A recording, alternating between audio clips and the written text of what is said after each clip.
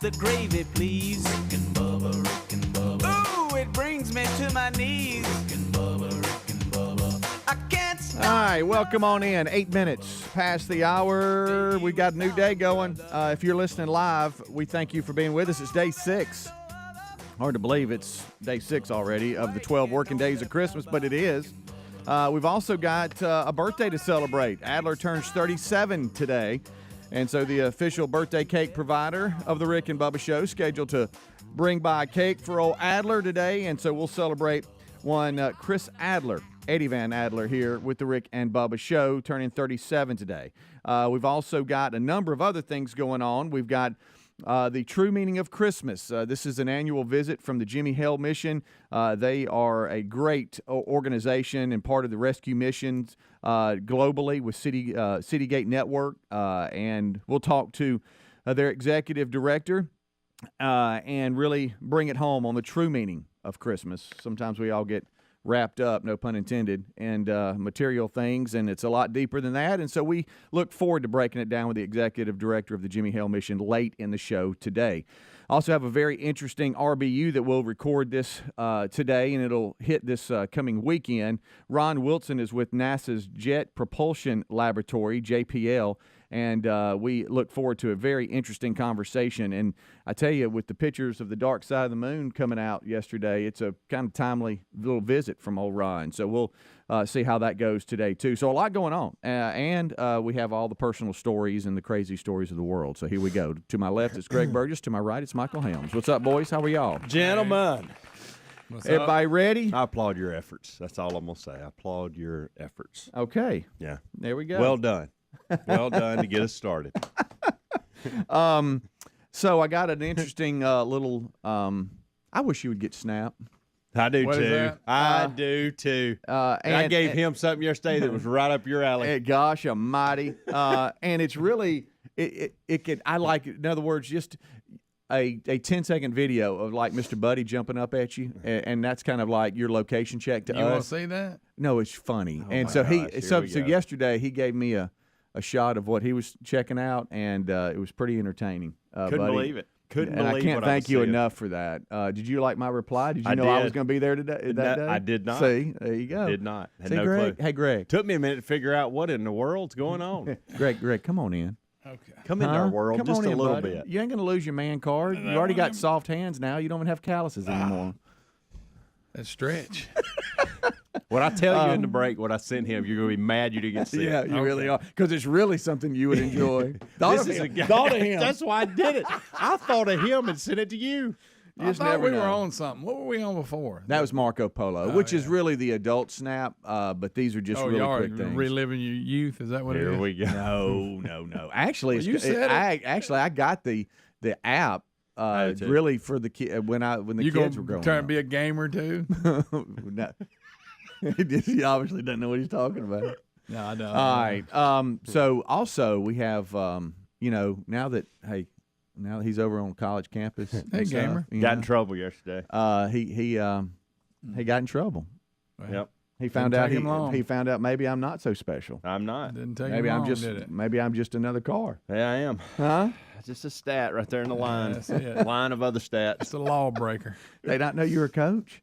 Hey, coach! A lawbreaker. Got my first parking ticket yesterday Oh, downtown no. Birmingham. Come on! Yeah, I've been to some events down there, and they'll warn you. Hey, Yeah. watch out. I didn't get any warning. No. I got straight up. No, I mean yo. the people there will say, "Watch Oh, yeah. out, you're probably Well, gonna and get I Yeah. have now. I will say that I've had that. Are you So holding here's- your ticket? Oh right yeah, I now? got it. Because I'm gonna go in and appeal it. Okay. I'm What? gonna go in and appeal it. I may have to pay it, and that's fine. But here's the thing. You can go in and appeal it. Well, you can go online and it says you can pay or appeal your citation. So here's what I'm doing. So my they can't even Just dry pay on the it. paperwork, okay? Just and they're pay it. getting me a parking pass, but they haven't given me that yet. It was an empty okay? parking lot. Somebody said, "Hey, you can go park there." Well, so the first few days I Greg, was there, somebody said, "Greg." So who I told him? completely broke the law. Okay. Okay. Wow. The first few Lawbreaker. days I was there, Criminal. was parking in places I didn't even know whether I needed a pass or not. I was parking in visitor parking spots. Mm-hmm. Because to me, I was on those first few days, I thought, well, they don't think I'm a visitor, so it's not a big deal. Right. And so I strategically would be kind. I would park in the furthest one in the visitor parking that was way on down. But it still said, hey, you need a pass or whatever. Well, then I thought, after 2 days, we can't do that anymore, Helms. You got to find a different plan. So I leave here one day about 5 or 10 minutes earlier than I normally do. See, what we'll do is we practice at 11. So normally I would go from here to the courts. Well, and there's plenty of parking in that area, okay? But here's the problem. Right now, we're not practicing. NCAA does not allow us to practice during finals week, so we're in the office. Well, the office is at Bartow Arena. Okay. Ooh, I got an arena. Been there. So here's the thing. The first few days, I parked in visitor, and I admit that. Okay, I shouldn't have done it. Well, you were but visiting. I was. You weren't official. Kind of. I had signed the paperwork. Well, never mind. So I'm trying to help you out. You're a lawbreaker. I'm just being honest. Okay, and it was very close to where I was going in to the office every day. Rebel. Well, then I thought, all right, you got to figure this out. So I left a little earlier one day just to go down and try to scope out the area, figure out where I can park. I don't mind walking. If it's 200-300 yards, 400, I'll walk it. I don't care. I need Might the run exercise. a little bit. So I found this lot that nobody is in, and it's almost, I know UAB owns it because at one point they had talked about making it adding it to the sports facilities. The fact nobody's in it may have been a tip. But You're not no, supposed but to here's go the in thing. there. When I say nobody's in it, Greg, I want you to think there's 25 parking spaces, okay? And it's a loading dock area, and it's 300 yards. I'll give you 300. It's not less than 300 yards away from Bartow Arena. Okay, that's a long walk. I think you're privileged, don't you, buddy? So it says by the loading docks, don't park here anytime. But in the parking spaces out there, it says 0. Well, There's they're nothing. parking space. And there's always 1 or 2 vehicles there. Okay. So, and there's a parking lot next to it that is required permit, where it's probably actually going to be where my permit is once they give it to me, because there's spaces always available there. That's right. But I didn't pull in there because I didn't want to be that guy that pulls in a spot that, So I go to this abandoned You might as building. well have. Gonna I know. dispute the ticket, Greg. Hey, so I pull in this Don't abandoned dispute building. Been doing that for 4 days now. Yeah, 4 days. And got my first. Here's what's funny too, is I've been telling everybody about it. Like I found something. Like you're the man. Hey, yeah. guys, if y'all ever, because they complaining about the park. Like one of them's like, I always park on the street, and I don't really get tickets there, and because I'm always in and out, I never get tickets, and my parking pass is way on up here, so I just park on the street. So I thought I'd found something. I'm like, guys, y'all ain't gonna believe where I'm parking. So I'm bragging to Justin yesterday, the head Not coach, anymore. Coach DeSanto. Right. There's this surplus place, which I think this is cool, where you can go get like all of UAB, like if they're getting new furniture or something, you can take it to this surplus, and then other employees without the university and the medical offices can come get it. So there was a couple things we were wanting to change in the office.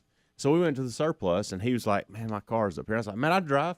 Hey, you ain't going to believe where I'm parking. Hey, I get to show you the spot that we need to start parking at. Yeah. I'm big money. Come to see my truck. We go down there, and I got a ticket on my car. I can't have He goes, I'm probably not going to use your space. So Sorry. I'm about to go online and appeal it, and I may lose the appeal. Okay? Hey, buddy, how much is it? We could do this. How much is the ticket? $25. I'll pay the ticket. Pay the ticket. I'm going to if I have to. Pay the Why wouldn't you stinking have ticket. to? Yeah, well, you think you... Because I'm going to explain that I'm a new employee, and I think they've messed up. Oh, No, it ain't. my I'm God. going to kindly do it. Try it. Rick and Bubba. Attention, all you coffee drinkers. There's a brand new brew that you definitely want to make part of your daily ritual. If you enjoy delicious, good coffee like us, my coffee needs to be your new drink. It's organic, which is so important because if not, then it contains chemicals banned in this country decades ago. You've heard us talk about MyPillow for years on this show, and now they've got my coffee direct from the mystore.com website. Go to mystore.com, enter the code Bubba to save 25% off your order of my coffee, or find a link at rickandbubba.com. These days, every new potential hire can feel like a high-stakes wager for your small business. You want to be 100% certain that you have access to the best qualified candidates available. That's why you have to check out LinkedIn Jobs. LinkedIn Jobs helps find the right people for your team faster and for free. Post your job for free at linkedin.com/Bubba. That's linkedin.com/Bubba to post your job for free. or visit rickandbubba.com under the sponsors for a link. Terms and conditions apply. This holiday, let HelloFresh take the hassle out of dinner so you can spend more time celebrating the season with those you love. HelloFresh delivers delicious recipes and more right to the door, and ingredients come pre-portioned, so that means less time spent in the kitchen. Plus, their festive eat seasonal recipes and holiday hosting essentials make entertaining a snap. Get 18 free meals plus free shipping with the code BUBBA at HelloFresh.com/Bubba. That's the code BUBBA at HelloFresh.com/Bubba. If you need a new sofa or chair and you want to update your living space, look no further than Allform. We have an Allform sofa. And, folks, the Allform sofa pieces are made in America. They're easy to assemble, and they're scratch and stain resistant. They come in a wide variety of shapes and configurations, and they ship right to your front door with a 100-day risk-free trial. If you don't love it, they'll pick it up for free and give you a full refund. Allform is offering 20% off all orders if you go to allform.com/Bubba. That's allform.com/Bubba for 20% off, or rickandbubba.com for a link. All right, folks, you've heard us talking about what Relief Factor can do for your pain for several years now. If you struggle with occasional aches and pains due to aging, exercise, everyday living, consider this. Relief Factor is 100% drug-free. It's made up of ingredients that simply help your own body deal with its natural inflammatory response. And we kid you not, Relief Factor is for real. And the majority of people who order the 3-week quick start for just $19.95 go on to order more. Try it at relieffactor.com or rickandbubba.com under the sponsors. I thought learning a language would be too much work. Then I discovered Babbel. They make learning fun. J'aime Babbel. Babbel's lessons only take 10 or 15 minutes, quick and easy. And soon, you turn and realize, hey, I'm starting to speak another language. How'd that happen? Como si fuera magia. My friend from Italy said my accent and pronunciation is perfect. It's because Babbel's lessons are designed by language teachers and voiced by real native speakers. Each lesson is like living in another country for 15 minutes. I love that there's all kinds of ways to learn. Babbel's podcast or games or videos. You can even join live classes with a language teacher. You learn words and phrases you actually use in real conversations. In 3 weeks, I was starting to speak in another language. So easy. If you want to learn a language, there's no faster, easier, better way than Babbel. Go to Babbel.com to try for free. That's BABBEL.com. Babbel.com. Helix Sleep mattresses are made right here in the USA, and folks, they ship right to your door for free. If you don't love it after 100 days of sleeping on it, they'll pick it up for a full refund. But based on how we feel about our mattress and what the 12,000 5-star reviews say on Helix Sleep mattresses, we know you'll love yours too. Head to helixsleep.com/Bubba for $350 off all mattress orders. This is their best offer yet, and it won't last long. That's helixsleep.com/Bubba for $350 off, or visit rickandbubba.com under sponsors. Here's our go-to gift idea this holiday season: premium audio products from Raycon. Raycon's wireless earbuds, headphones, and speakers offer useful features and almost custom comfortable fit and up to 54 hours of battery life. And for the next month, Raycon will have a countdown to Christmas with a new pop-up flash deal every single day. Get 15% off site-wide plus free shipping with the code HOLIDAY at buyraycon.com/Bubba. That's the code HOLIDAY at buyraycon.com/Bubba. Prices on just about everything are still rising, but thanks to CarShield, you don't have to worry about how much it will cost to fix your car when it breaks down. CarShield offers protection plans for around $100 a month that cover more parts than ever before. Every protection plan includes coast-to-coast roadside assistance, courtesy towing, and rental car options at no extra cost. Go to carshield.com/Bubba. Call 800-465-6550 to save 10%, or visit rickandbubba.com under the sponsors.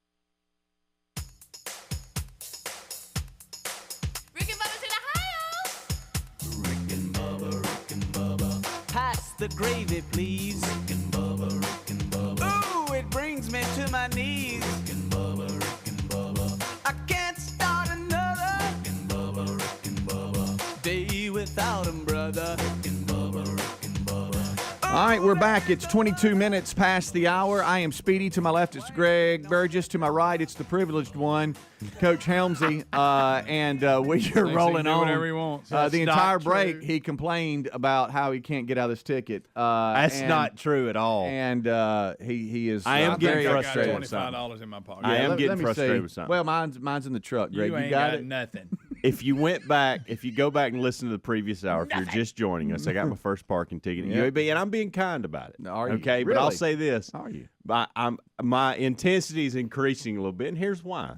They give you a website to pay or appeal citation. So if I can't appeal it, I'm gladly pay. It's $25. Do I like that? No. That's 5 lattes at Starbucks. I get them making it difficult to appeal, but making it difficult to pay. Yeah, no, that's I don't see how. But they have an advantage there. I'm going. I think, well, worst case, I'll just get it off my plate, pay for it. Got the ticket in my hand right here. When you go to the website, you would think if that's what they put here, you go to the website and it'd say, pay your ticket, pay your citation, pay your fine, pay now. Yeah. I don't see pay nothing. Give me your method. Where do I pay? Where? I see apply for parking. I see visit campus. But Greg, I mean, see how long you can go without them arresting you. It says Ooh, that'd be awesome. Just wait it out and see. Yeah. Or they put a boot on your car. Do that. Failure to pay fines and penalties may result in disciplinary action or an impoundment of vehicle at owner's expense. That'd be awesome. Here we go. All I want to know is how do I pay? And I don't see it.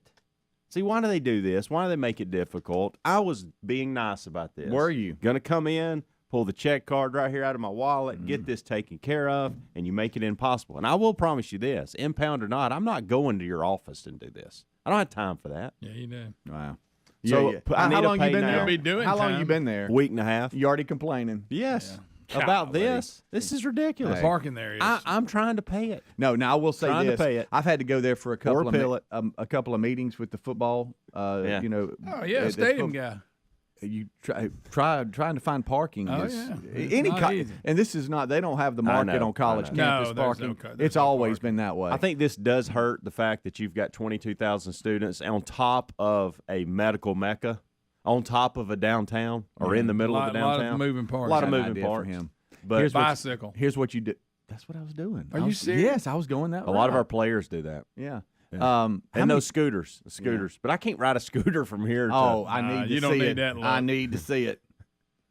But I got if I can't see you in that, please. You know, I see these scooters all over the city that you just park. Oh yeah, the ones that are the rent or whatever. Yeah. I've never got on one. I've seen them do. They just pile them up, and somebody comes around and gets them. You'll see them on random corners. It's funny. That's what you need to do. Not above paying this, but hey, I've got to have somehow to pay it. Like you give me a website that doesn't have a pay option. Just call them. It's probably got a number on there and go, hey, I'm having trouble. Contact What's us. up? Let's see what I got. Yeah. See, you'd think in here you'd have just a hey pay. You would. You would think on the homepage it'd be there'd be a tab or something. I mean, you can pay for all kinds of stuff online. It's a nice website. I'll give them that. I mean, they even got their Twitter feed on it. So let me ask you a question. About old ticks. But I don't know what I'm gonna do today. Wow. Like, see, that's the thing. Like, where am I gonna park today? I guess you're gonna park. I don't have and my walk. pass yet. They're not But public where? parking. No. There's no public parking. Yes, No, there is. I hadn't found it. I thought this was public parking. You know the little Didn't dirt. work out. You know the little dirt lot where the old offices used to be. The little small office that Taylor. Oh yeah. That's now like a little gravel lot. That parking lot. Yeah, where they tore down. They look like a dentist. Yeah. It's not going to be that way much longer, but you can park there. It's right outside the football. Speedy, that's what I thought about this building. I'm just saying that's where I park. It's a long way from Bartow Arena, though, isn't it? Not that bad. It's about 2 blocks. It's not that bad. Not for a fit kid like him. Huh? He's got his little joggers on and new shoes. Plus, he could pull that scooter out of his trunk. Yeah. I could keep a scooter in my truck. That may be the plan. Park off campus and Greg, that's not a bad idea. Well, I was thinking more like bicycle. But I want you on a scooter. Yeah, with a helmet on. But big helmet. Not wearing a helmet. Look like a Q-tip right now. Not wearing a helmet. And a face mask. You got to wear a helmet. That's not a bad idea. You know, you're not a very good example to your players.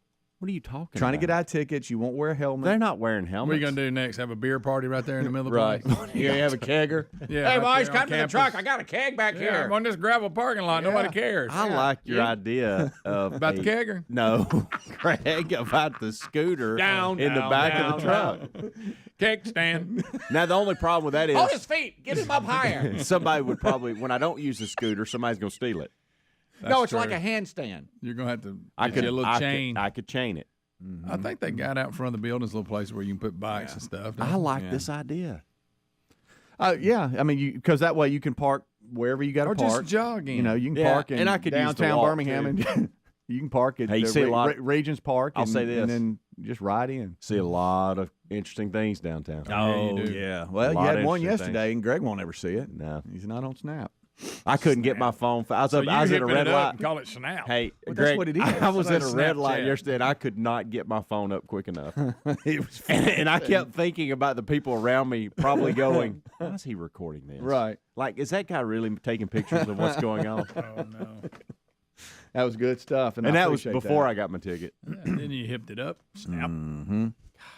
I found impossible to pay a ticket if there's no option. Buddy, to you're pay going to have to Makes let it it hard. go. Just Makes going to it have hard. to let it Just go, let it call them, and figure I would it just out. not. Do I even just not pay it? Yeah. And What are they just- going to do, arrest you? Well, I mean, Well, I'm gonna trying to find the pay it. car. Trying to do the right thing. I'm just trying telling to you, don't do mess around with the right UAB thing. police. I'm just telling you. Well, I'm not messing around. Well, trying the to be fact nice. you are going to have to go back. If you were just down there for one thing, I wouldn't pay it. Oh, I wouldn't either. But I unfortunately, I got to go down there every day as far as parking goes. Yeah, Yeah, with you might your wanna with your high dollar handle it. truck, you could throw something in the back. You got plenty of room. Either a new bicycle or you got plenty of bicycles in the garage, or did you give them all away? Adler I had got that- rid of them. Get you one of them skateboards like Adler had that was motorized. Now, Yeah. on What's UAB that big campus, they wheel have I One see? wheel. The one wheel. One wheel. now on do a one wheel. on the campus there. You can get those little electric scooters, Yeah. and I see students riding them all over the place. You need Yeah. to grab one of them. I'd like to. I need to see that in a second. Hey, Bubba, Rick and Bubba.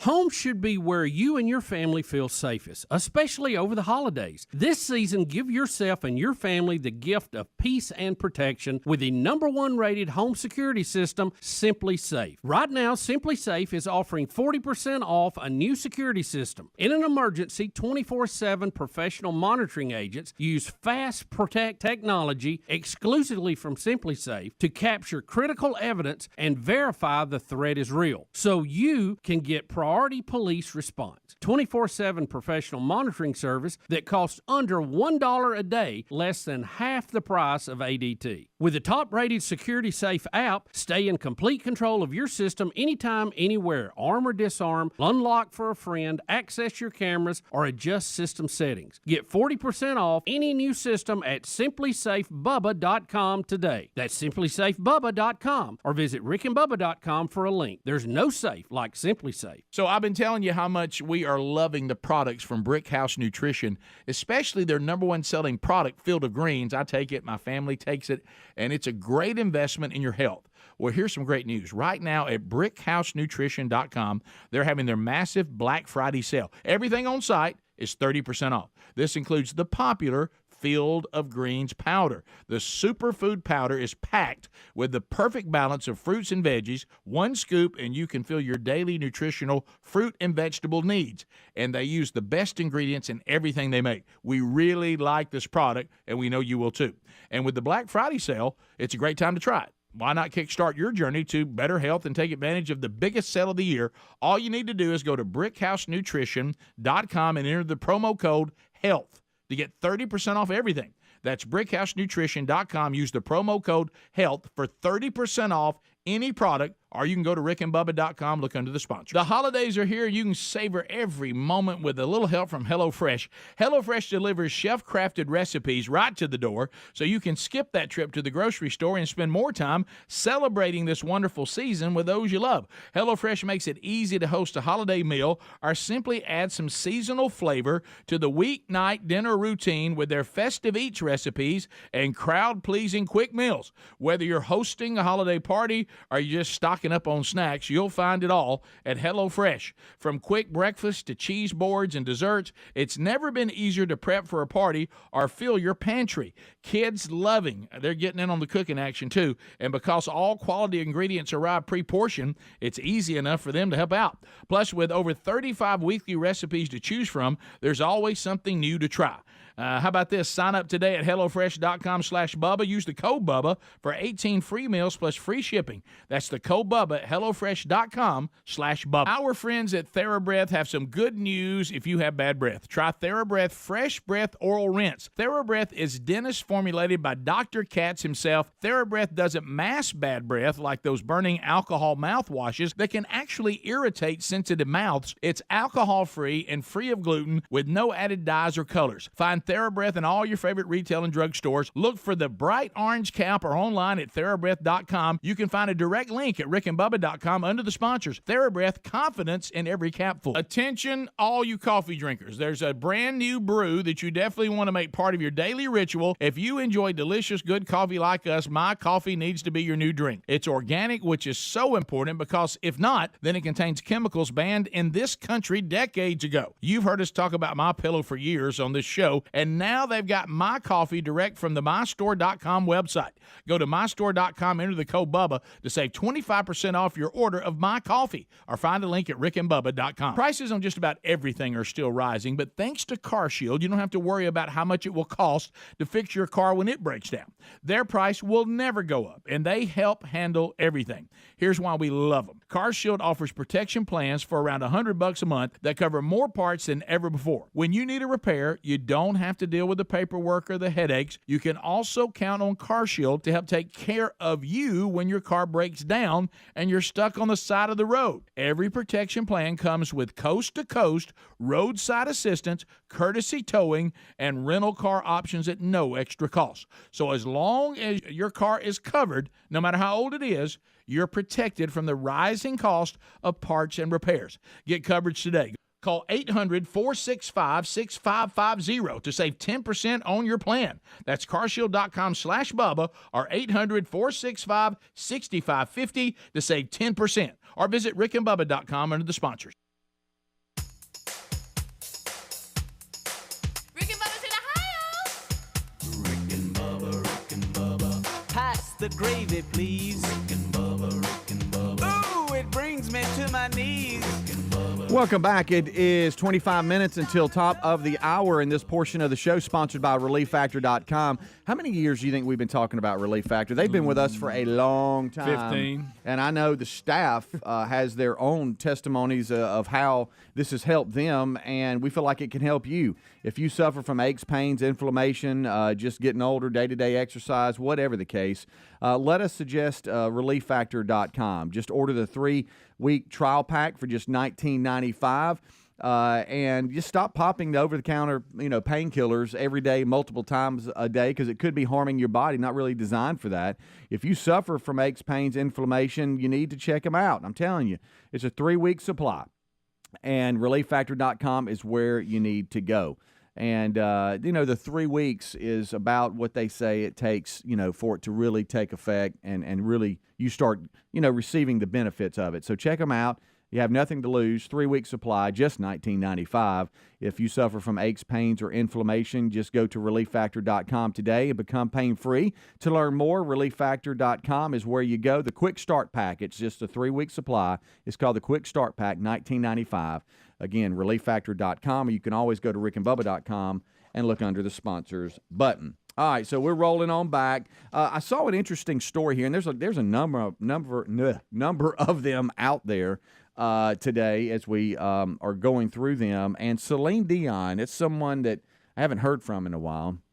She's 54. That jumped out at me. We're the same age. How about Really? that? So y'all could have graduated from high school. Yeah, together. that sounds so Or old. dated. How about I'm 54? We're old. Yeah, buddy. We feel now. There's people that are older that go, no, you're not. And I know it's just a number, but anyway, she says that she's been diagnosed 44. with an. We all say that to make ourselves feel better.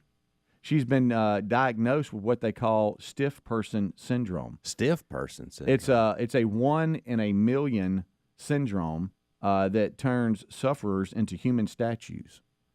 She says it's a incurable neurological disease, and she was tearful when she revealed that she has this rare syndrome called stiff person syndrome. I think the guy that just retired from Motley Crue, the guitar player, Mick Mars, I believe he has that.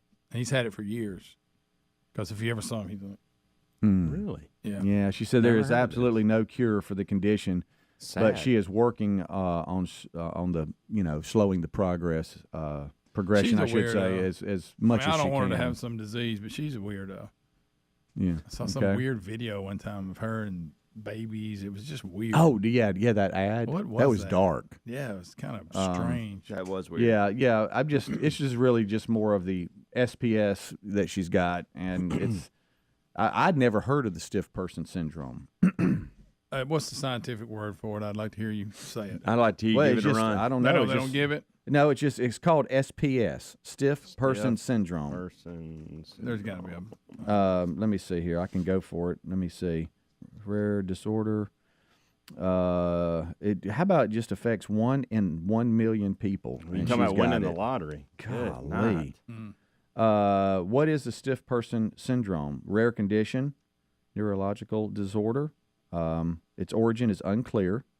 The name suggests the body basically locks up in rigid positions, starting with the muscles around your torso and neck spreading to your limbs. It progresses. Patients sometimes are unable to walk or bend. Increasingly, it affects twice as many women as men. It's been associated with different things, diabetes, and the list goes on and on. I'm not going to bore you with It's that. also called Morsch-Waltman, which is somebody's name.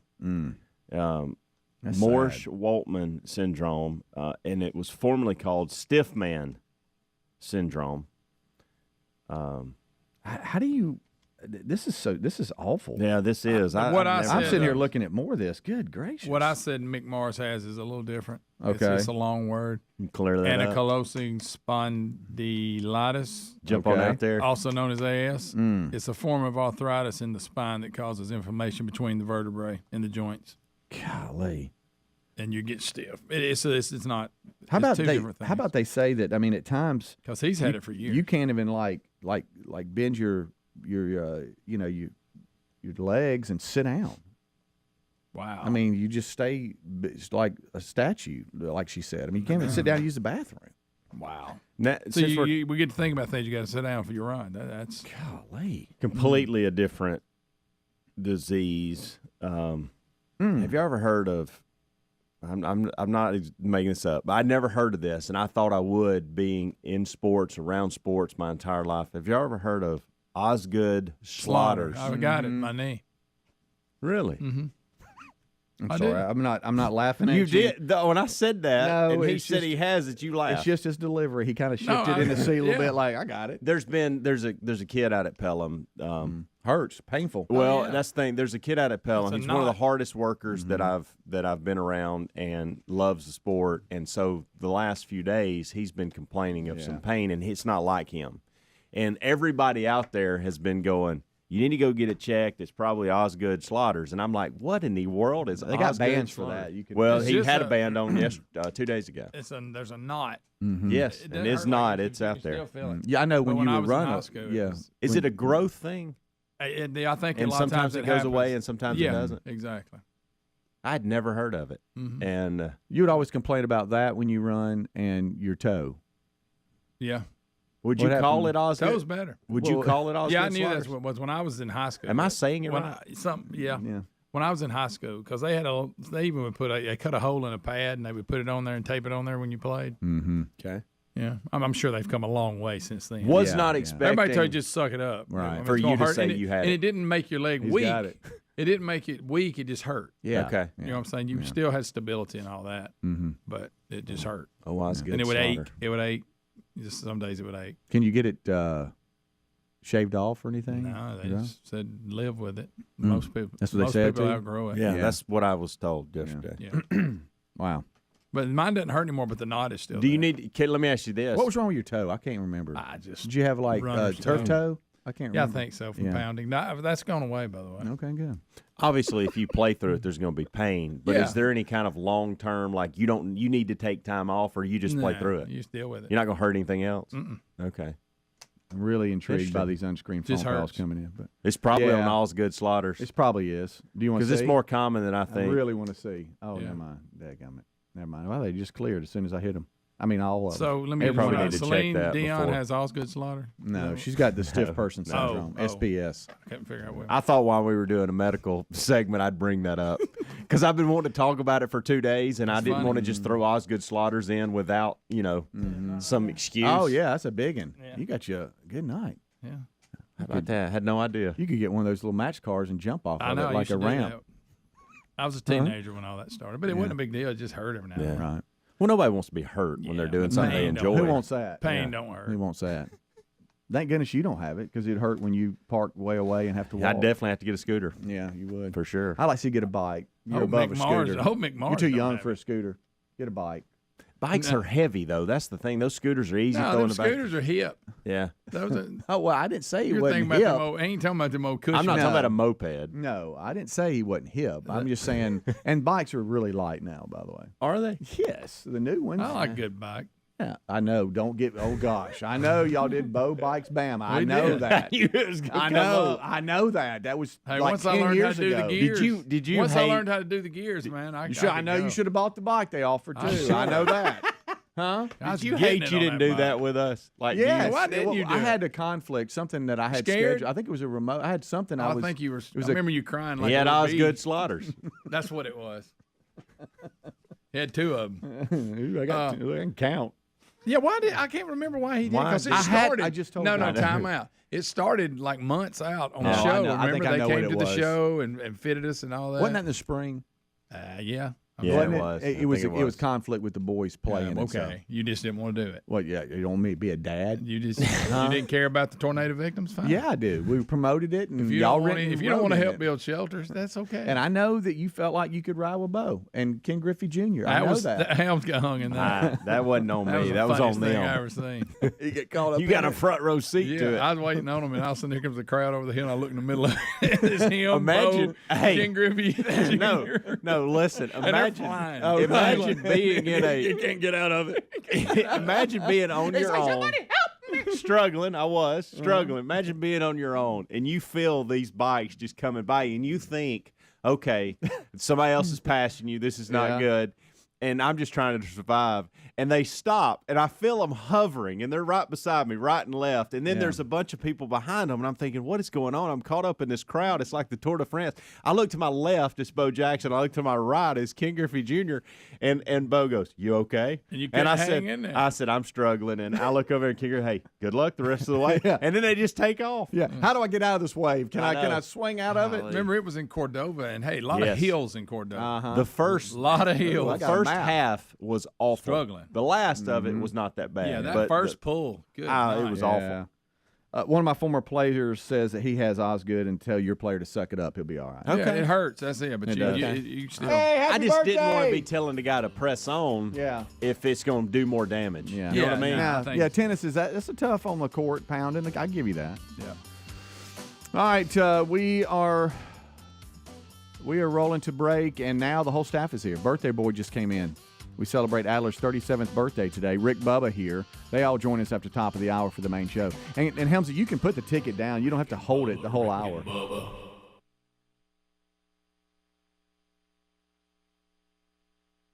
I thought learning a language would be too much work. Then I discovered Babbel. They make learning fun. J'aime Babbel. Babbel's lessons only take 10 or 15 minutes. Quick and easy. And soon, you turn and realize, hey, I'm starting to speak another language. How'd that happen? Como si fuera magia.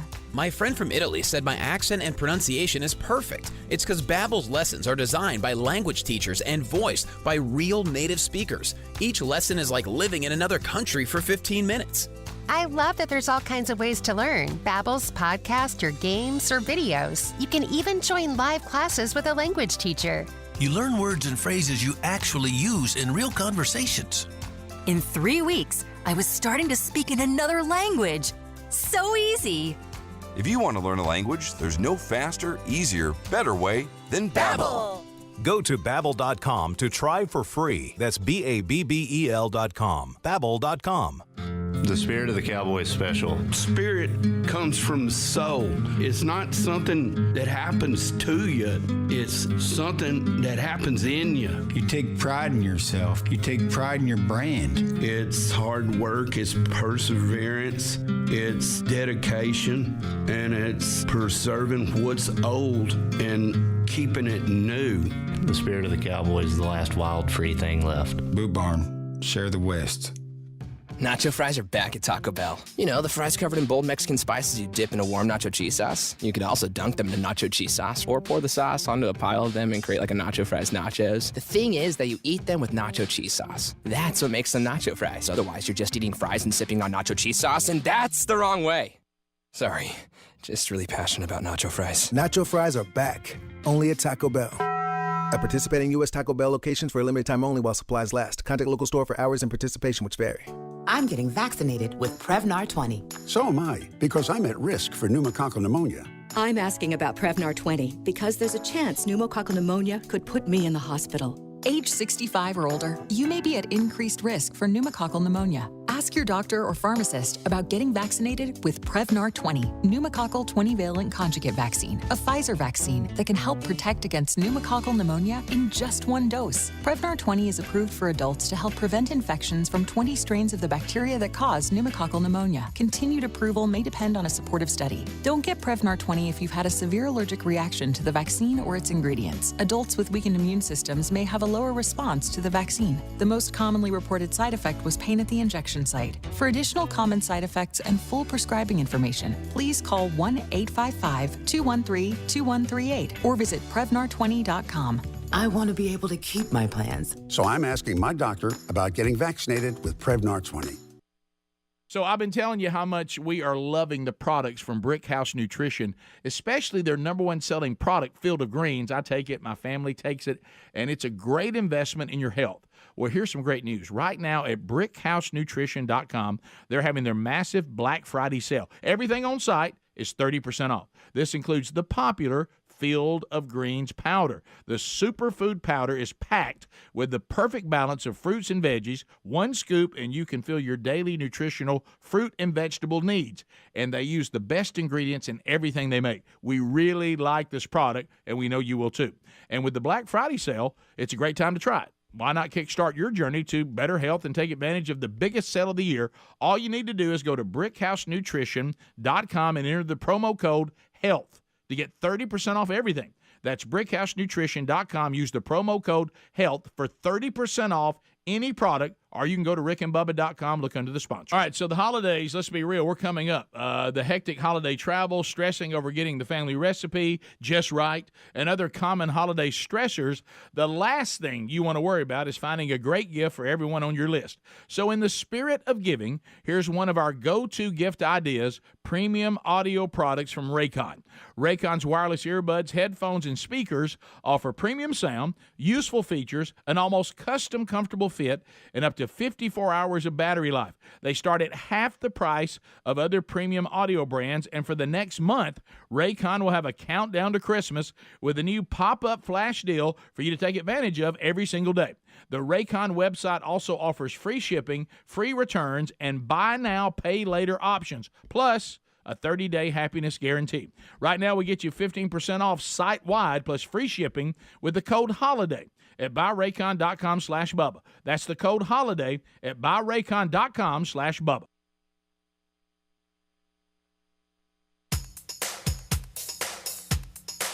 Rick and Bubba's in Ohio. Rick and Bubba. Pass the gravy, please. Rick and Bubba. Ooh, it brings me to my knees. Rick and Bubba.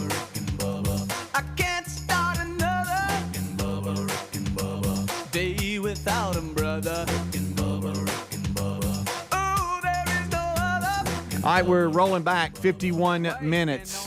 We have heard about this ticket from UAB to Helmsy. Stop it. That's not true. Man's mad about his That'd be ticket. 5 Pay your ticket. and 1. You broke the law. Pay it. Just pay it. Trying to. What'd they reply back to him about what to do, Greg? He told him pay it. He almost said He it. did.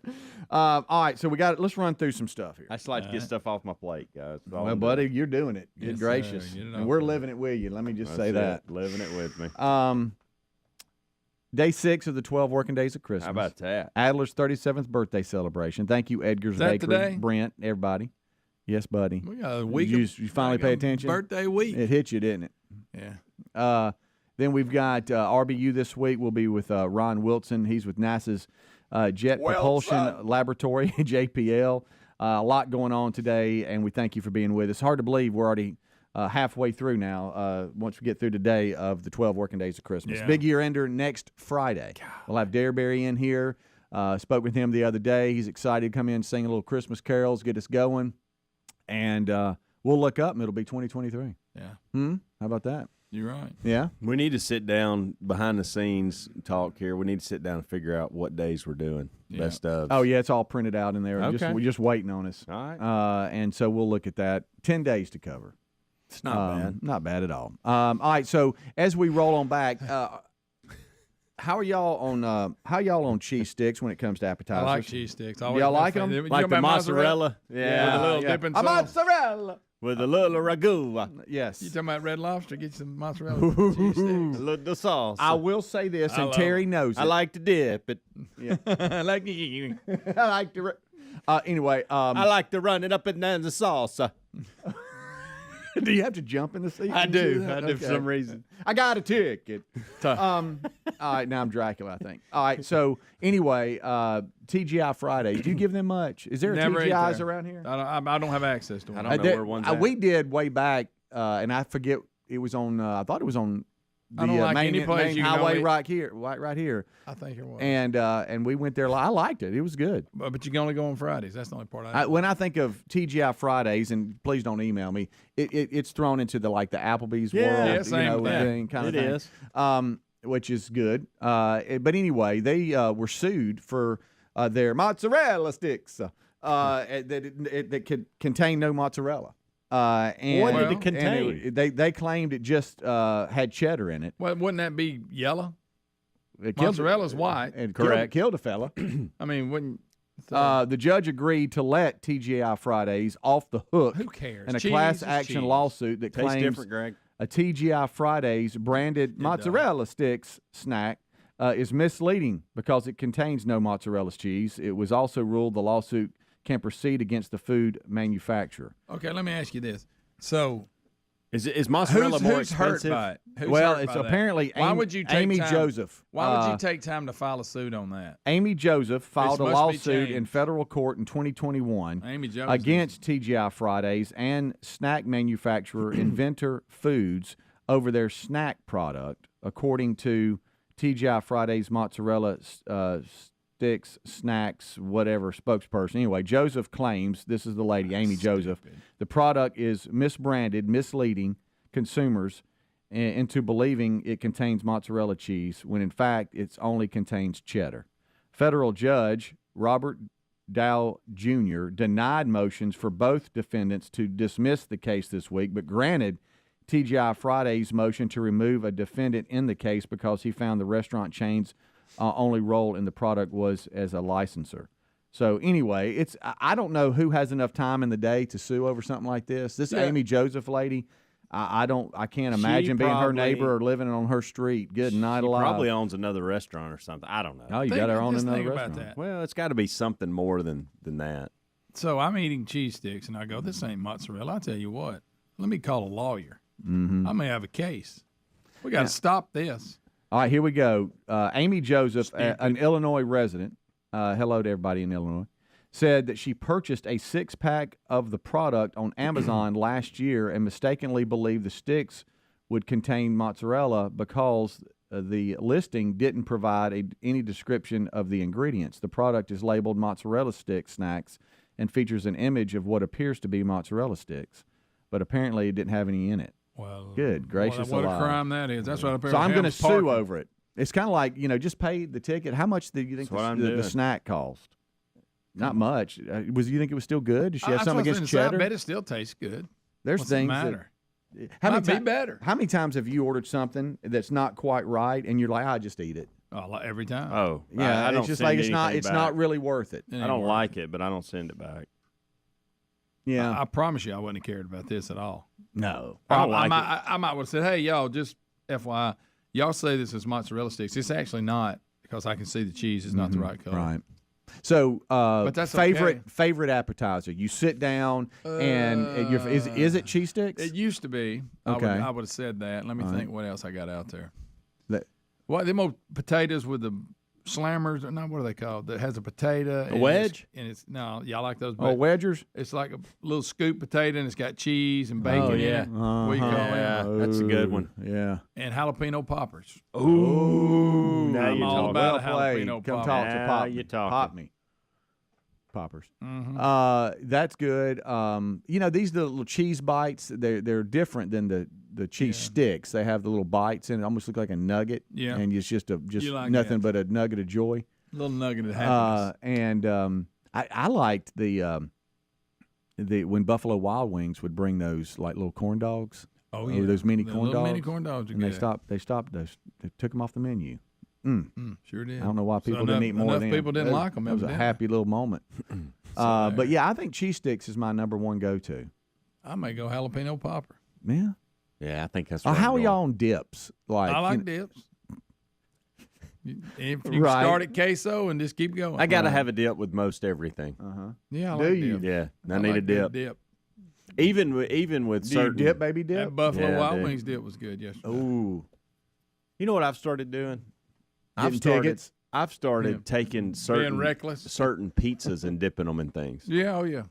I've done Even that. like wing sauce, dipping them in the wing sauce. Oh, I bet that's that is good. I can see that. Like a mighty meat pizza. Ooh, yeah. A thin cauliflower crust. Come or just on. you don't have to do that if you're not in my I world. like 'em. But Right. and then dip that in like a hot buffalo wing sauce. That's good. I bet it is. Okay. And I always add crushed How red you pepper. on? Have you I'm ever a had crushed buffalo red pepper guy? By the way, Have you ever had Oh, yeah. buffalo chicken pizza? Yeah, Yeah, that's good. I think I have. Yeah. It's pretty good. I think I had it at Ironstone one time Now, what? Really? before they shut her down. Shut her down. By the way, we got news yesterday about it. I don't know if we yeah. say that on the air. So, but where that was, There's going to be another there's going to be a option. new option, and my kids are going to love Really? it. Yeah. Oh, cool. All right, we'll take a break. Who's hungry? Raise your hand now. I'm starving. Yeah. Rick and Bubba, Rick and Bubba.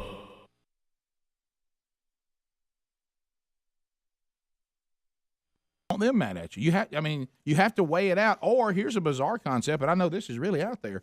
You have principles and you have a backbone, and you make a decision based on what you think's right, and let the chips fall where they may. Now that's a bizarre concept. You know, it is a strange twist. The National Rifle Association supports Second Amendment rights guaranteed by the Constitution, which you almost think, why would we even need an organization to support something in the Constitution? But you see why we do, because those rights are constantly chipped away at. And, it's a great marketing ploy. I think some folks on a particular side of the political spectrum has made the NRA an enemy. There's really, if the NRA disappeared today as an organization, it really doesn't change anything. It doesn't change the laws. It doesn't change the lack of protection on soft targets. It doesn't change any of that.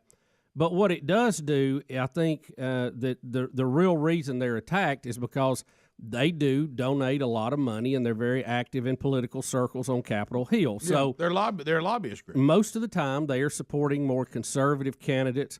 Most of the time, more Republican candidates.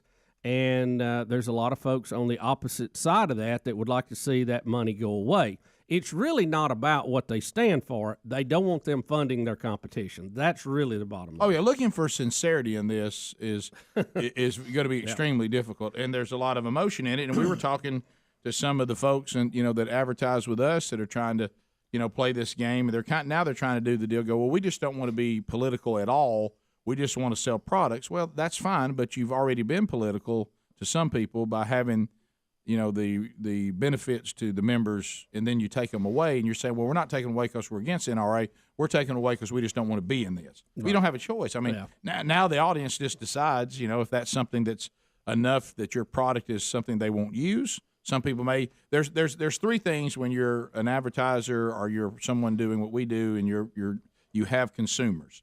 You can have these places where it hurts you with your consumers and they won't use your product anymore. Right. Then we have I disagree with you, but I still like your product. Right. Yeah, then you have you know what, I like what you did and I like your product. It's always going to be those three categories. And You just have to let the chips fall where they may. But I want you to know some of the mentalities is some of you are looking that the people are anti the NRA, and they're not. They're anti the controversy. Yeah, and so they're trying to remove themselves from the controversy. But removing yourself from the controversy is controversial. Yeah, because the NRA, if a week before this happened, you didn't have a problem with the NRA with your discounts and all in your business, nothing changed. Their vision didn't change. Right. What they stand for didn't. Nothing's changed. Why are you suddenly against it? You see what I'm saying? What, point. Sandy Hook didn't do it for you? Right. What? I mean, if we want to play that game. Right. I mean, if a week before this happened, you were good being your business, giving discounts and all and dealing with the NRA, then nothing has changed. Yeah. Except, I guess, public outcry and you trying to make yourself look good. And see, these businesses, whatever they do, say your Delta Airlines, they have a whole sales team that goes out and tries to form partnerships with various trade groups, NRA, so Teachers Union, Vacationers, Diners Club, you name it. There's 1,000 of them out there. And they try to do these deals as a part of developing business. They give them some slight discount, and then they hope they urge all their members to support them. So, I understand why they do it as a business development thing, but what happens, they get caught up in political footballs, and then there's no win. Yeah, because now they're trying to say, well, no, we're not against anybody. We just want out of this. Yeah, but you can't because now you're going to anger the people you gave the discount to, and then if you keep giving it, you're going to anger the people that, well, here's the other thing I would say, too, Greg, on the other end of what you're saying. To the people that are mad, why are you just now mad? They've been I mean, their vision has been the same forever. Yeah. And we've had tragedies before. Yeah, you can look at it either way. Why are you saying you're done with NRA this time? You can also say, why are you saying you're mad at the NRA this time? Exactly. Yeah. I mean, but here's the thing, nothing's changed with NRA. You're sitting in that business trying to get the pulse of your customers, and you hear one thing, then you hear another. You don't know what to do. Feel kind of bad about Seattle Seahawks fans today. Russell Wilson says he is going to join the Yankees, and it's not a stunt. He's already there. Once again, we hear it again, fulfilling a childhood dream. Well, see, shouldn't he be working on out patterns or something? Well, this is the thing. This whole two-sport thing, can I just get real with y'all? I'm impressed with it. I just don't enjoy it. I feel like they never fully maximize either one. Either one. It just kind of. Can y'all imagine? I mean, I would like to see if Bo Jackson would have just focused on one. That's my point. If Brian Jordan would have just focused on one. If Deion Sanders would have just focused on one. Yeah, that's my point. I don't enjoy it. It makes me feel uncomfortable because I feel like it's not, that something's. I know. It's kind of like there's very few people. Let's face it. What kind of singer would Phil Collins have been if he'd quit playing the drums?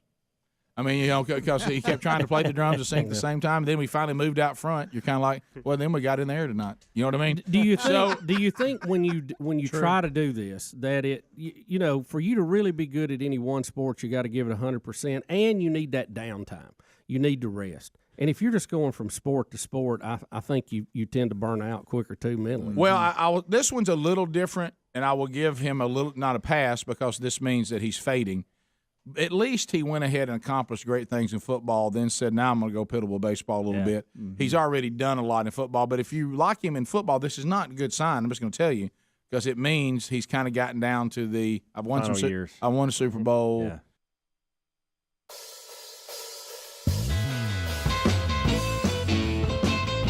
Six minutes past the hour of the Rick and Bubba Show. Another hour has begun. We are thankful that you are here. We have much to unpack. Gift number 6 today in the 12 working days of Christmas. This hour starts with the national anthem.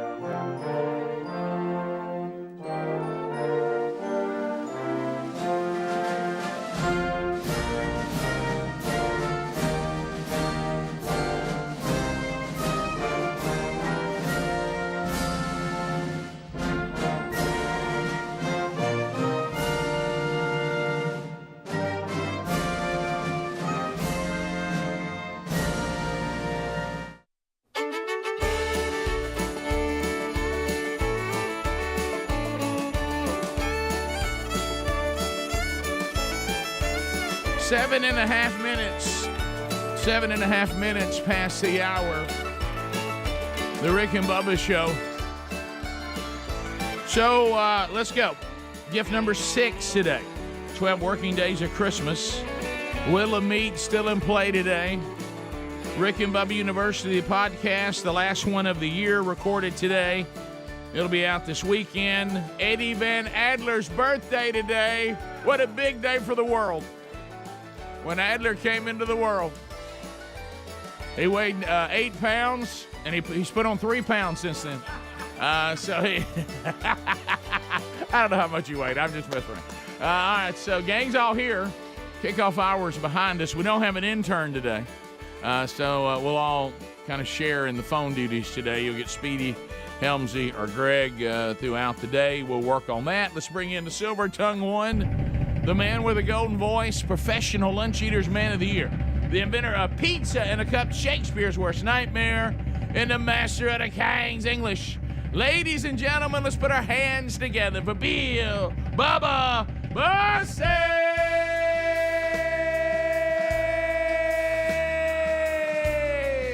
Howdy, Bubba. How about it, Rick Burgess? Friends, neighbors, and associates.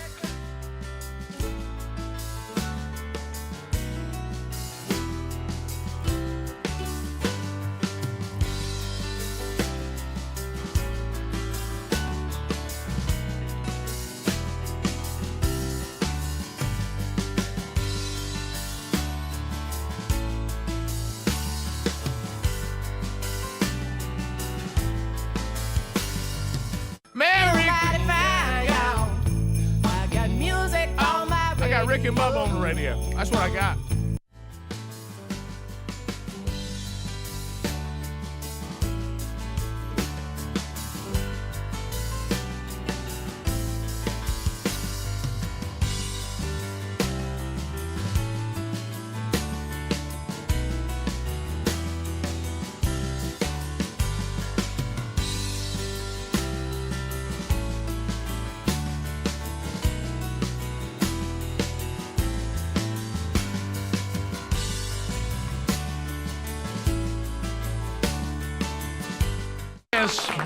I really like that. I do too. That's a good one. That's a good little tune. Good little tune. Who sings that, Rick? Did you say you like something? I like that. This version, you know, other, this may be a strange day. I like that record. You'll never get this band. I don't even know if this band even exists. Really good. Many people have, you know, Bruce Springsteen does a version of this, but I think I like this band's version may be the best. My favorite. The Cast. I don't know who that is. I don't either. They sure do a good version of that. I like that name, though. Yeah, I do too. It's out there somewhere. I will tell you, I'm off to a good start on the Christmas season. I actually told my wife Sherry last night about how we're getting everything ready for Christmas, and we're hosting the Rick and Bubba Christmas party this year. It's back post pandemic, all that, and it was, you know how sometimes. If you're a husband and a dad and you're in that world and you see this dynamic of that world and there's something happening that you really could not even, you would have been afraid to even dream it, because if you did, you just setting yourself up to be disappointed. Right, you don't want to do that. Yeah, and so and we've all talked about this to different degrees. I love, and I know Bubba, you and I have talked about this for years. I love Christmas decorations. I love to sit and look at them. I love to sit and look at the tree and not be doing anything else. I'm just sitting in the room looking at it. You know, listen, nobody loves sitting looking at lights more than me. I love our little Christmas villages. I did it this morning at about 3:30 for a little while. When those little Christmas villages are set up, and I sit down, and I look at the little town that's in the little lights that are flickering, and the little boy and girl are ice skating, and I can see all the. You know, we have even little pretend little radio stations in our town, and there's one that's supposed to be me, a little bearded guy sitting inside the little local standalone daytimer, and with big tower beside it, you know, with the lights flickering, and I love all that, and the garland and I just love it, and the lights outside, but I literally dread setting all this up. Yes, I hate it. So any of this that I can farm out and not be involved in, I do, as y'all know, over the years, because I want to enjoy it. I don't enjoy getting the boxes out. I don't enjoy setting it up. There's no joy in, and I'm just going to be honest with you, I didn't even enjoy it when my kids were home. I got involved because I should do that as a dad and a husband, but I don't enjoy it. Yeah. What I enjoy is when it's over and we're looking at it, and I don't enjoy putting it up, but I really enjoy. So I got myself out of it as much as I could, but there were still some things I still had to go in the attic, get all the boxes guy, help me set up these snow villages, help me set up these things here and all this kind of stuff. And I hated it. I just can't stand it. I dread it. There's no joy in it to me. So it's like I couldn't believe it. And I don't know that this will continue. So, I'm always looking for a turnkey deal. Always, Yeah. And so the fact that, Sherry's having – it was like, Greg and Lisa are hosting Christmas Eve this year, and this just started. Our parents now can't do it anymore. Yeah. And so we're rotating. So that came off of me this year to Greg and Lisa, which I appreciate. But then the Rick and Bubba Christmas party showed up, so I went back in to having to host something. And so, but at least I'm not hosting both, so that's huge. Yeah. So anyway, because the reason why I say that, I don't mind it, but we know how our wives get when they're hosting. Oh yeah. I mean, Rick, that's the whole thing. Oh my gosh. Yeah, I mean, it's it's like, and you're afraid anything you touch. Oh yeah. Do y'all agree with this? If you're hosting something on Saturday, you can't declare something off limits on Tuesday. No. Yeah, I mean, come on. I'll make it I right can't go Friday. in there for the rest of the week. Right. And Friday so, I'll clean it up. Right. But you can't start doing stuff like that on Tuesday, Wednesday. So anyway, so it came down to, because we do a real tree, so we put our tree up later. Outside lights had already been done. I'm not involved in that, other than working with the people to, hey, we got to look at that. Hey, we got this. Hey, watch that. And you say that's a gift, being able to communicate with them. Yeah, and book them. Yeah, that's right, all. Ricky, Yeah, that's your that's gift. my gift. Right. It's not like I don't do anything. They wouldn't be out there if it wasn't for me. So anyway, and I communicate with them. Sherry, don't fool with that. Right. If I drove it one day, one of the little light bars had fallen down. I called the guy and said, hey, we got a light bar down. Send him a picture of it. We'll be on that. A light bar? Yeah. Yeah, like it had lights on it around the frame of the window, and one of the bars fell down. Okay. So, and you Usually know what? when you say that, I think of a car, and I'm right. Yeah, but you know what I mean. You have to build a rectangle around the. It's the box around the window. Yeah. And so they weren't. Unfortunately, it's not one piece. It's four pieces. So one of them had fallen down. So and that's a gift. You were able now, to text them. Now, did I even get out of my truck? No. But I mean, but was it handled? Yes. Did I walk out and say, "Yep, that looks right"? Yeah, I did all that. And so Sherry didn't have to worry about that. Yeah. So I couldn't believe. Have you ever just called it? Have you ever just said, "I'm calling it. I have to know"? Okay.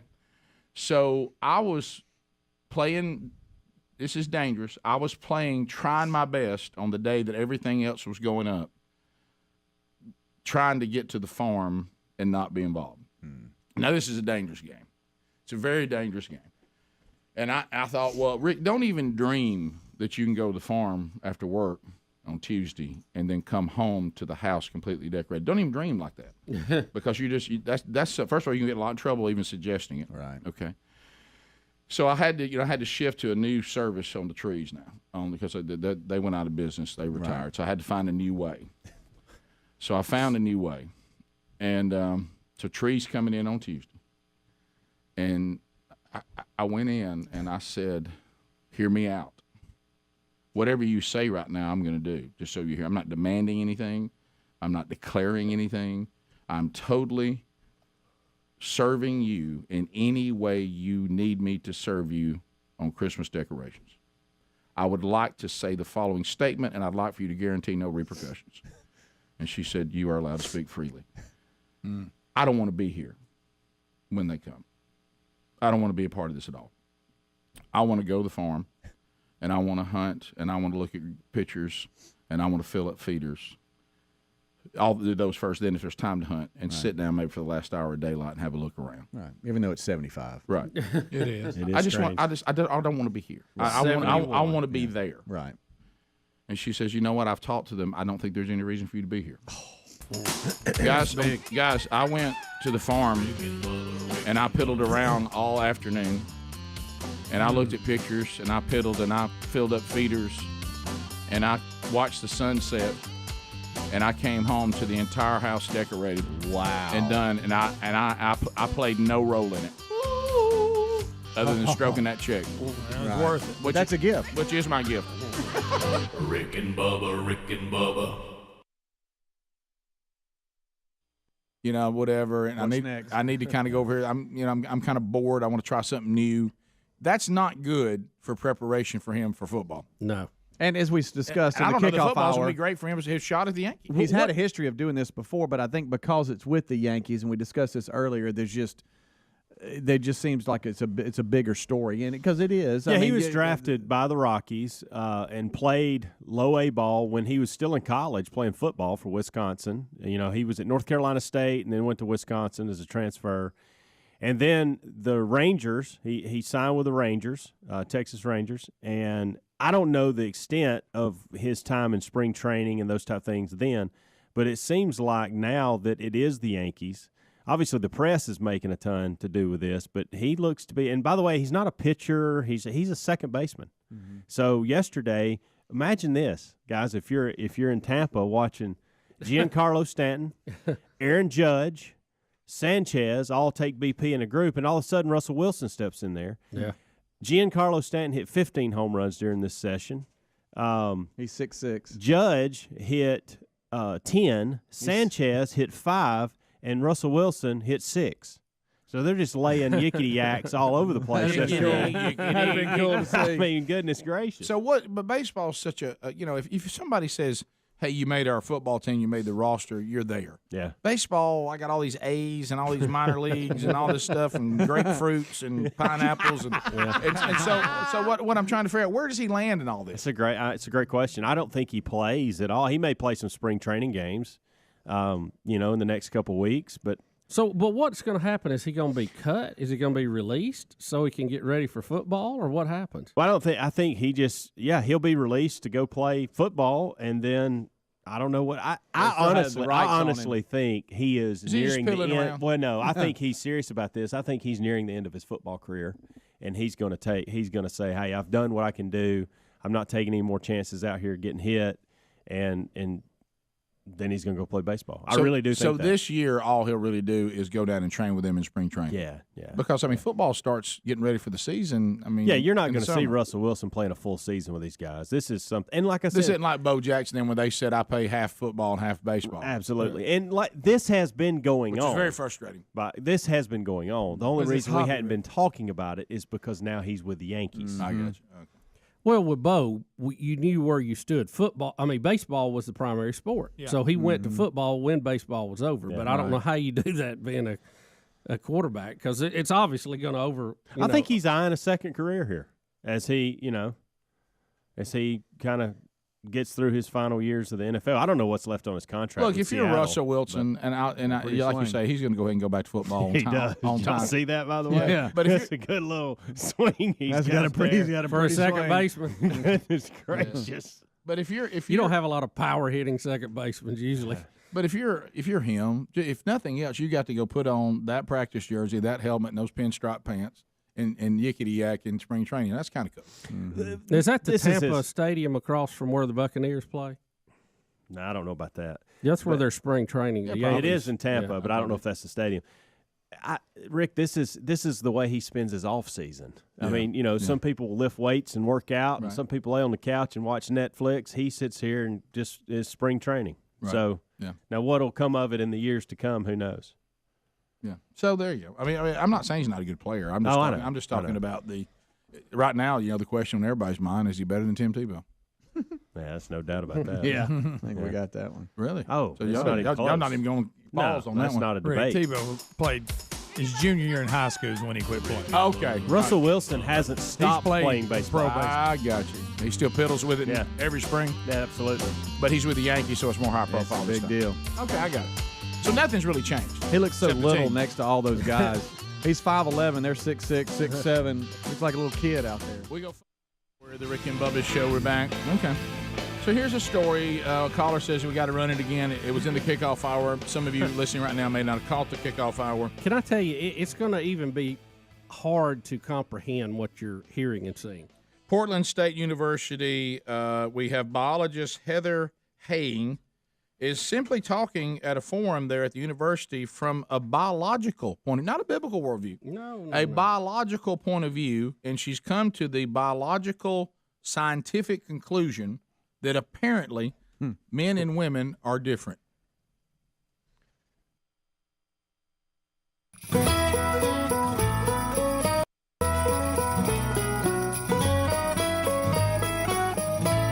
Minutes past the hour. So, boys, I was able to leave the farm at sundown, make my way home, drove up. The little Christmas queen was standing in the house, everything decorated, perfect. And I've been loving just sitting there looking at it. That's as soon as I got home, that's all we did. All we did is sit around and look at it. Was it drink a little coffee, look at it? Was it more beautiful because of the way it happened than it originally would have been if you'd have been involved? Yeah, it's almost like it was prettier this way. Yeah, I mean, it's like I'm only getting the good.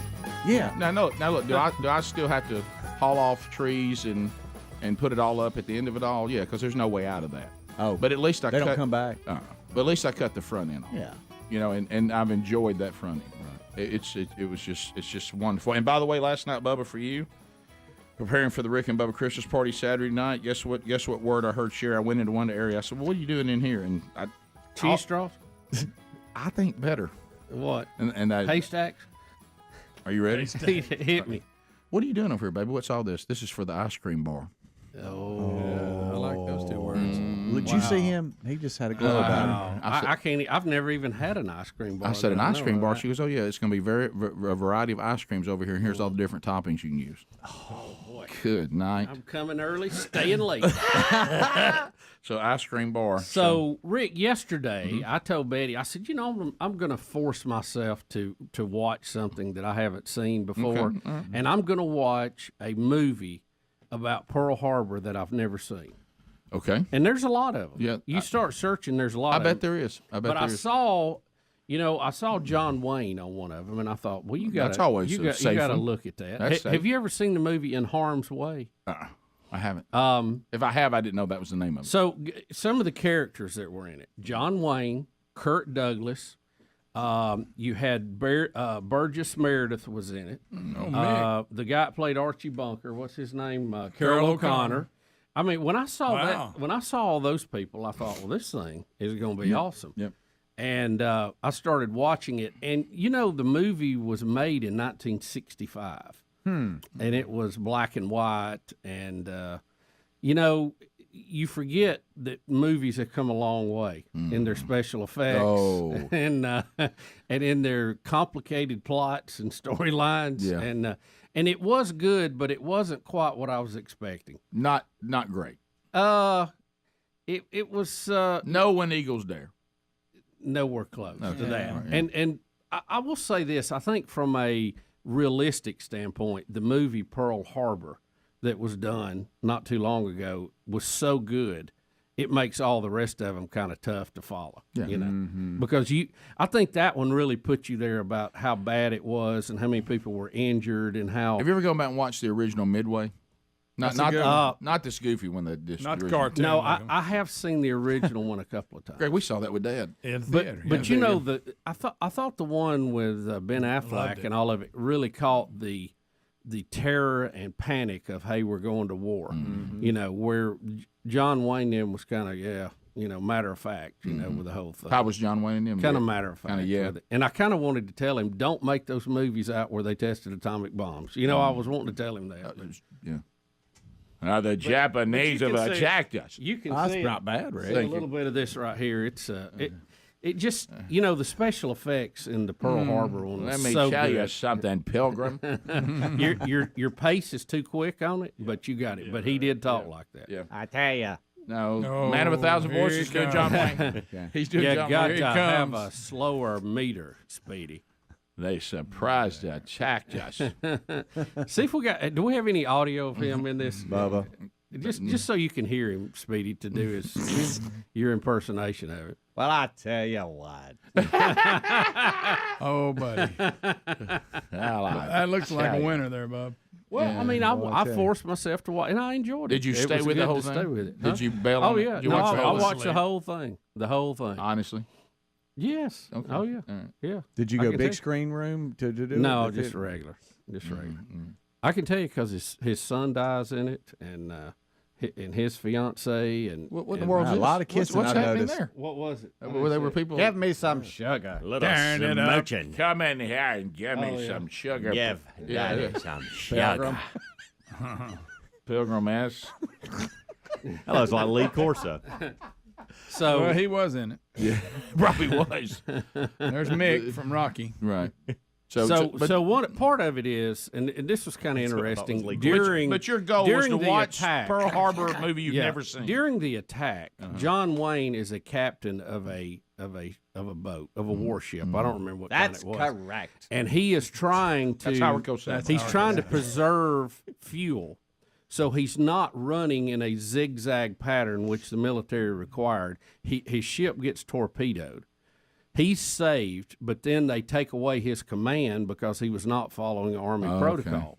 But then when they need a special mission to take gotta go over the an rogue guy. island that the admiral knows that only somebody as tough as John Wayne could do, they bring him back in and promote him to admiral and give him command to go after this island. gas. I got you. I got you.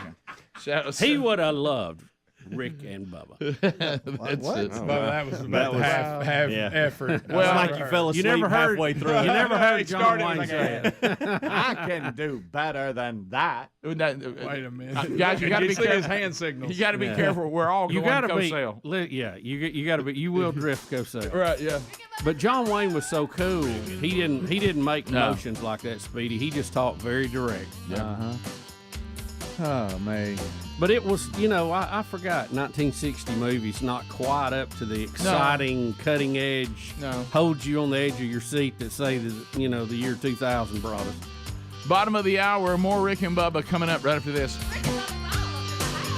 Rick and Bubba, Rick and Bubba.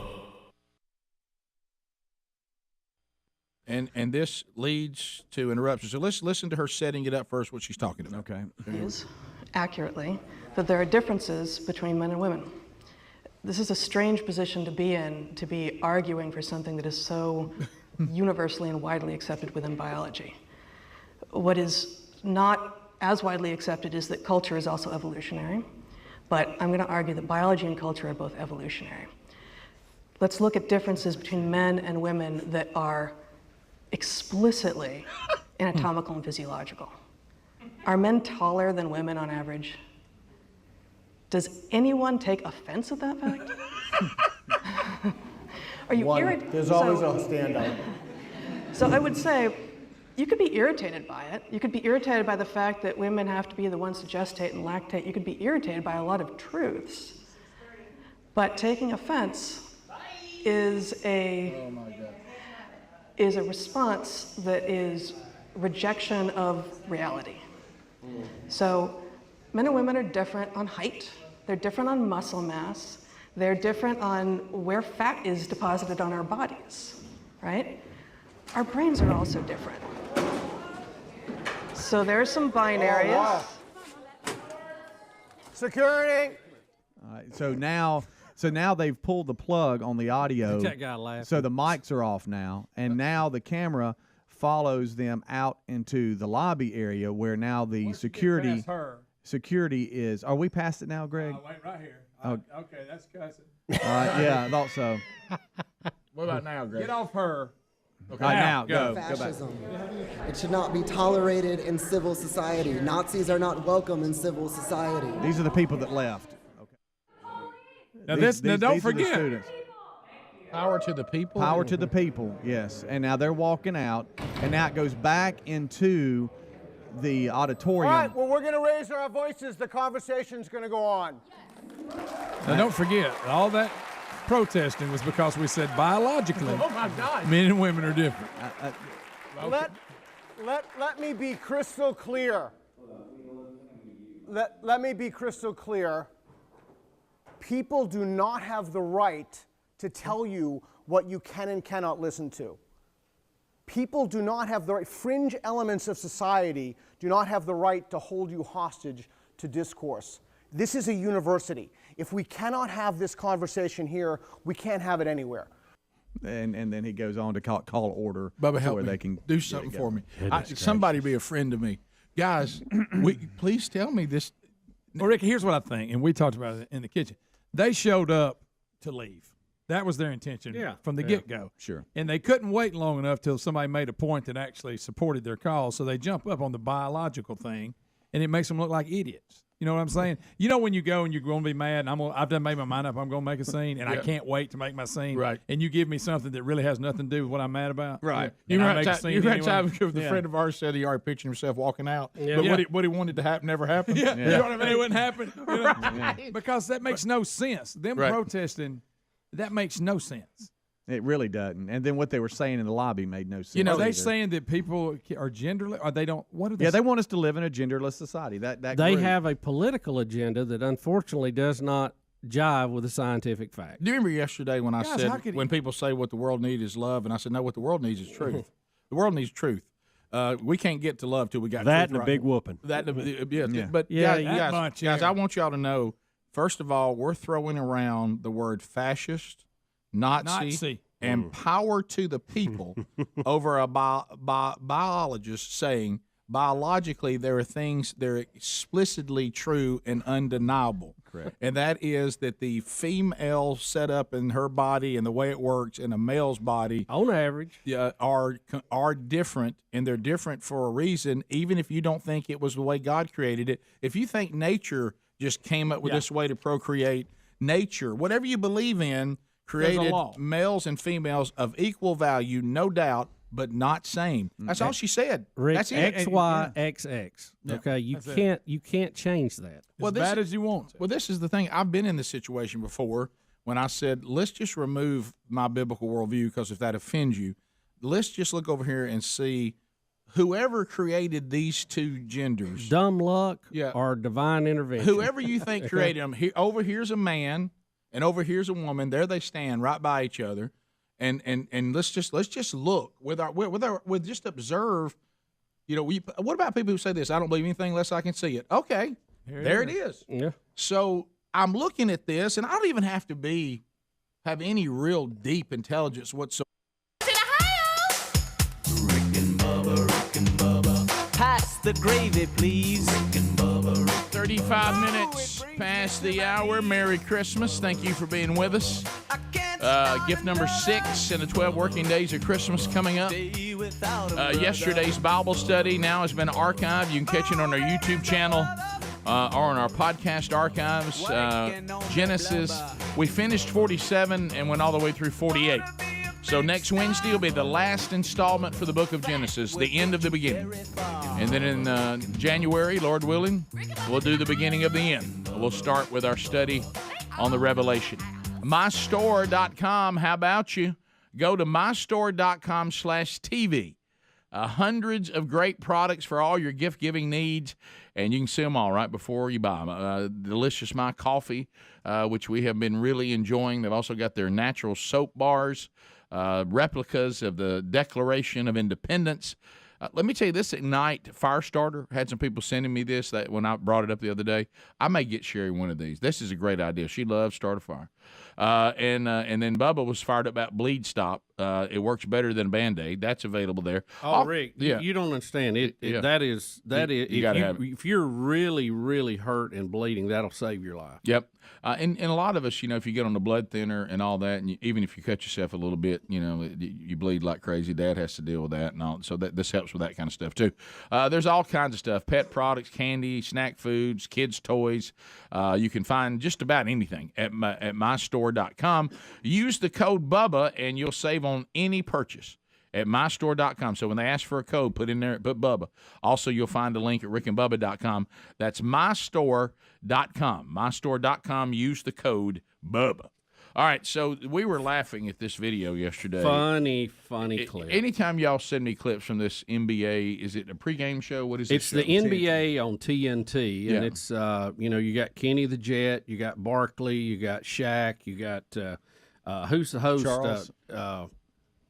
The host of it is I can't think of his name right. Ernie Johnson. Ernie Johnson. Why Thank do you. you keep Well, doing I that? let it go long. I was wanting him to struggle a little bit, okay, and then I couldn't resist. Well, you know why? Because I like to help when people. you're like Bubba and me and of course the president, and you're losing your cognitive skills, it feels like a victory if we can get it without you helping us. So give us a little Well, bit of time. I did give you time. You did. That's what I'm him. supporting you. I'm saying you did the Okay. right thing. Let us struggle a minute and see if we can come up with it, because if we do, it makes us feel really good. Yeah, and then bail us out so it doesn't just go on forever. Right, yeah. That's kind of why. Yeah, I think you found it. I mean, I'm just saying, I found a happy medium. I thought that was the right window. Good.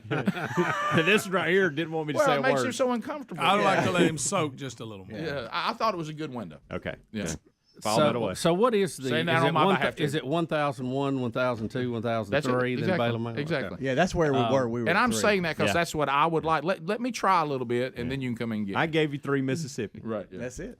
So Kenny actually catches Shaq a little off balance and launches him into a Christmas tree. Yeah. And Shaq is such a big person, Rick. Oh, he my just goodness. stays in the tree. Watch it it. is a funny When clip. his legs are sticking out of that you Christmas see them tree. big old shoes that Oh, look like yeah. they're about 4 foot long. I mean, it's like I'm like, you know what? The Nephilim is still around. Right. Yeah. I haven't watched this show a lot, but I do know they have the big board that's way back behind the counter, and apparently something came up to where they both were going to jump up and race each other back to the back.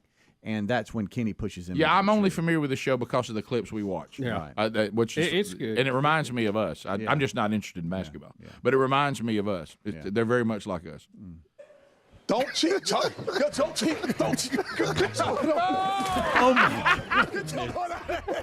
Oh, that was bad right there. That was bad. Just laying Much more than I thought. Yeah, I'm all right.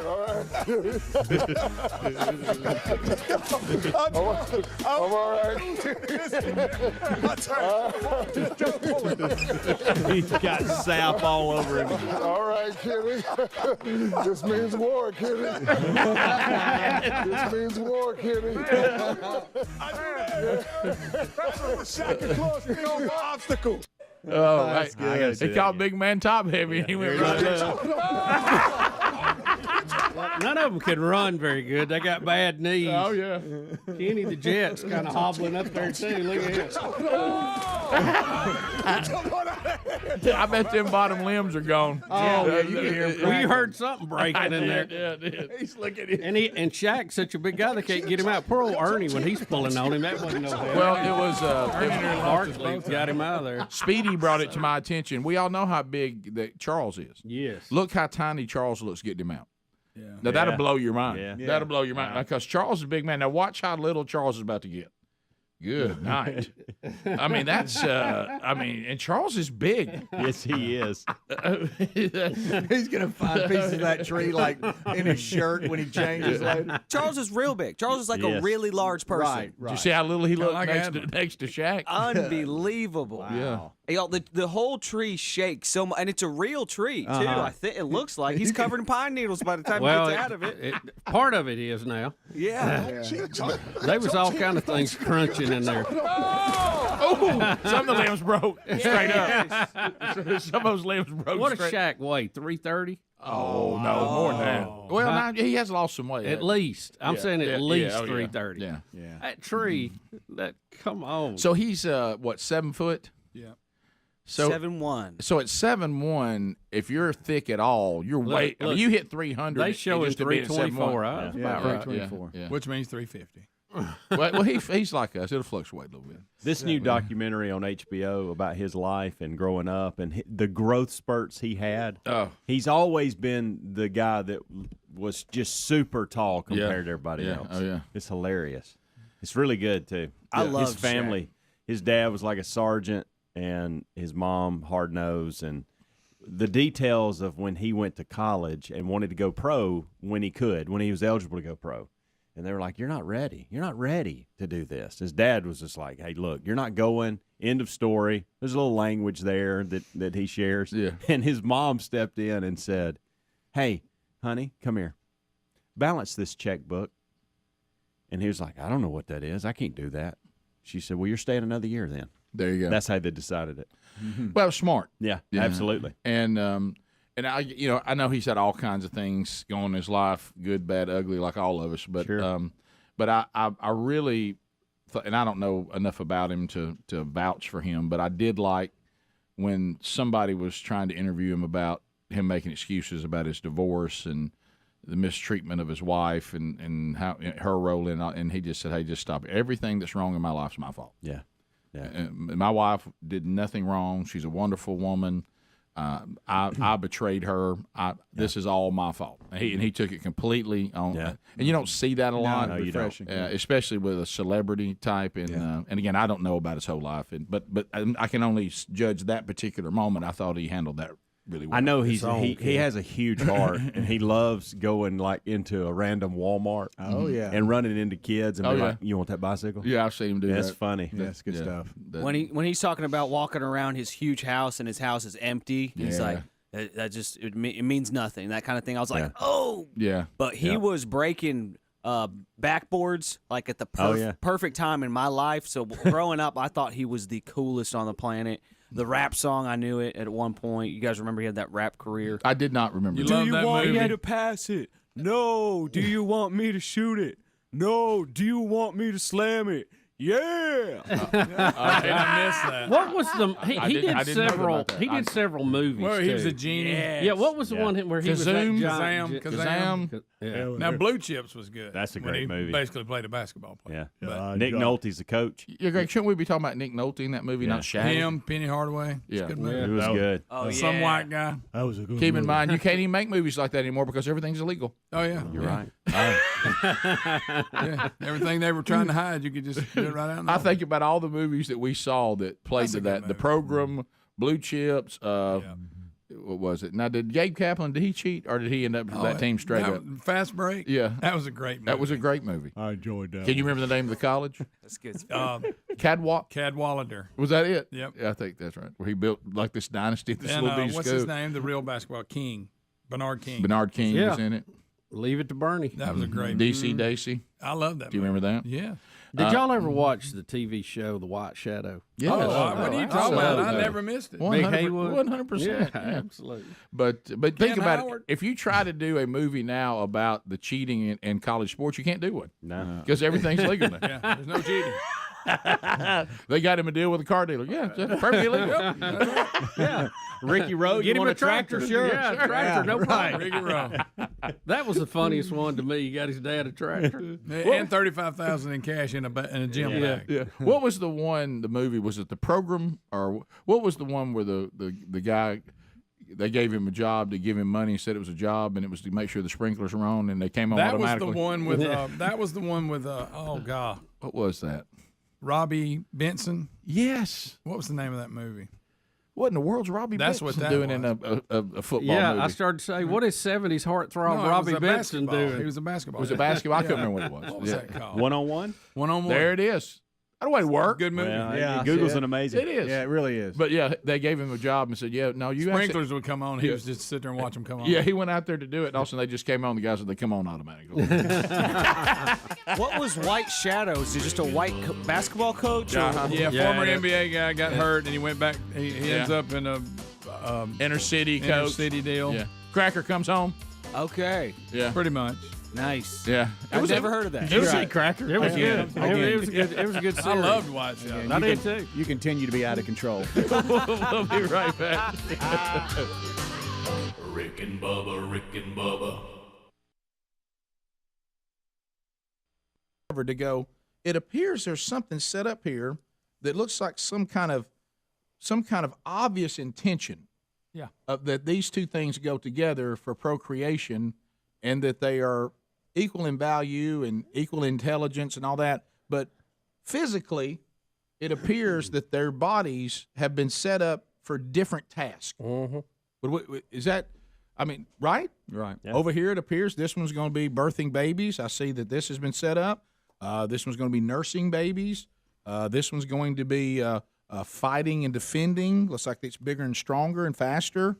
Overall, one has to go gather, one nurtures. Right. You could, and I wouldn't do this because I believe it's God's design and there's a reason. But let's say you don't believe that. You're protesting something. You might as well say I'm going to walk out because I don't believe in the sun. Rick, I mean, I don't. I guarantee you, they're flat Earth people. You're all over that. You just can't. You can't even have a conversation with that. And can somebody? I'm all for sharing ideas, like you said, and having a debate. But sometimes it's just we're wasting time with a debate. Yeah. And let me tell you, the radical. Plus, you don't know your definitions. That's what makes me mad. They ain't got a clue. The LL, which I call the loony left. Yeah. The loony left. They don't even have a basic concept of what is fascism. That's thought control. That's what political correctness is thought control. Yeah. Exactly. I mean, you're not allowed to have your own opinion. Right. And power to the people. They tell you who to like and who to dislike. Wait a minute. What does power to the people? What does power to the people even mean? Rick, in her mind, she had already come up. She was going to say that. Rick, in it's her mind. biology. I know. They jumped too quick. They couldn't wait. Who's being oppressed by biology? Yeah. Okay, somebody. Oppressive biology, Rick. We got to stop big world? oppressive biology. What in the world? Stomp it out. Rick and Bubba, Rick and Bubba.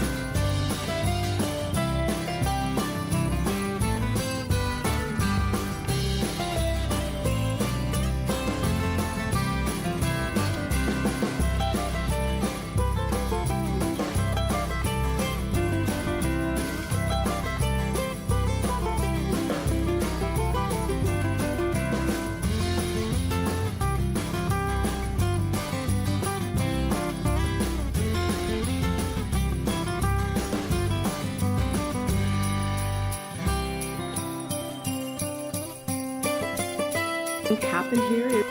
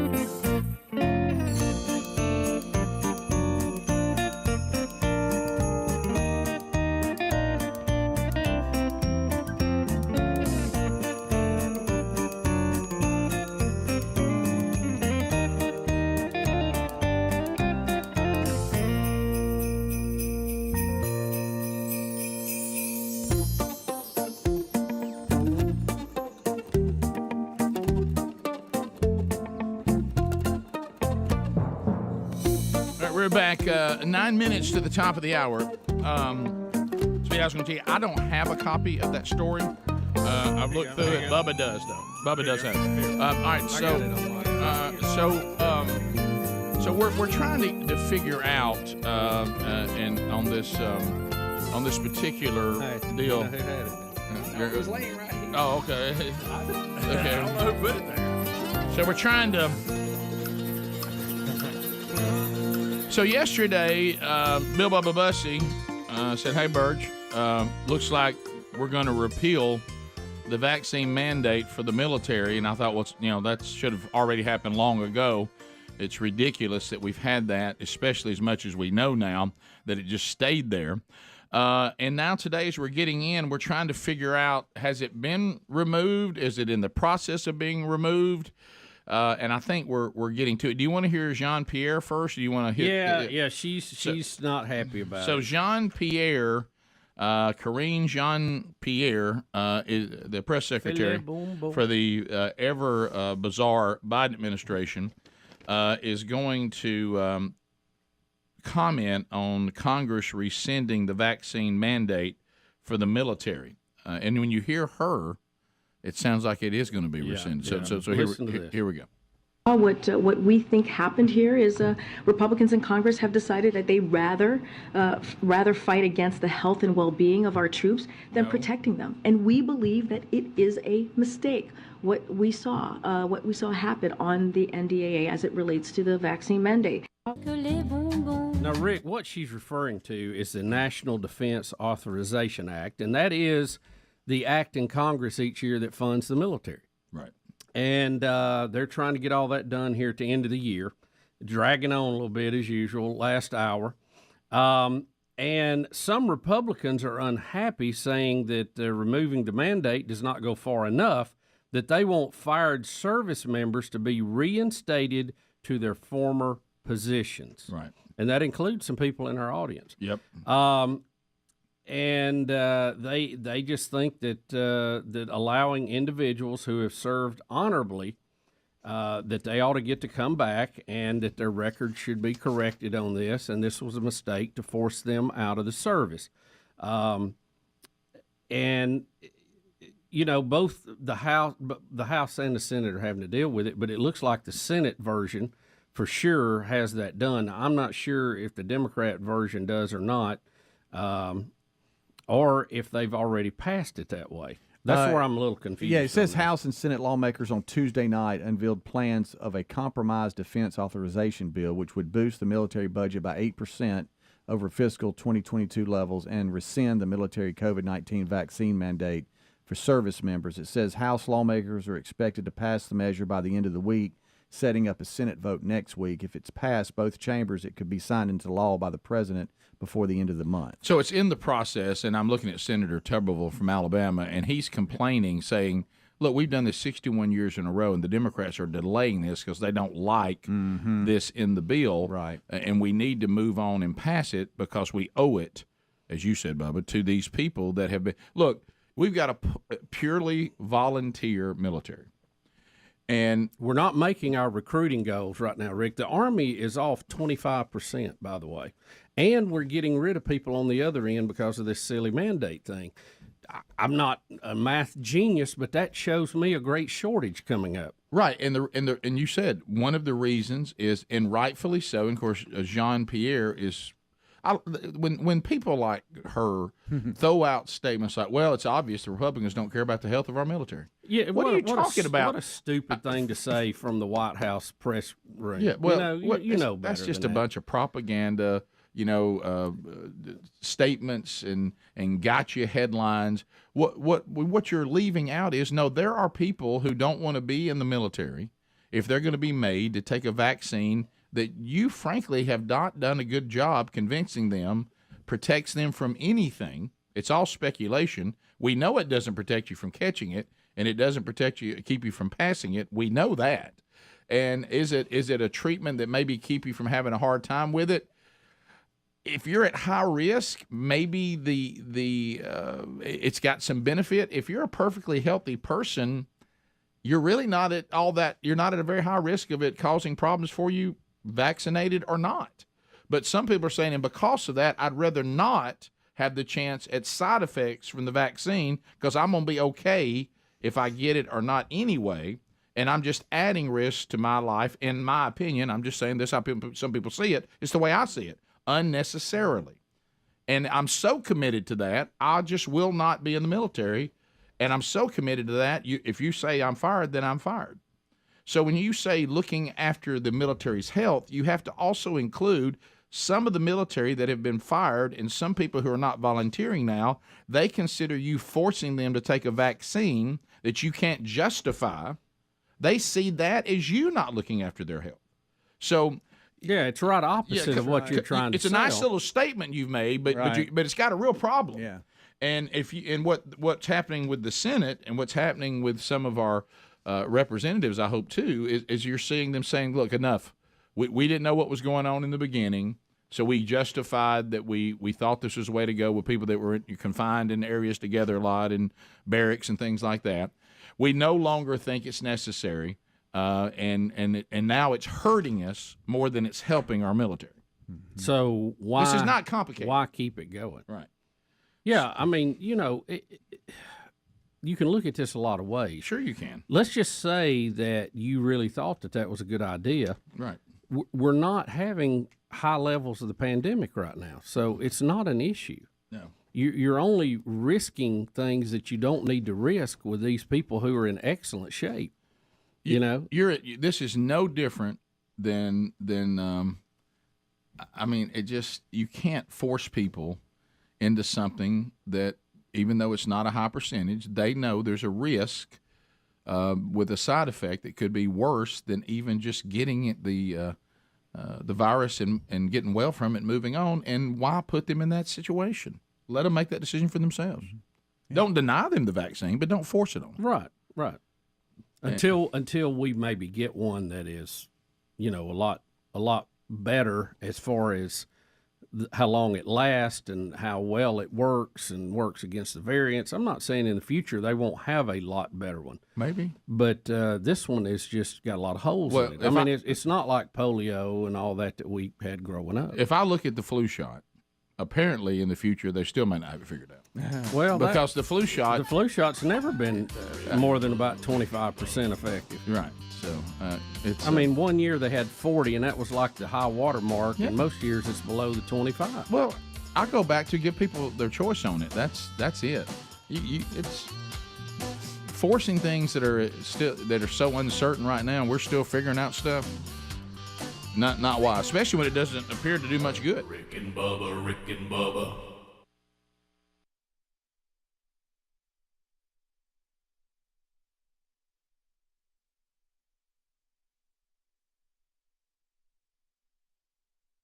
All right, so you're looking for things to put in the stocking. You're looking for gift ideas.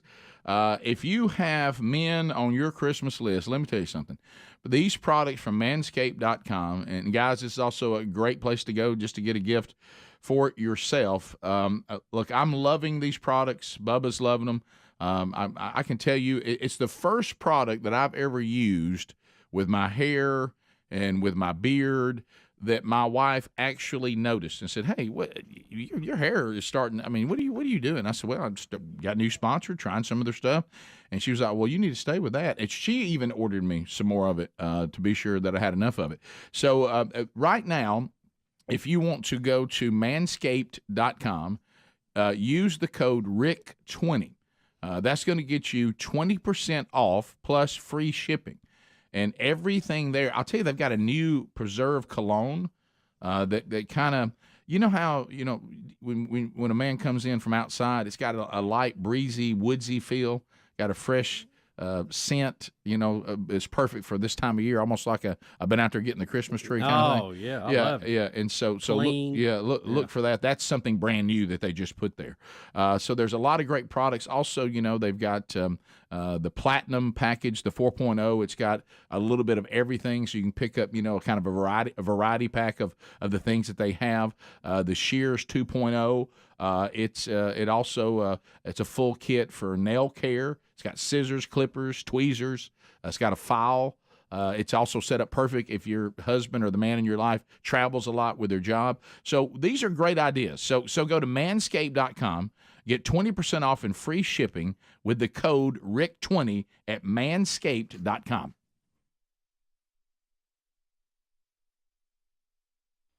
Oh, boy. TV producer.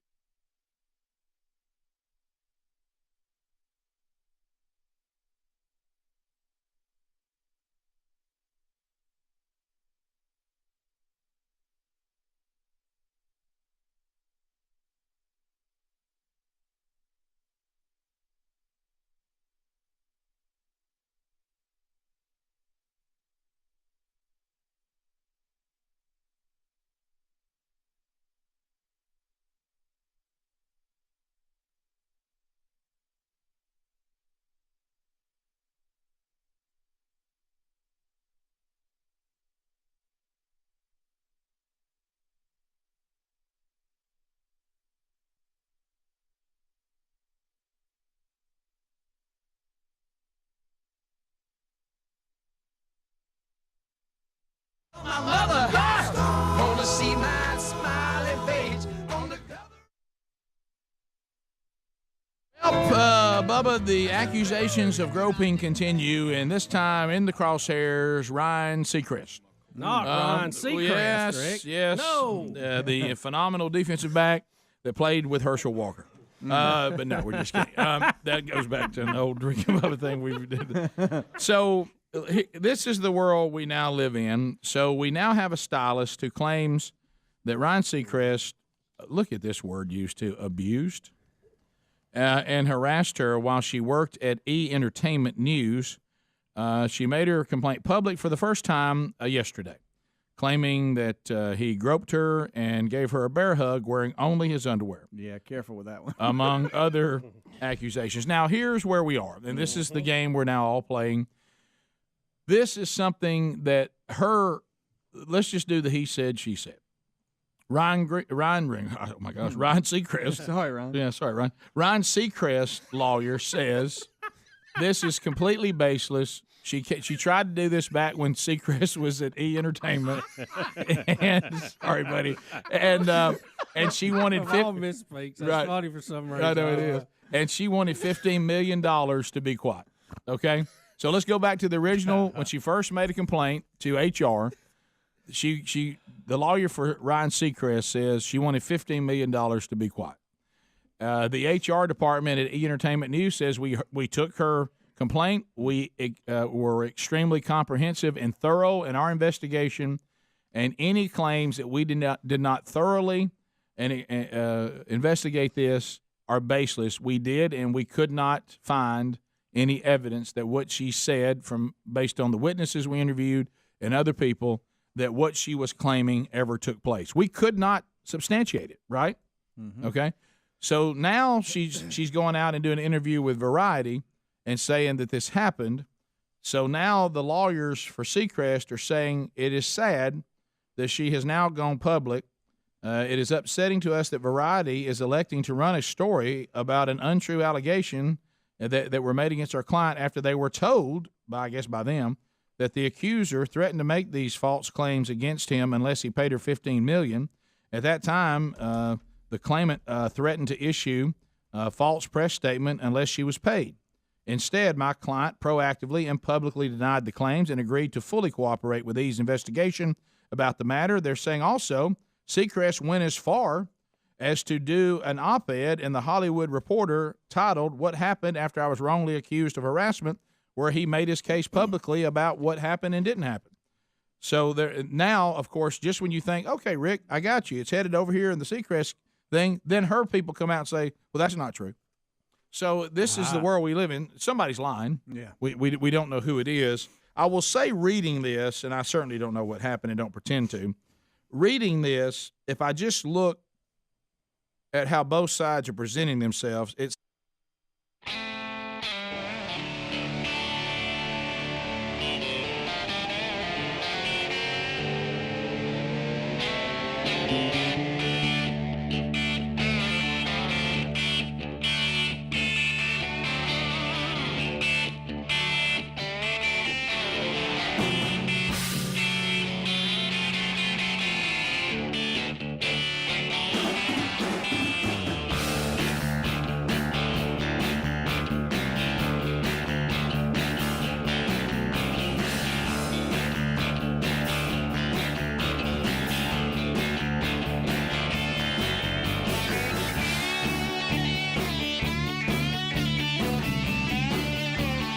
Brody, I hope you heard that. 7 minutes past the hour. Here we come from the No Name Studio.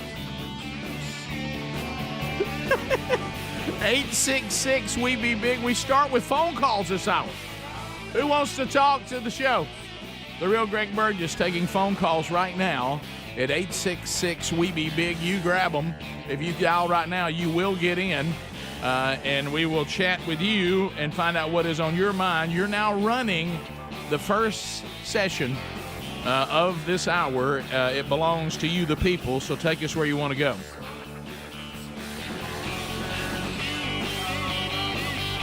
And if you dial right now, you will get in.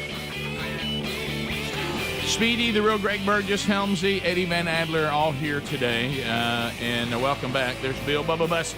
Rick, glad to be here, and thank all of you for joining us. It's the little party we call Rick and Bubba. Gift number 6 coming up on the show today. It'll happen at some point. Congratulations to the 5 winners that have already grabbed a Rick and Bubba gift. And good news, Speedy tells us, we're getting pictures of people saying that they've got their gift in their house now. They got it. Good. So the shipping right now is all good. That way to mojo it, Rick.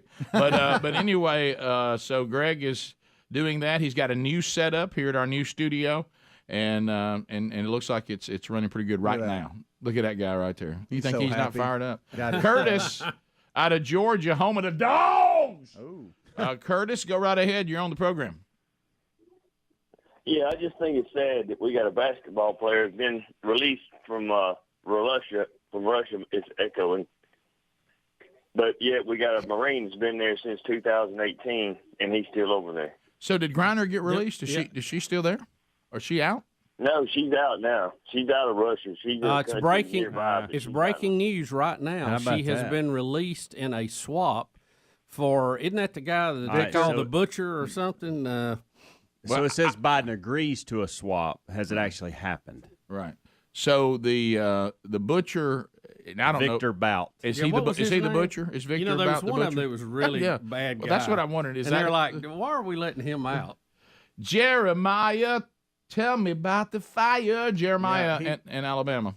So we'll see that Biden has agreed to this swap. So that is the news. And he's the international arms dealer we talked about. Yeah. The butcher? The What's his Victor nickname? Bout. Yeah. He's got a nickname though. I'm like you, Bubba. Was it the butcher? Merchant of Death. Oh, that's Merchant it. of Death. No, you're That's right. it. That's it. I'm sorry for calling him a butcher. Yeah. He's the Merchant of Death. I'm so sorry. Silly us. Yeah, we got it me. wrong. Victor, forgive us. You're the Merchant of Death, not the butcher. Jeremiah, you're on the show. Go ahead. Yes, sir. How are you doing? We're good. great. We're good. Okay. Let's go to Kevin in Alabama. Kevin, welcome to the show. Go ahead. Hey, Rick and Bubba, how are you this morning? Fantastic. Loving it. Great. Awesome. Hey, just a reminder that we still have a team in our state that can still win a national championship in college football. So, there's only 12 teams remaining with Division I, FBS, and FCS that still has a chance to win the national championship. And our Sanford Bulldogs here at Birmingham are one of them. How about them Bulldogs? Dakota State. State tomorrow night. Yeah, I was actually going to try to go to the game last Saturday, and the young man that actually played in high school with 2 of my sons, Michael Hires, that has set all the records this year, he got hurt, and then we found out he wasn't going to play in the game. Congratulations to Sanford. They won anyway. Great job with the backup. And, of course, the backup was big in the last game of the season, too, in overtime. But so I know that he's been hurt. I know the backup's doing a good job, but when you're going to play North Dakota State in their dome, you'd like to see Hires back on the field. Will he be back? I don't know. Kevin, have you heard? Is he going to play? Well, it's still a game-time decision. I'm the voice of the Sanford Bulldogs. Okay, so I've got some inside information. Good deal. Good deal. Yeah, so congrats. No, it's been an incredible season. And see if I have this right, Kevin. Regular season 10-1, only lost to Georgia. Is that correct? That's correct. Wow, that's a good year. It's our best season since 1991. It's been a great season. The longest win streak right now. We hosted our first ever FCS playoff game last Saturday against Southeastern Louisiana. So it's just been a record-breaking year for us. But I hope my Hires can go. We'll see. But Crittenton, who was a walk-on freshman, believe it or not, thrown into it. Two games in a row. He's won in overtime. Kind of drop the mic and walk off the field, right? Yeah, you're right. Kevin, let me just say this from past history. North Dakota State, hey, buckle it up. Buckle it up. Yeah, good luck. Yeah, but we're aware. Yeah, but so and hope it goes well. And we've been very proud of Sanford's season, and because of some of the personal connections, we've definitely been following it. So that's great. Appreciate it, Kevin. Good luck. Ryan in Alabama. Ryan, welcome to Rick and Bubba. Go ahead. Hey, what's going on, fellas? You? I'm just curious, Rick. I love the Bible study, and I'm curious to see, what your study process is and, what kind of commentaries you use and things like that when you're studying for the Wednesday Bible study. Did he say what's the process? Yes, yes. your process and commentaries that you use. You know, what I try to do, because you got to be careful with commentaries, as you know. So what I try to do is, some of it is I don't try to. Sometimes the Bible just says what it says, and so I don't try to overcomplicate it and think, well, you know. But when I get into the areas where, you know, commentary is helpful, what I do is try to go to people that are far further down the road in their spiritual maturity than I am, and I talk to them about what commentaries they use and what they suggest, and based on what book of the Bible that I'm teaching. And so I'm under the authority of some older men in my life. My pastor, Mac Brunson, who is, wow, I mean, he teaches other pastors, so he's just a huge fountain of knowledge, and I always check in with him and some other men in my life that have discipled me and say, what do you trust, what do you not trust? And it's very, very helpful. So, and I would suggest be very careful when going into commentaries that you talk to other people that you trust their knowledge of Scripture. So that's what I do. So I don't use the same ones. Literally, as a book of the Bible comes up, I'll go to my pastor and others and say, if you were going to teach this, or if you've taught it, what commentaries did you use? And they suggest them. I get them. My pastor actually gifted me on the Genesis commentaries. He came to church one day, and you have to understand, he reads probably a book a day. So he was like, he walked up with an armful of books, and I'm like, Pastor, there's no way I'll read all these. And so that's what I do. And I usually start on it over the weekend, and then either Monday or Tuesday, I'll pick one of those days, and that'll be the day that I'll grind through it and make sure I've got it all organized and ready to go. And, you know, if nothing else, I don't know that anybody else benefits. I hope they do. But I'm going to tell you this. The fact that for the kind of discipline that I lack sometimes on studying is if you're teaching a Bible study every Wednesday for 10 years, the growth that it's created in me alone has been worth it.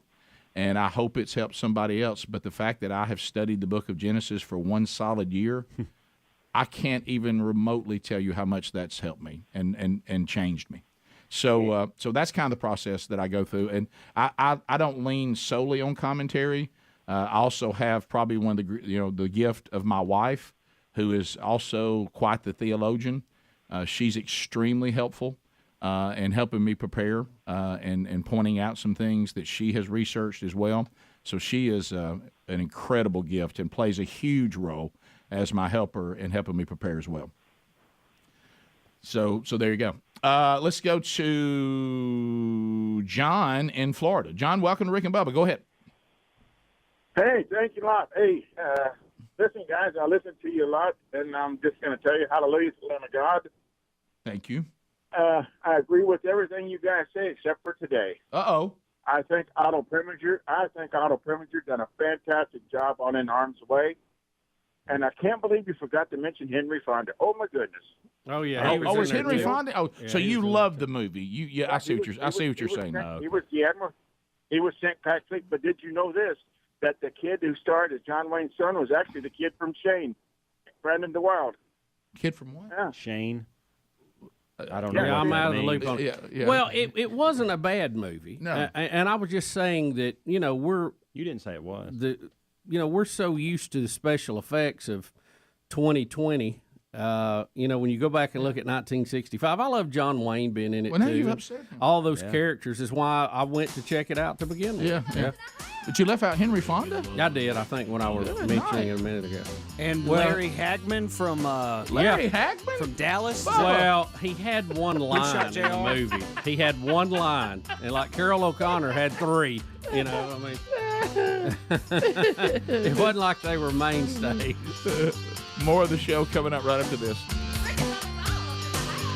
Rick and Bubba, Rick and Bubba. Seems like Seacrest looks more credible than she does in this particular one.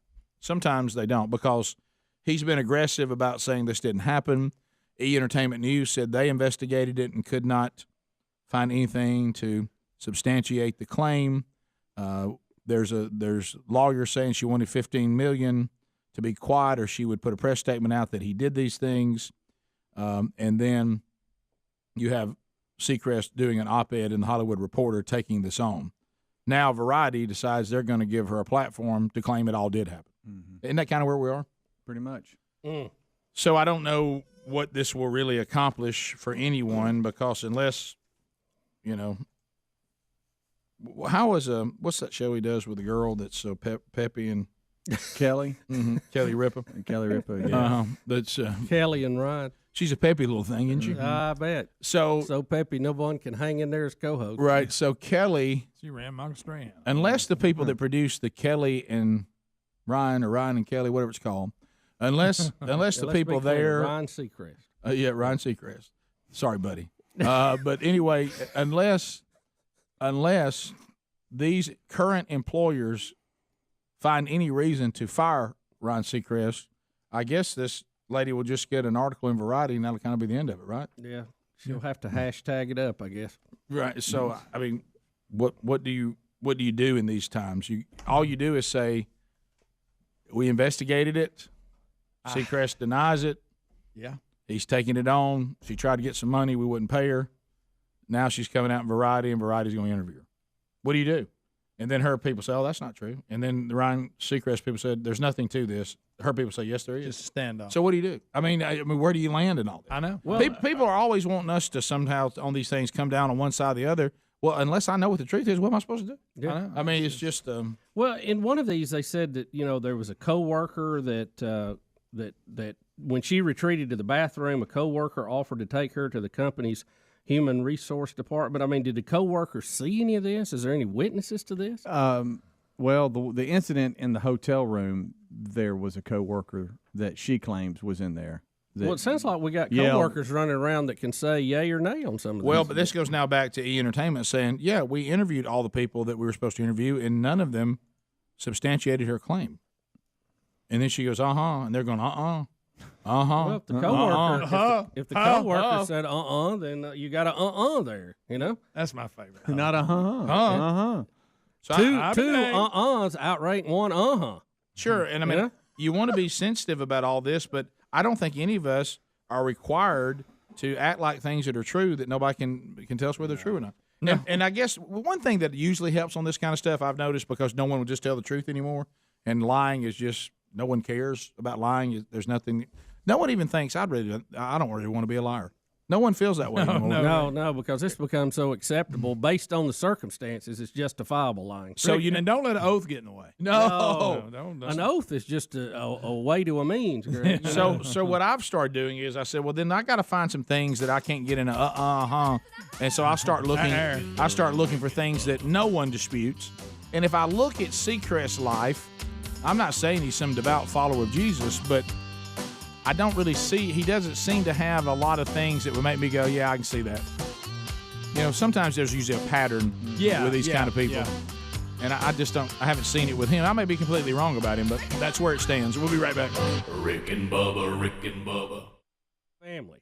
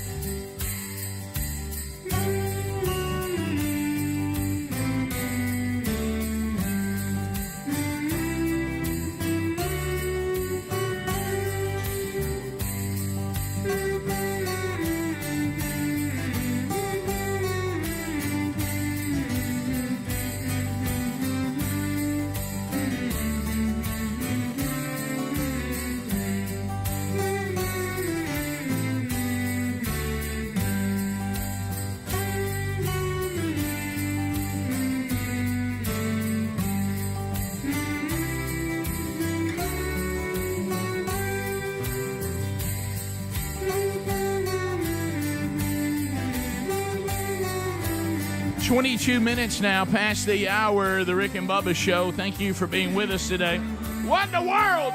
What in the world? You gotta be kidding me! Here's gift number 6. We're halfway there, boys. Gift number 6 in the 12 working days of Christmas. That number is 866 We Be Big, and the people are going nuts right now. Absolute nuts. Bubba? Oh, there he goes. He's going to pick what? Look, he's going to get it.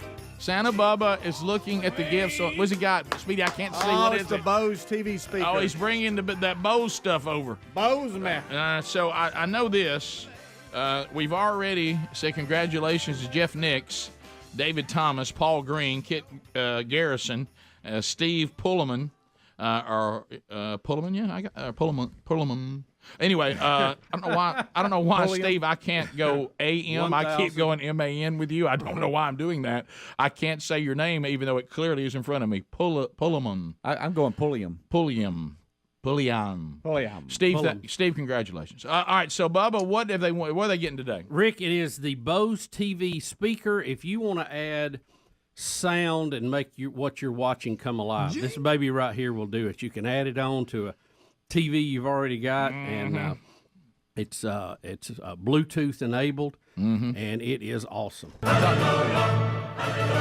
add to it from Dirt Road Gourmet, $200 gift card, $200 worth of casseroles, and all you got to do is heat them up. Come on. They ship them right to you. And the Bose speaker is a $279 value. $479 today. There you go. And it's Eddie Van Adler's birthday, so we're going to call her 37. Let's go. 37. Sick 'em. I wanted to go 250 because that's how many days Brittney Griner has been locked up. Okay, well, thank you for that, and I'm glad to, and she's on my mind. Adler's Day. Persevere and 30, all that for an stuff. arms dealer. 37. 37. How about that? Happy birthday, Adler. And I don't like when people say things like, well, I'll tell you what, if it was LeBron James, they'd have been out a long time ago. Of course they would have. Yeah. It's more important. LeBron James. Rick, I'm just kidding. You are dangerous. Honestly, when you look at have you seen a wrecking ball hit a building, what it does to it? If you've seen what this guy has done, though, and the amount of destruction he's caused U.S. military soldiers, I don't know that we shouldn't leave them both there. Well, how about this? We've deemed her pretty valuable. We're sending the Merchant of Death. Yep. We're giving him up for her. All right, so 37 will be the winner. Here we go. 1, 2, 3, 4, 5, 6, 7, 8, 9, 10. And then we go 1, 2, 3, 4, 5, 6, 7, 8, 9, 10. There's 20. 20. And then 21, 22, 23, 24, 25, 26. 27, 28, 29. There's 30. Oh. And then 31, 32, 33, 34, 35. Hello, Rick and Bubba Show. What's your name and where are you calling from? I'm calling from Montgomery. My name's Stan. Stan, you were caller 36. Good gracious. Short, I mean, you Stan. can't even have a Bose thing. Come on. You can't get no casseroles. What they get, Greg? So, Greg, what do you get? You talking about that's not all bad news. Yeah. What else It do you looks get? here like he's going to get nothing. That's what it looks like here. Sorry, Stan. Hello, Rick and Bubba Show. What's Jack. what's your name and where are you calling from? Josh Caldwell from Birmingham. Yeah! Josh, you're the winner. 37. Josh, you did it. Caller 37, my friend. Bubba, tell him what he's won. Rick, he's won the Bose TV speaker. I don't know how long this thing is. It's a big one, though. It's that big boy. It will bring your video to life, and it's easy to hook up. You can hook it up with about anything, and it is a $279 value. Also, it's Roku TV ready, too. Yeah, it's a Roku ready. I like what's one simple connection. That's what I like. That's right. And you also got $200 worth of casseroles from Dirt Road Gourmet. Got me rolling down the dirt road, eating casseroles like I'm George Jones. All right, so we'll put you on hold. How long have you been listening to the show, my friend? Oh, my gosh, probably 10, 20 years. 10, 20 years. Time. How old are you? How old are you? 37. Are you serious? For caller 37. He's 37, No same as way. Adler. Watch it. That's crazy. This is nuts. All right, so I'm gonna put you on hold. And Zany. Congratulations, brother. How about really that speaker may enhance his Rick and Bubba experience? That's right. If you think about it. Oh, wow. Look at you. There you go. Fast you for that, Rick. Hey, so go ahead. Hey, Rick and Bubba show. What's your name? Where you calling from? Hey, this is Judith from West Point. Call her 38. One too many. 38, Judith. Oh, you can't have nothing. You probably. I hope you didn't think you could. And that's what you get? Nothing. The dudes are dominating this year. Dominating. Hi, Rick and Bubba show. What's your name? Where are you calling from? Yeah, this is David Dillender in Saxton, Missouri. Saxton, Missouri. Good gracious. David Dilla show. Golly. Caller 39. You missed it by 2 calls. Are you kidding me? No, I'm not. So sorry. So sorry. Pal.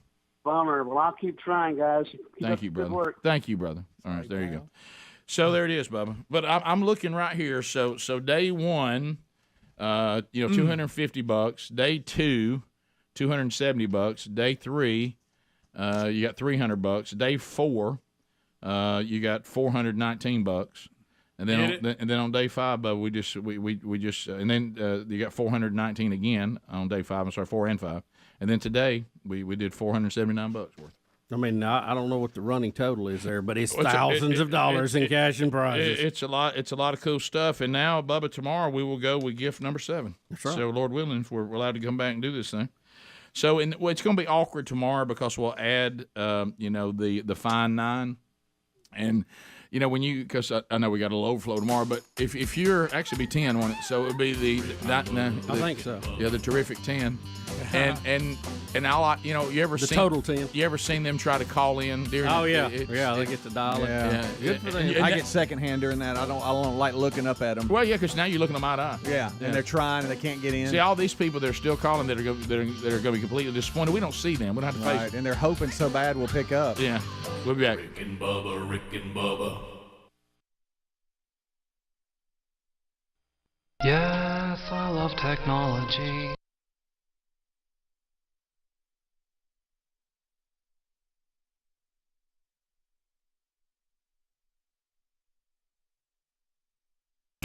Several thoughts.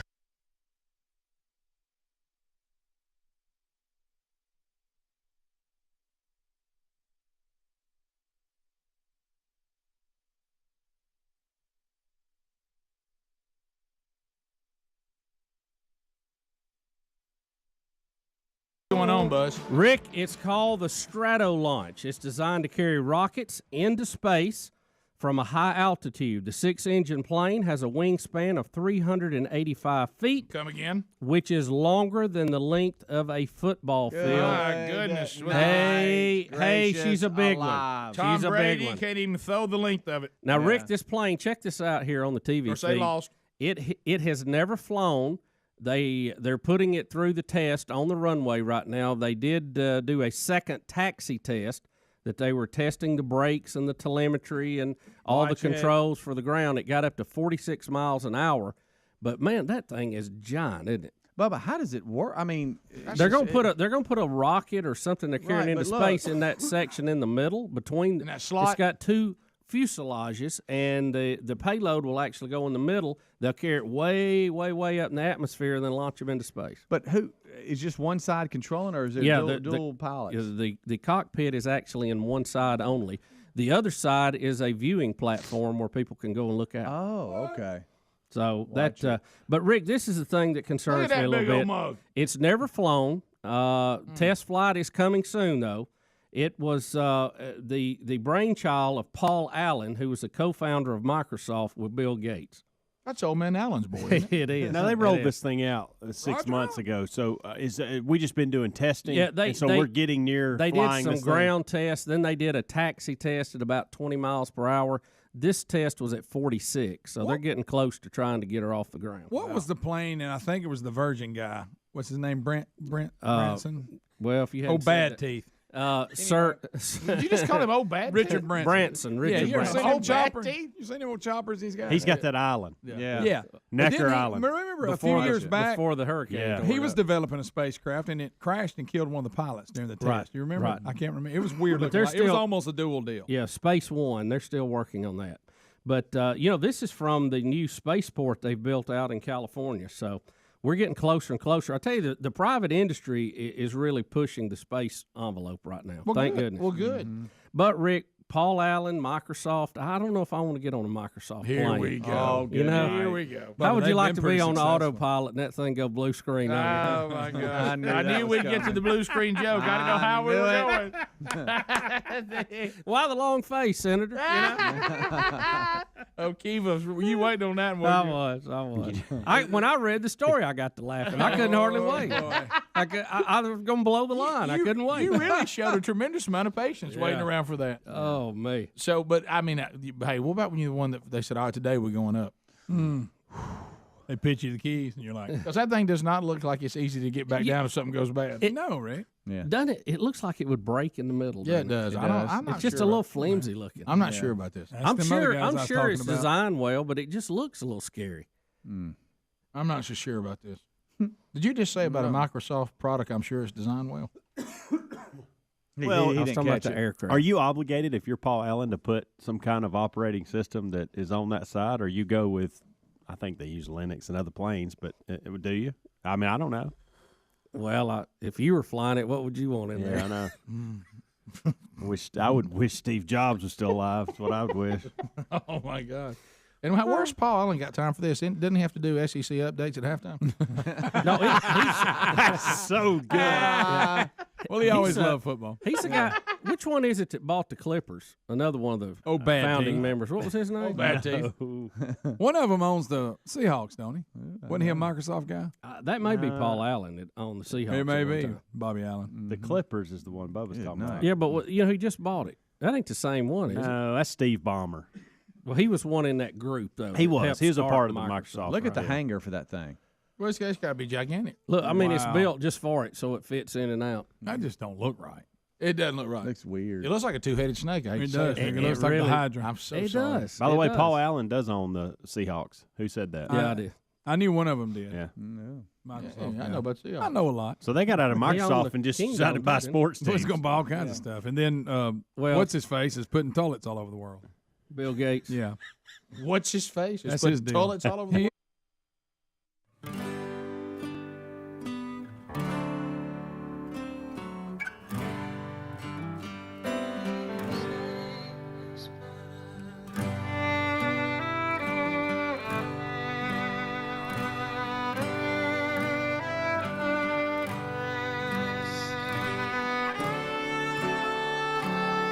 "35 minutes past the hour. If you're not watching on YouTube, you'd be hard-pressed to find a better rendition of Oh Holy Night than the one that Celine Dion recorded. It is one of the best, and no matter how you feel about her one way or the other, if you just want to hear talent, her taking this song on, it's incredible. But Celine Dion is in the news today with some tough news. Yeah. Well, Rick, I heard this yesterday, and I thought to begin with that they were joking. Yeah, I'd never heard of it either. Celine Dion shared with her fans tearfully that she has an incurable neurological disease, and the name of it is stiff person syndrome. Stiff person syndrome. That's it. You think it'd be a little more SPS. scientific than that? And they say the condition ultimately leaves sufferers as human statues. Yeah. Well, when I heard them, I said, "Is this a comedy bit? Stiff person syndrome is actually a medical condition." Bill Clinton had it. Literally 1 in a million. I wondered how long. I'm sorry. I thought it'd be Greg. I want you to know that I thought it'd be Greg right after Genesis. I did everything. I did everything I could not to say that. Yeah. I thought it'd be Alan. but the That's a different version. yeah, this actually is. I'd never heard of this. It says she will become a statue. Is that true? I heard that. I don't know. And so what does it? but mean? I mean, when Celine Dion is a great vocalist. I mean, I never thought of her like Tina Turner on stage anyway. No. Yeah. And when she said Right. she had stiff person Yeah, you thought it syndrome, was like- I thought that yeah. was a joke that maybe she did from stage. you know? Yeah, exactly. But apparently it is a real thing. Oh yeah. Yeah. So I thought the same thing. But I guess is this kind of like, because I think when you think about these different things that are out there that involve your mind, are if you have your mind and it's still intact, and then your body cannot move, and you become like I was just thinking how horrible that would be to be trapped like that. Yeah. And be able to hear everybody, be able to be coherent. Yeah. But you can't move. And so I've never heard of it, but what I'm saying? Isn't that what we're saying is going to happen? Yeah. And she kind of describes where it starts and what parts of the body are the worst. Like I think she was saying her abdomen area, and then her neck, and then it goes to the limbs, and she kind of was breaking it down, tearful. But you could see her on Saturday Night Live. Oh yeah, when they used to declaring to everybody she had stiff person syndrome. Well, there was one of the actors on Saturday Night Live used to do an impression of her. Yeah, because she's very unique and she can be quite emotional. But as you're saying, but you don't see her up there like moving to the beat and all that. And it's always been kind of a just a funny little thing because she can sing. Oh yeah, she can sing the cover off that microphone. But as you said, never been known to look all that comfortable in a dance number. Right. So when you heard this, I see why you thought, well, she's. I thought, and she will cut up sometimes. So you thought, well, I know she's funny. Yeah, and I thought, well, what a funny one. And then hey, it's real. Yeah, her version of "Oh Holy Night" is just the. Wow. Have you ever heard of stiff person syndrome in your life? Never. Anybody? No, never. No, but I mean, I think we mentioned it, but it's literally 1 in a million. I mean, and it's named. Have this. So, and we were talking because usually something like this, they've got some long name none of us can pronounce, and it is stiff person syndrome. SPS. And it's also called Never heard of it. Morse-Waltman, which was named after either one person or two people. So I don't know if they had it or came up with some medical procedure for it or medicine for it. I don't know. But and it used to be called stiff man syndrome, but because we can't use the term man anymore, it's changed to stiff person. Yeah, well, that makes sense. Yeah, let's not call it stiff. But listen to I know. Yeah, probably a good idea. If you're on YouTube, I know you can't do this, so I apologize for that. But the so when you get toward the end, when someone goes up and you think, well, they can't go up anymore. And they do. And they do.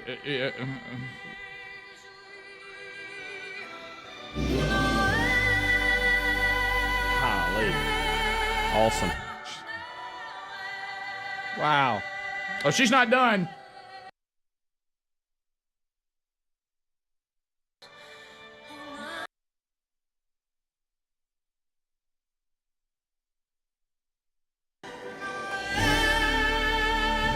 We're going again.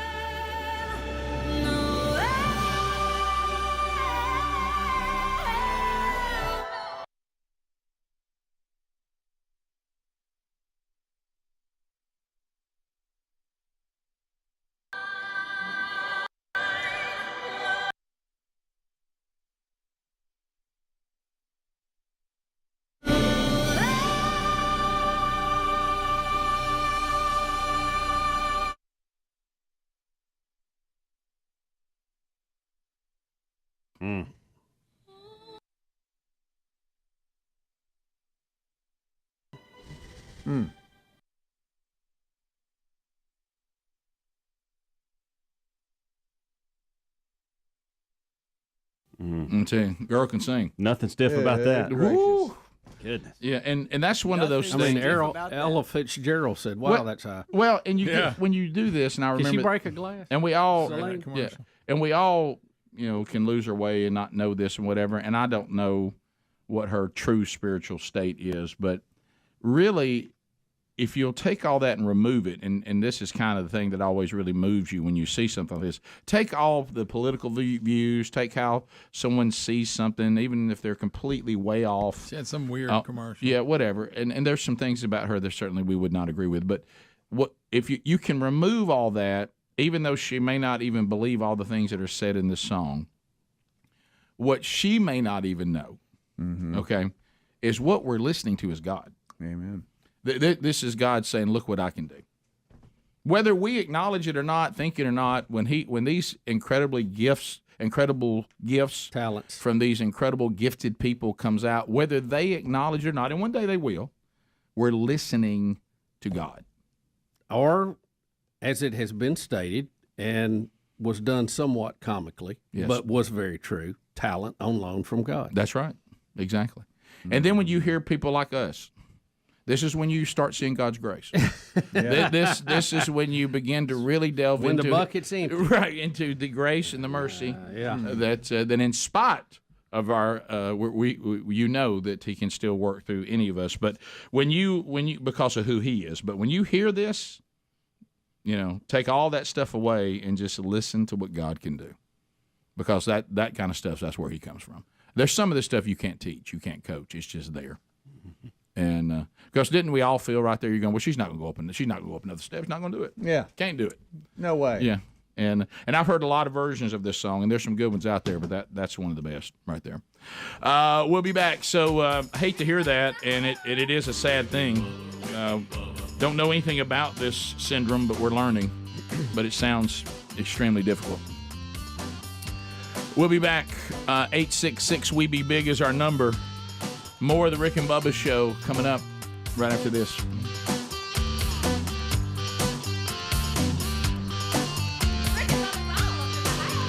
Rick and Bubba, Rick and Bubba. That's his deal. Yeah. Putting toilets in bed. They've done a lot. He and his wife with their children. Yeah, I'm not making fun of it. Yeah, that's what they're doing. You kind of were. Everything you say. Well, it does sound, Rick. I mean, I know in the end he's doing much more. But let's say me and you had a business and we went into other ventures, and I own the Seahawks, and you're putting toilets in. I mean, it just sounds funny. Well, Greg, but which one was doing the better work? Oh, I'm not saying that, but but what's coolest though? I mean, as far as cool factor. Well, yeah, Greg, but I mean, forget changing lives. Yeah, what's that got to do with anything? Right, digging whales. But I did away with dysentery, but you won a Super Bowl. I did. Yeah, but if should have had another one. If you put in first, should have had another one. If you put in first world plumbing though, and you still got a warlord down the street that's gonna come break it up with a hammer, have you done any good? Oh, here comes Bubba. There you go. Well, I'm just saying. He just didn't like what's his name. Right. Why can't I keep remembering his name? Bill Gates. Bill Gates. Good night. That's not hard. Right. Something about him. Ever been to Graceland? No. Let's go to Destin in Alabama. Destin, go ahead. What's his name? Hey guys, good morning. Hey, buddy. We're friends. So I'm calling you from Rocket City, and here we are talking about rockets. And I've got a real scientific question for you. You said some of those rockets were being built out in California, correct? I don't know where they're building that's gonna be launched from this thing, but I assume all over the place. Well, I heard you reference some of them were in California. How many of those Californians do you think we can fit on that rocket? That's true. I see where you're going. Yeah, I got you. I got it. I got you. Little California joke coming in here. Yeah. Yep. The spaceport is there for sure. This particular one. All right, we'll be back.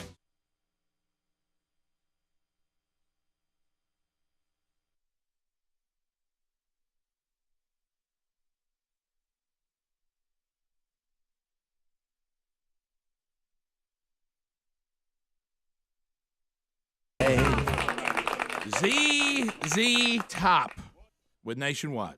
Did you ever care about ZZ Top? Yeah, I had a little ZZ Top run there. Did you really? Sharp Dressed Man, during the pop. Of course.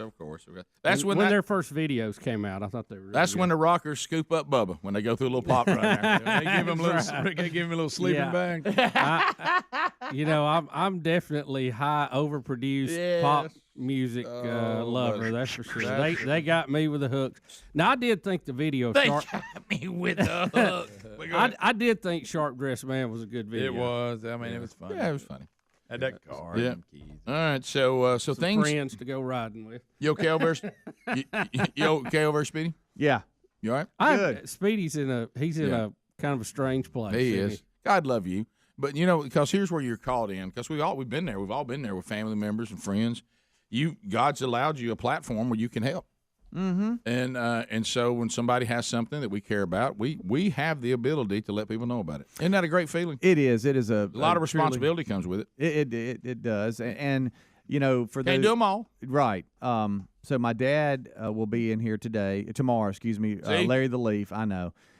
He'll be here tomorrow. Along with my niece Johnette and my sister Lynn. They're going to bring him. And then after that, we'll go to Helena Elementary School a little bit after lunch, I believe. But So, worlds collide, but I'm not worried about him. It's y'all. I know. What do you mean us? Because y'all promised Nothing to me. worry about. We've got best of CDs where y'all promised me y'all be good. And then you get in here and you get caught up in it. Before you know it, you're saying something like, "Oh, that Speedy, one when they were naming that team." Speedy, I hope you're addressing Greg. I am. Maybe I'm really Hales. looking right on over at Greg. That's what I'm don't know Because why. I don't feel like I need to be addressed. in this You want to go conversation. back to when you're naming that team? Well, that wasn't my fault. That really was not my fault. I will say, I think You know me, I just sit over here and try to see if I can't just get the word out. right. Uncle Duke went extremely well. Speedy sold me Trying to on the get the minor word so out. good, Yeah. I was so worried about Uncle Duke being here, but it That actually went worked out good, really didn't it? It went good. great. I wouldn't say that. And so I just He did have you doing a weird dance, but yeah. I thought which y'all wanted me to do.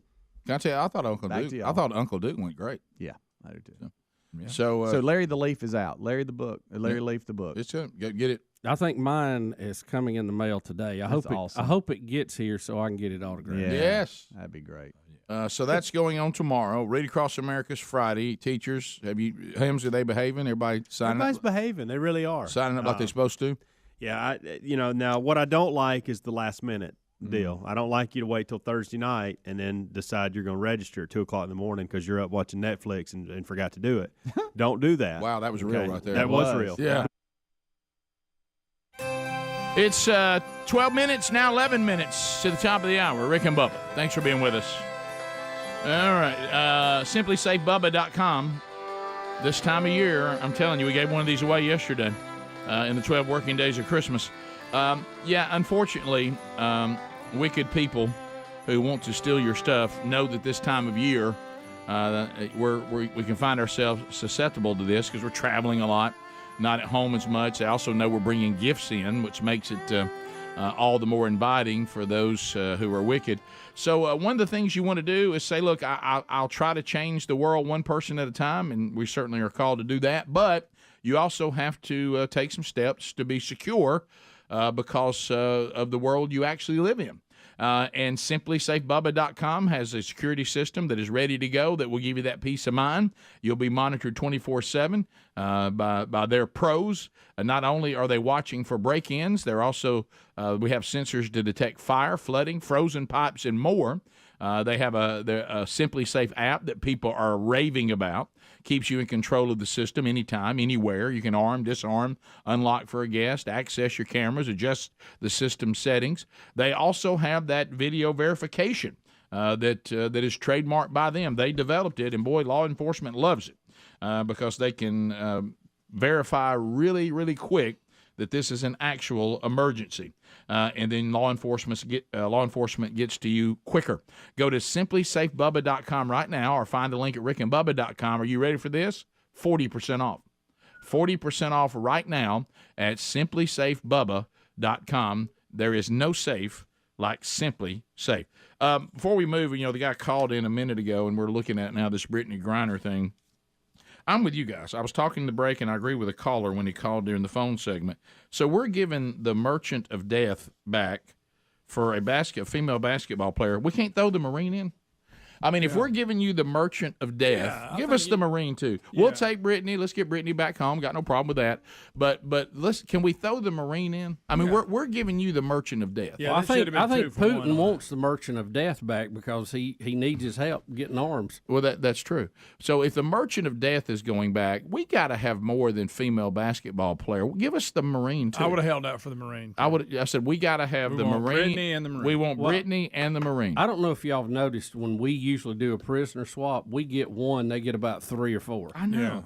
Yeah, we're bad negotiators. Why are we chumps in all of our deals? All right, so let's. That's what Trump used to If ask. we could, let's investigate this a little bit because Trevor Reed was a Marine veteran released from Russia in a prisoner swap back in April of this year. Is there another Marine? I think there's one still left there. Okay. I don't know. Is there? It says the Biden administration and the family of Trevor Reed say the U.S. Marine veteran is out of Russian prison and safely on his way back to the U.S.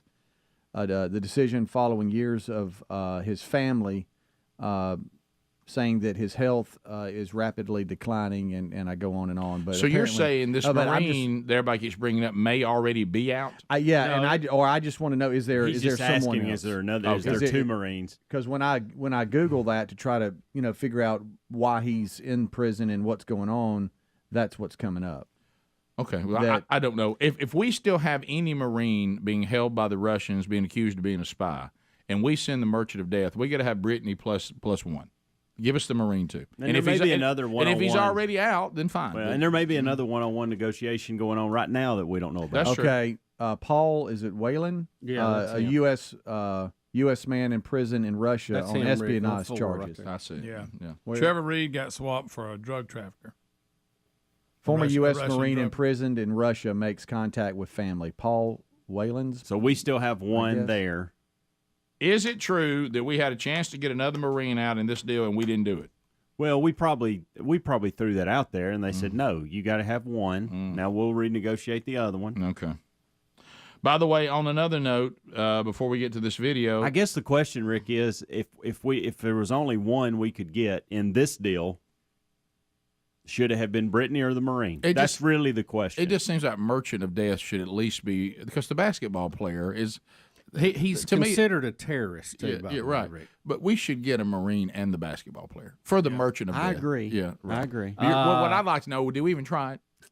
I would think we Who would, knows? but again, Rick, he is a Russian arms dealer.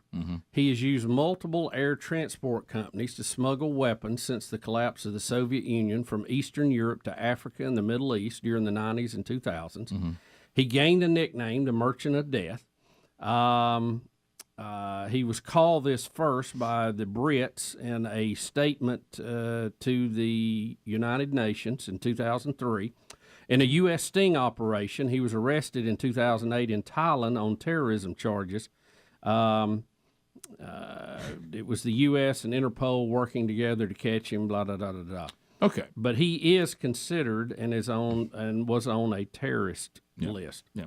It sounds like we didn't make it good. Maybe we tried and they just shot us down. We said, look, give us Brittney. Yeah, because it says here, to your point, Rick, the prisoner swap was Whalen and Griner both being released, according to what this story says, but only Griner was released.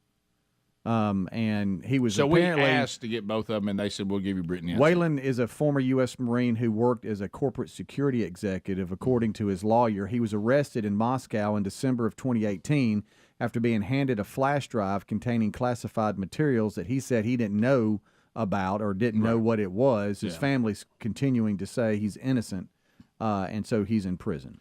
So, and then also, I had not one but now two people saying they have loved ones who have the stiff man disease or stiff person disease. Never heard of it till that point. And the one Bubba that we know says their mother was diagnosed and have had it for years, said it is very slow, and it starts in the legs, and then the muscles deteriorate, and now she has to wear braces on her legs. Wow. That's bad. So there but you y'all go. are like me. Before this story, Never heard of it. You'd never heard of it. Never heard of it. We also have a video today of what it looks like with the U.S. fighter pilot training.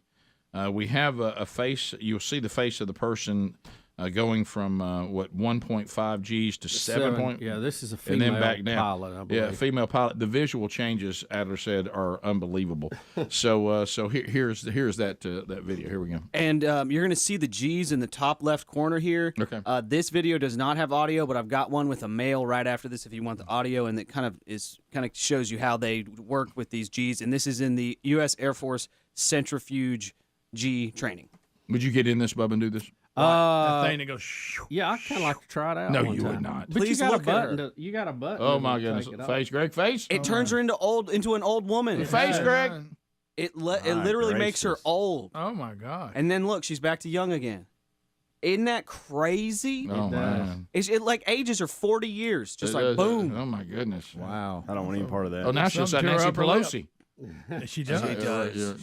Right. She's struggling to breathe. See how she's trying to breathe. Yeah, see, that's the part I couldn't do. I'm getting now where if I struggle to breathe, it bothers me more than it used to. Yeah. Here's some actual audio, and this is with a male. This is pretty Wait a quick. minute, is he going to swear or something? No. I don't think he can speak. I think you can speak. Yeah. Here we go. Let's see. There we go. back on the stick. You're on top, breathe. Face! Squeeze the butt. Breathe. Keep your head back. Breathe. More air in. Breathe. Push out with the abs. 7 G's. Breathe. Keep your knees together. Breathe. Almost And 8 terminate, G's. terminate. Hold your strain. Hold your strain. And that's that. Back to normal. Good. And look, he looks like a Gracious. normal dude after that. Wow. So you would do that? I'd like to try. I'd like to try too, yeah. No, not me. I'm not going anywhere near that. I want Bubba going. Yeah. I picture Bubba's Or is face. that, is that if we him could watch breathing, it. or was that the cue for him to that was breathe? the cue. Yeah. No, that was him breathing. Was it? Him going, yeah, trying to breathe. So, in well, and how's he out. going? Okay. But I mean, the guy smiles afterwards. He's like, "Man, that was tough." Well, yeah, he smiles. He's alive. Yeah, yeah. It's over. He survived it. Right. I smile too when bad things are over. This one doesn't go as good for him though. So they're about to do a rapid onset G. 1 minute. Okay. So he's at 1.5. Now he's at 3, 4, 5, 6, 7 G's, and he's about to go out. And I can't believe how old it makes them look. Greg! Gone. Oh, he went out. Yeah, couldn't do it. Part of this.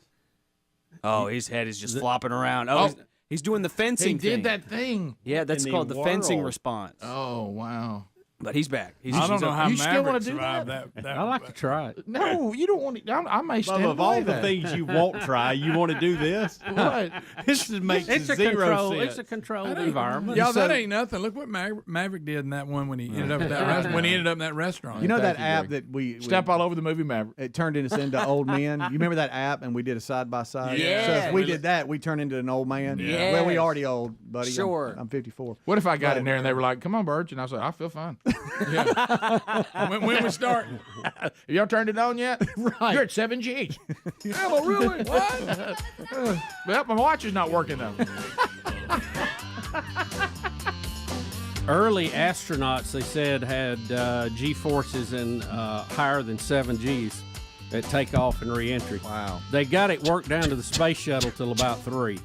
So That's helpful. yeah. I don't want to take that long one. Big difference. Top of the hour. If you leave us, have a good day. Rick and Bubba, Rick and Bubba. That's what's happening. Right, it is. Get caught up So- in the so- office or Parks and Rec. And What do we crown. always say? I think the Lord said this: just treat people the way you want to be treated. So if you're a teacher and you don't like people dragging in their project at the last minute, then please don't drag this in.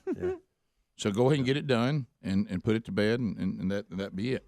So we got that coming up. We'll meet Wednesday today. We have updates on various stories, some of them serious, some of them not serious, and of course one of them I'm looking in celebrity news today that's already, Babylon Bee has gotten where they're so on top of it. They've already got their headline out on the Chris Pratt story, and it's funny. Have you seen it? Well, I saw the Chris Pratt story yesterday where he's being just hammered online because he has a friend. I can't remember who it was. He had offered a comedian a power of prayer to him and said he'd be praying for him, and people just got on him about it. Well, I will tell you this: Babylon Bee has wasted no time with their headline on it. Would you like to hear it? They had filmmaker Kevin Smith is who had they had a banner day the other day. Oh my gosh! It was Monday, maybe the David Platt book and all that. All the same day. I almost printed it out and framed it. Kyle, when they said David Platt's new book for suburban Christians, somewhat radical. Yeah. All right. So anyway, here's the Chris Pratt from Babylon Bee, and see, our headlines are getting so weird. Babylon Bee's in the problem that all of us in humor have is we can't exaggerate enough. Right. You can't make something satirical enough that it's clearly satirical. All right. So you have the real headline right there, right, Bubba? Is that it? This is it. All right. So I'm gonna read you the Babylon Bee headline, and then look at the real headline, and you'll see. See if you can even tell in the times we're living in if this is a fake headline. Chris Pratt latest to leave Hollywood in shame after inflicting prayer on others. Yeah, and the official headline is Chris Pratt attacked after sending healing power of prayer to Kevin Smith. All right, now listen. One of those is humorous, and one of them's the real headline. That's good, Rick. Okay, you can't even. One of those is a real headline. Wow. God, how weird. Rick, all he put on Twitter was that this guy, and I don't know who Kevin Smith is, he said that that even though he hardly knows him, he's a fan of his work, and he was praying for him to make a full recovery. That's and all in he said. Hollywood, that gets you lambasted. And then Babylon B said he had to leave Hollywood in shame for inflicting prey on others. Rick and Bubba, Rick and Bubba. But this one involves the Center for Disease Control. Is that right? Rick, I don't want to be an alarmist. Well, that's not your nature. But every now and then I see a headline and I see a story, and I go, does this bother anybody else, or does anybody else see where there may be another story here we're not fully getting on this? Greg, have you checked into Coast to Coast on this one? Because this got Coast to Coast written all over it. I haven't heard this one. All right, so we have a doctor who works for the CDC in Atlanta. Now, this is, Rick, where we keep the most deadly viruses. Here we go. And disease that have ever hit mankind, okay?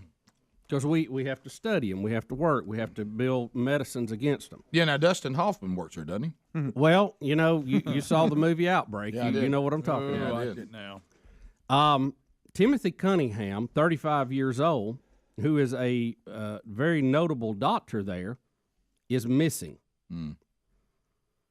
Does anybody hear a Patriot Games type movie in the background? His parents are heartbroken about it. Well, of course they are. Police revealed Tuesday that he was upset about being passed over on a promotion. Okay. He's from Chamblee, Georgia. He left work later that day sick, he said. That's the last time anybody has heard or seen from him. Family and police are reporting. All right, let me see if I have this right. Okay. A person who has access to some of the world's most deadly diseases it got emotionally upset because he was passed over for a promotion and has gone missing after leaving saying he was sick. Now, do I have that right? Co-workers and friends are saying he had been dealing with both personal and work issues at the time. The Atlanta Police Department is investigating him being missing. He is a Morehouse and Harvard grad. He left behind, Rick, now get this, his dog, his SUV, his wallet, and his phone, which loved ones say are not like him. They're saying he would not leave those things behind. Wallet, phone, SUV, and dog. And he is missing. And he works for the CDC. The CDC, where diseases are aplenty. Now, I'm not saying there's more to that story. I have no information on it, but I will tell you when I heard the story, my stomach going, a little tight. Like, yeah, I mean, you don't feel all that. It sounds like a plot to a movie trailer. It does. That's what I'm saying. And you know what else? Like, let's say, just talking about your level of being alarmed. Goofy radio host did not come to work today. Yeah. I mean, everybody's like, well, I mean, we wish he was there. We enjoyed the show. May sell a few more best of CDs if people think that's it. Yeah. But the society is not really in grave danger. No, we're not going to accidentally carry out and infect society with laughter. If you've listened to this show, you know it's more a rarity than anything. You talk about an unattained goal. Yes. But anyway, I don't really like people getting kind of in any state of mind that looks unstable when they handle the world's most deadly diseases. Am I the only one? Now, Rick, this may be as simple as this guy needed to go out and rethink life and cool off, or maybe he went for a walk and fell off a cliff somewhere or something.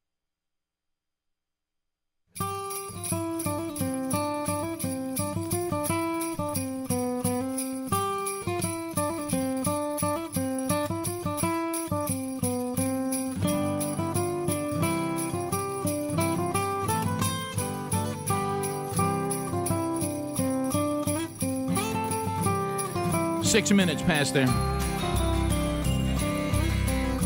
Come on with that. Speedy, the real Greg Burgess, Helmsy, Eddie Van Adler all make up the Rick and Bubba show. And I be Rick, and there be Bubba. Right here is Bubba. About there he is. And so, Bubba, we have another special birthday to celebrate today, my friend. 2 in 1 week. And today we celebrate the 37 years that is Eddie Van Adler. How about it? Chris, happy birthday. Eddie Van, happy birthday, buddy. Hey, thanks, guys. Y'all are too kind. I appreciate y'all baking that cake for me by hand. Worked on it all week. Right. As a matter of fact, when I was down at the farm deer hunting and filling up feeders and looking at pictures and having an incredible day on a beautiful sunset, I said, you know what? I need to make Adler a cake while I'm here. There you go.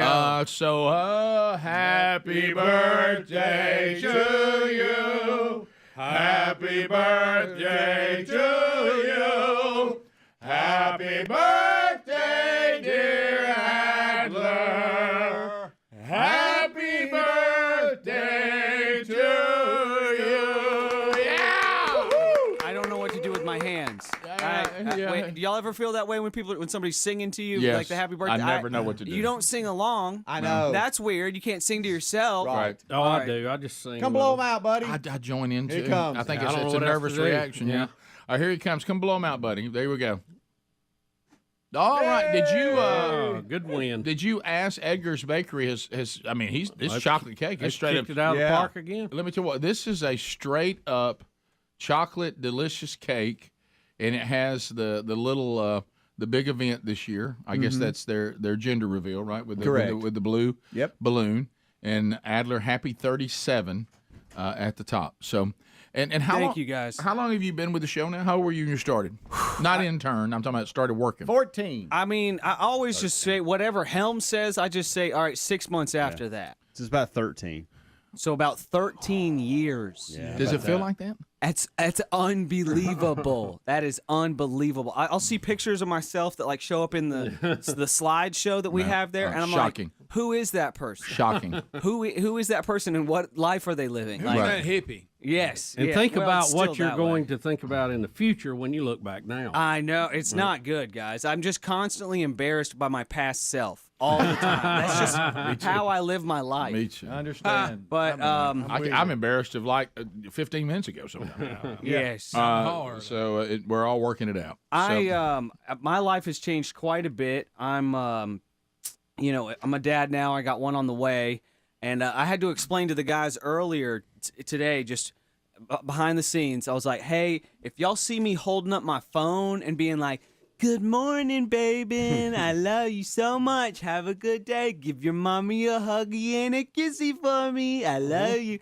That is to Ruby. Okay. God, I'm you not trying to just scare her? Yeah, I'm not just like a crazy person. Well, I am, but because we're all gone in the mornings. It's an empty, dark house when we leave. So we've been doing that recently here, and it seems to be helping. And just a quick little connection in the morning. Well, So it's been fun. Well, it's important. It's funny you brought that up because and this will put a fear over the entire room because it's made up of a bunch of dads. Think about it. Everybody in here is a dad now. I mean, we're all dads, been dads a while. Some of us. Hey, new dads, hey, dads. Hey, dads, hey, dads. Hey, dads, So hey, dads. I watched what is that thing that now the bearded Letterman does? My next interviews. My next Yes, guest needs no introduction or something like that. So we were kicking around and I saw that he's got some new ones out now. I guess they're new. They're relatively new. New to you. I knew it was pretty new because he was talking about this movie that he just did with Will Ferrell, which is the one we talked about that just came out. So I thought, well, this is real, and it was Ryan Reynolds being interviewed by the Beard, and they do different stuff. It's very similar to Seinfeld's show, except better, I think. Comedians in cars getting coffee. Yeah, I think Letterman does a better job than Seinfeld does as an interviewer. But anyway, so because you can tell he really does his research before he gets there, and so Sherry and I are kind of looking at this and watching it for a little while, and it becomes so evident, and it seems to. That he's got daddy issues. Yeah. Okay. Mm-hmm. And then you realize Letterman chimes in that he's got daddy issues. And I finally looked at Sherry and I said, "Does everybody have daddy issues?" I said, daddy issues in what way? Well, I felt like I never knew my dad. I felt like he was just this presence that was distant. I didn't connect with him. He didn't. He was just. I grew up in a time where your mom was home and she took care of us. So what? You're a guy, right? Yeah, no. I'm with you. What I'm saying is, I know there are legitimate daddy issues where there's been trauma, there's been abuse, there's been abandonment, all that. But what I'm saying, my dad was providing for the family, so he wasn't there as much as my mom. I don't think qualified. Well, that's what I mean. That's what he's saying. Yeah, that's what I'm saying. I'm like, so what is the definition? I mean, because and hey, what do you have? What has to happen for it to truly be labeled as daddy issues? Well, in the other end of the spectrum, of course, you know me because I'm so quirky. I went to the other end. Is it possible to not I mean, are there any kids that don't have it? I mean, do my kids have daddy issues? I'm like, I think that's so funny. I was just thinking about this yesterday. Right. I'm sitting there holding Ruby and patting her on the back, and as long as she's laying her head on my shoulder, I will pat her. I will pat her forever. Yeah. And so, with that in mind, I'm also receptive to when she's done. When she's done with it, I put her down and I let her go. Because you have to respect that and let them do that, and you don't want them to dread that patting on the back. But I think it's a universal feeling, even though our parents may have given us tons of hugs and pats and tons of attention and time. They're also trying to set you free. That's at least my approach. I'm trying to teach them to be strong. Raise good adults. Yes, exactly. Right. And also, as a kid, you may not have realized it, but you probably pushed your parents away quite a bit too. And so there's that dynamic as well. And so I think it's just a universal feeling for all people to probably feel like, you know what, I wish my parents had paid a little bit more attention to me. Whether that is the case or not, I think everybody feels that way, to your point. Well, let me tell you what he finally hit on, and I think this is where the mistake is, actually. Okay, to your point, Bubba. I think you're making a valid point. And that is because I was like, well, is Dave ever going to get to this? He kind of keeps saying it in passing. And he had 3 other brothers, and he said, I realize that's a chaotic house. You got 4 boys, and he was talking about that. If you're David Letterman's brother. Yeah, well, no, this was Ryan Reynolds. Ryan Reynolds. Yeah, I don't know what David's, but he was talking about his dad. At one time I thought to myself, wow, y'all really had it hard. It's not like you had hardworking dads that really worked hard. Yeah. But anyway, what I heard him finally say, which I think is the mistake, and I think we're doing it now, and we're going to have some confused parents.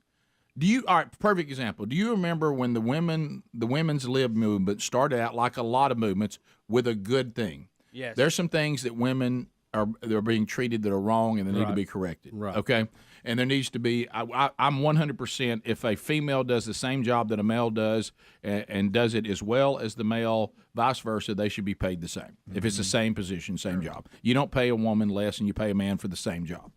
But in that kind of stuff. So anyway, but what happened was women were being told that that masculinity is a thumbs down. And we want the more sensitive, loving. Really, we wanted men to act more like women. Sure. And then women begin to scream, "Oh my gosh, there's no good men out there. They all act like a bunch of women." And then the men were like, "Well, you told us what you wanted," and they said we were wrong. This is not what we wanted. And some will admit it, some won't. Well, what I heard was their complaint. I'm not talking about big time abuse. I'm not talking about those things. That's a given. There's some horrible parents out there who do horrible things. But that's not really what they were talking about. They had dads who stayed with their moms and worked hard and provided for the family and would spend time with them from time to time. But they were complaining about things that basically came down to this. I wish I'd have knew how my daddy felt. I knew how my mama felt. You know why? Because she's a woman. And that's okay. She needs to be a woman. I wish Dad would have let me more know how he felt. Like I noticed he had some things that he liked to do that were hobbies, and that was his way of getting. I wish he would have told me why he liked doing that, what it did for him. Well, it sounds like they want their daddies to be mamas, and I don't think daddies are not always designed to be moms. And dad, I like the fact that I went to bed every night knowing that my dad was our protector. I like going to bed every night knowing that my dad was going to provide for us. We were going to have food and we were going to have a roof over our head. And I like that my dad was there to discipline me if I needed to, that he was protecting my mom, that he was devoted to my mom. I really didn't need my dad to talk to me about feelings. Right. I had a mom for that. Yeah, and I'm not saying it's that you never do it. I'm not saying that, but I'm just saying to say that's your big beef. I wish our dads had told us more about their feelings. You kind of feel like they just didn't have enough to talk about in the interview. Right. I'm like, well, and look at the era that your dads grew up in, and their dad. I mean, if you want to do more of that touchy-feely stuff, and he's got all girls now, Ryan Reynolds does. He says, so now I went from a house of all men to a house of all women. Well, that's fine. But I mean, you gotta don't give dad such a hard time. And as a kid, you want to think your dad's never scared and all yeah. that. Well, I did think that all the time. Yeah, I'm not sure he was. Bubba, Rick and Bubba.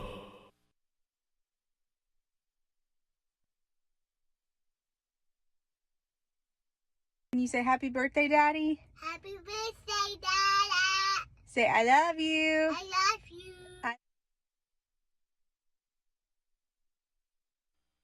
I'm just saying, It could be. potentially, Yeah, I it hope could they be. find him and he's Yeah. okay. Yeah. But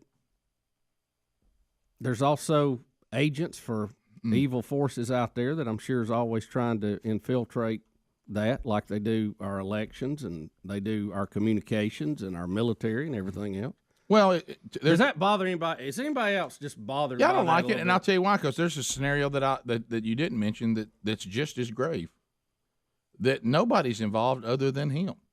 But I don't know if you've ever seen when the villains go bad in superhero movies. They usually have some axe to grind with society. And hey, I got overlooked, and y'all overlooked me. Y'all think that's funny? I'll show you an overlook. And I'm gonna take something here out of the old CDC, and I'm gonna take everybody out with me. I'm gonna take an old test tube to a real high building in Atlanta and toss it off the top. Because you overlooked me. Now, I hope he wouldn't be that kind of guy. I'm Guys, just saying, these are legitimate scenarios. Look, we all watch a lot of superhero movies, so those type plots play in the back of your mind. But this is real life stuff here. If you want to go full blown superhero, he drank something and now will become some kind of menace to society. Right. You could have that too. But now, Rick, people let me talk who about are even bothered or have problems. If you're going to run away, you got to have your wallet. I could understand throwing your phone away. Okay, but you're going to have your wallet. Most people, under no scenario, would leave their pet dog behind. You know that.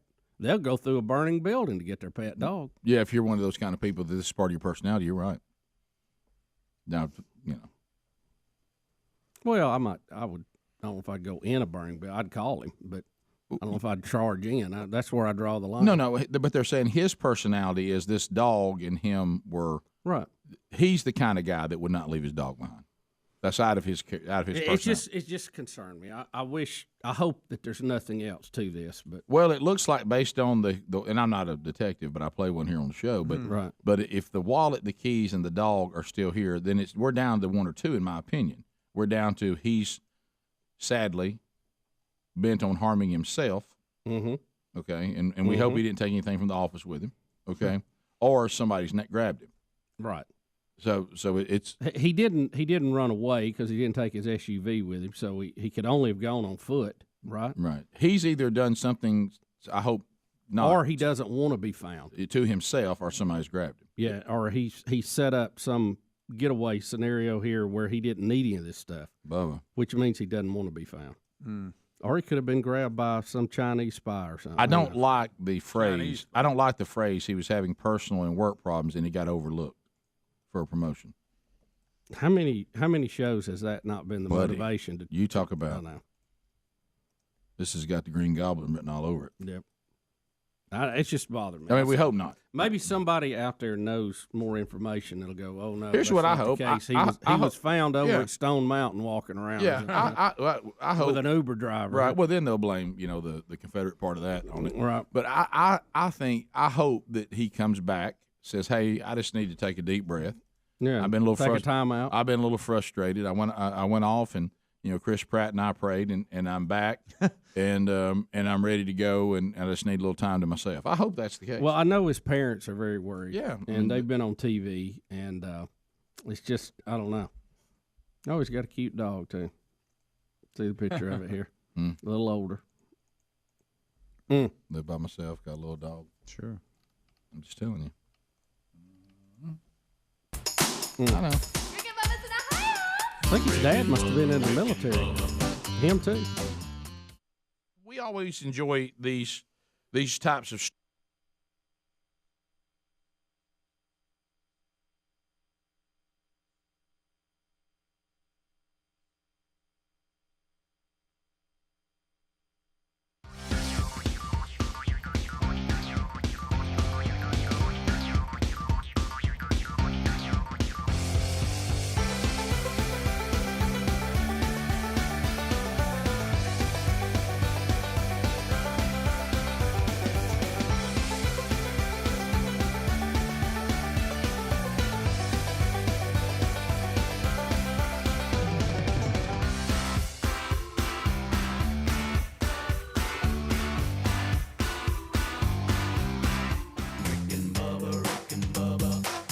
the gravy, please.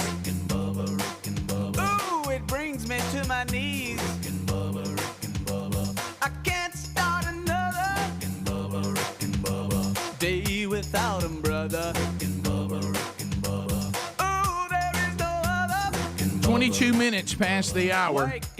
Rick and Bubba's show, 866-WE-BE-BIG, is our number. To the people we go.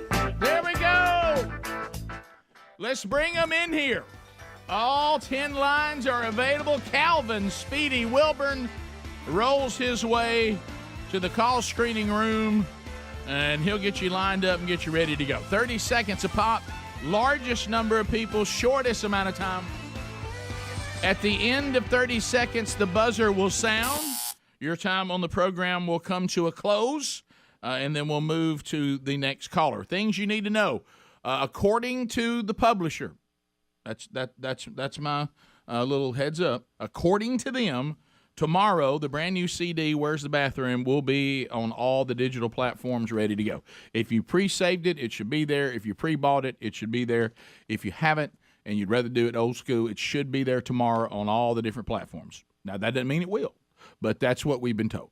So it should be there tomorrow, and hard copies are still available at rickandbubba.com. I haven't got an update that those are sold out. I think there's still some of those there. So the new CD, Where's the Bathroom, if you're looking for that for a stocking stuffer, the hard copies are at rickandbubba.com. If you just simply want to download it to your device, tomorrow is the day. And if you've pre-saved it and pre-bought it, it'll already be there. Let's go to Tim. Tim, welcome to Rick and Bubba. 30 seconds, buddy. Yeah, Timmy, go ahead. Good. Merry Christmas. Merry Christmas. Merry Christmas. Merry Christmas to you, sir.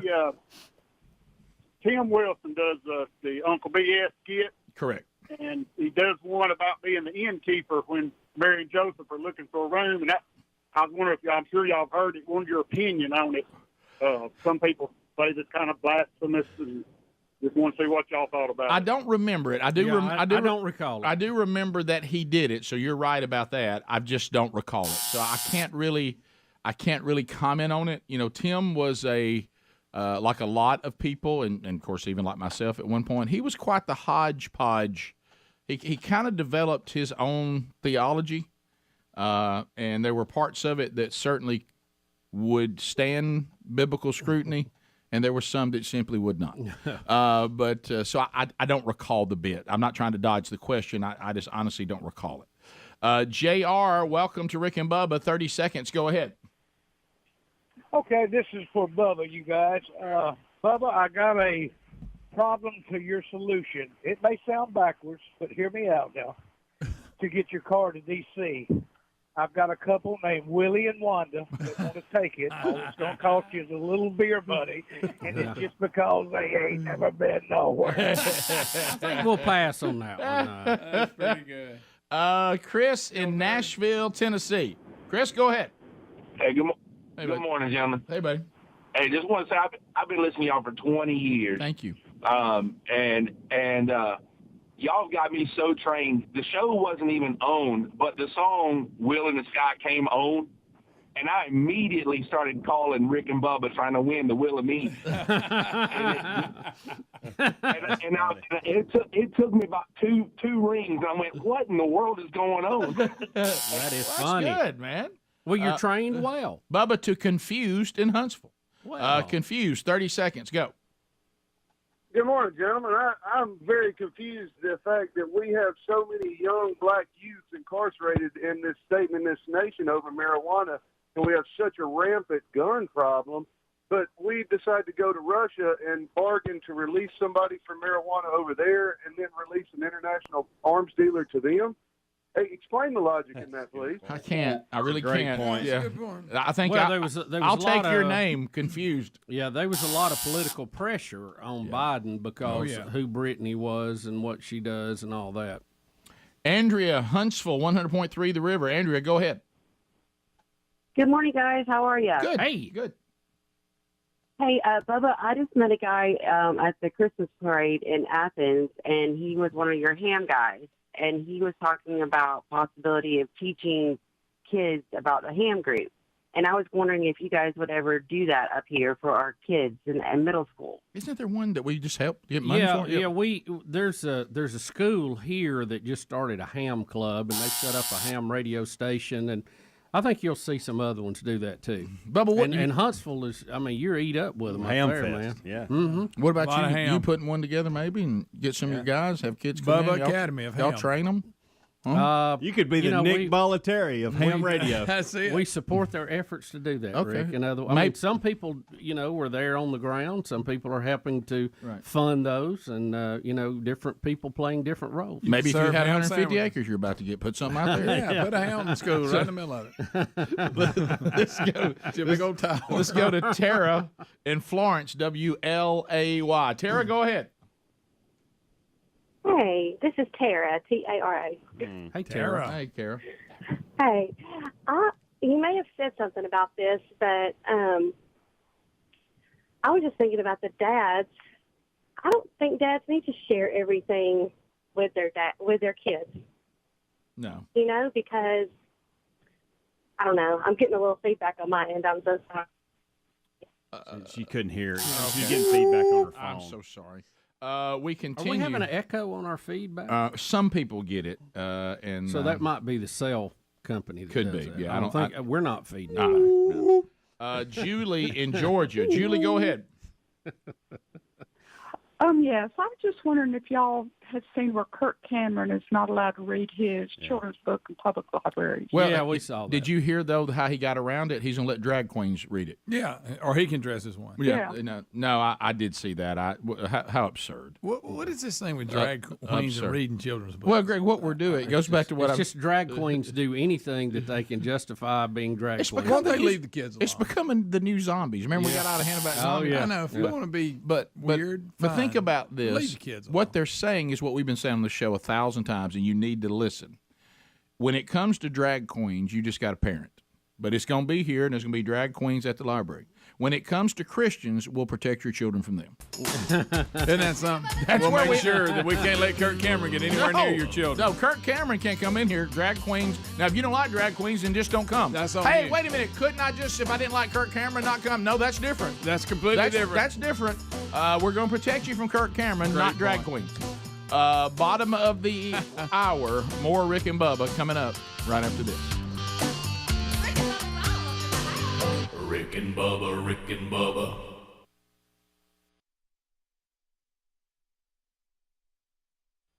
You know, the athlete that was missed and ended up at some little small school and went on to be this great, and everybody talks about they missed him. The NFL player that nobody drafted. We always love that, and then we love the group that nobody gave them a record deal, and they went out and did their first album on their own, and it exploded, and everybody hey, we missed that one. And, the movie star that everybody said was no good, who ends up in the Blockbuster. Who was it missed the Saturday Night Live album? You were talking about Jimmy Iovine. Saturday Night Fever. Yeah. What is Jimmy Iovine? Iovine. Yeah, something. The guy who did all kinds of stuff, but he missed the old Saturday Night Fever soundtrack. Said he heard those Bee Gees songs and thought, Yeah, really, there, like you said, there's a lot of success stories, but if you ever read the near misses, that's the ones that are really wake you up, and you don't realize how many times people who you think have been raving successes missed on something else. Well, it appears that Shark Tank will now move into one of these categories. Shark Tank missed one; they missed one big. And this is it called Ring? Yeah, Ring.com. This was the product that Scott Dawson was on the show talking about, where he was telling one of his buddies about, hey, man, I got this awesome product. Anytime somebody's at the door and rings the doorbell or a motion sensor, it notifies my phone and says, hey, you got somebody at the door, and you can communicate with them. You can see what's going on. And as he's showing this to his buddy, he realizes it's his daughter kissing her date. That's right, getting a good night kiss. Yeah, and so it's like, oh, wow, so that's part of it too. And he showed it to which is also, dads everywhere thought, well, that's another reason to get it. Absolutely. And, exactly. So Amazon has purchased this company. That's why this is being discussed today. Amazon, who we think is taking over the world, purchased Ring.com yesterday, or agrees to buy for $1 billion. That's with a B, boys and girls. Well, you know what they really did if they thought down. Do we have the Shark Tank thing where they turned we it down? do. Yeah, all right, so with Shark Tank turned this down. But if you think about it, because you think about being able to check who's coming into your property or who's at your door. At one time, that was only for the super wealthy. Yeah. You know, all those shows you see that they pull up. Yeah. Who is this? Oh, I'd like to see Mr. So-and-so. So now what Ring.com did said, no, we can. This technology now, we can do this for anybody. Yeah. I mean, if you want to be able to see who's at your door and communicate with them before you let them in, we got it. Yeah, and really now that whole system is now readily available with a lot of different products. You know, I mean, you go into a Best Buy or something, they got rows of these wireless cameras now that you can set up. And I know Adler's got one to watch his dogs and throw them treats now. You know, sadly, yes. But in this clip that we're going to watch from Shark Tank, they've kind of set up the fact that they've got somebody going to pitch them something, and then the clip is queued up to where it starts the presentation. Here, this is courtesy of Shark Tank. Who's there? One deal that should really hurt involved a company called Doorbot, a video doorbell system. Introducing the Doorbot, the first ever video doorbell built for the smartphone. The sharks went out one by one. It's really not an internet play, it's a consumer device. I just don't think it's for me. This company, instead of being worth $7 million, could be worth $80 million, $90 million. I just don't see that progression, and for that reason, I'm out. But CEO Jamie Siminoff walked out of the tank and straight to the bank. Doorbot, now renamed Ring, is reported to be valued at $460 million, the most of any company to appear on Shark Tank. Over $100 million in sales, over 1,000 team members now in the company, coming from where we were at in the garage. This is the garage. It's a two-car office. It has been a crazy, I mean, beyond crazy ride. Only in America, by the way. Yeah, only in America. So this is the part I didn't know. They said it's got the highest value of anything that's ever come through. Right. So, what should we learn from this? You have, look, you got 5-6 guys and ladies there that have been wildly successful in things they have done in different type of ventures, but. You know, the guy who had this idea and he built it and it's been repackaged as Ring. Now it is sold for $1 billion. He could control certain aspects of this, some he could not. So he controlled what he could control, what was in his play. Right. And the main thing here is, even though these people told him no, it would have been easy for him to go back and go, well, this is stupid, whatever. But he believed in it, so he kept doing it. He simply would not take no for an answer. And they missed out on a great opportunity. That's probably not the only one they've missed out on. They're not the final word in business. Right. Mark Cuban was wildly successful for starting a concept of listening to basketball games over the internet, broadcast.com. That's how he made his money. Right. Rick and Bubba's in Ohio. Rick and Bubba. Pass the gravy, please. Rick and Bubba, Rick and Bubba. Ooh, it brings me to my knees. Rick and Bubba. I can't start another. 35 minutes past the hour of the Rick and Bubba Show. 866 We Be Big is our number. Thanks for being with us. A couple of man churches this weekend. Mobile, Alabama, West Mobile Baptist. Andy Blanks will be rolling in Saturday morning for their next man church, and you can roll into one of the small groups as they roll through one of our curriculum. They're in the second year of that, so they'll be in the second curriculum. Check that, your opportunity to just attend or to get involved. Coming up there at West Mobile Baptist on Sunday night, way down there around Tampa, Webster, Florida. First Baptist Church, Scott Dawson will be there for their second man church, and you can be part of that as well. Find all that at themanchurch.com. All right, so as we make our way back, we were just, and it ties into this video here, Greg Helms and I, we had to make our way, we call it the journey to the bathroom, and we go in different groups or sometimes individually. And we were like a bunch of girls. We were going together this time. A little group. So we ran into another radio colleague out there, a couple of them. And at one point, about Mighty Mike? As we were walking, we got in there, and it was that very awkward public restroom thing where every single urinal, the four of us, we're standing there side by side. All you got, that little petition. Elbow to elbow. Yep, and I just made the comment that right now this is a very awkward thing that happens in society. This is strange right now that we're all standing here having conversations with what's going on, and we're just side by side, standing here doing it together. Then all of a sudden I heard some noise, and I said, "Got a couple over here taking a hammer." Yeah. And I'm like, "This is a weird thing." Yeah. Public. Wait a minute. You're saying this out loud? Oh, Yeah. Oh, there yeah. was a lot said out loud. Real loud. There was a lot said out loud. I want to talk about it. Let's Think deal about with this. it. though, Maybe Ron. my favorite bathroom trip to date. It was a good one. It was good. Think about this though. I don't know if you Think should be about- enjoying it that much. Well, Go back to we just love life. the old days. It wasn't enjoyable. It was just funny. I'll tell you it's that. Funny. It was funny. Yeah. Go back to pre-urinal days when it was a trough. Oh yeah. And we would stand side by side at the trough. Oh yeah. At Legion least Field, now too. you got your own. No you know, petition. no petition. No petition. I mean, and Partition. people would be just fighting for space, shoulder to shoulder, carrying on conversation. Just there it was. I cannot believe. I honestly And then can't. discussion would come up. I honestly cannot believe. I cannot believe there's one human being that could do it, and these people must have a special gift set. In the days when they would be dressing rooms when we were playing athletics, and a toilet would be sitting there with no door. Oh, I know. No door of any kind. There was a lot of them didn't even have a wall. Right. I mean, It's just just in the- sitting there. Yeah. What kind of person can sit there and do their business with everybody you all must around be them? in a bind. The old men that walk around the locker room naked with their But I towel thought over that their person shoulder. just must have no issues with this whatsoever. Yeah, it's bad enough. Not even any side. No, petitions nothing. I mean, there you There are. I am. There you are. I've been to a few ball games at that. Yeah, was right. the restroom. But that's one of the lives, in my opinion, that you've never felt more exposed than that right there. It's a very private thing, and there you are. I used to work with a guy. Our old crew Here we headquarters was it used to be an armory. It was an old armory they converted into a crew headquarters. Creeper Jackson to you. So no, it's a different person. So there was no door on the stalls, and if he saw anybody go in there, he would wait and let them get started. Then he'd go in there and squat in front of them and start talking to them. Hey man, what are we gonna do today? And they're like, "Go on." He goes, "No, seriously, what are we gonna do?" He'd start hollering. That's terrible. What a foul. What an absolute foul. We had some One of my biggest locker marriage room- adjustments. One of my biggest marriage adjustments is that somebody talking to you outside the door, being around. We had a locker room in it was either junior high or B team basketball. I think it was junior high. Right. And it was in the locker room without the door on it. Yes, I've seen it. And we had a couple of guys needed to go, and they wasn't going to go with the coach up there talking. You know? And then one of them finally did, and the coach got up to talk while he was talking. All right, gentlemen, let me have y'all's attention. and you're a toilet paper roller back there going. But in, hey, you want to mix a little water with that? We were all just crying, you know.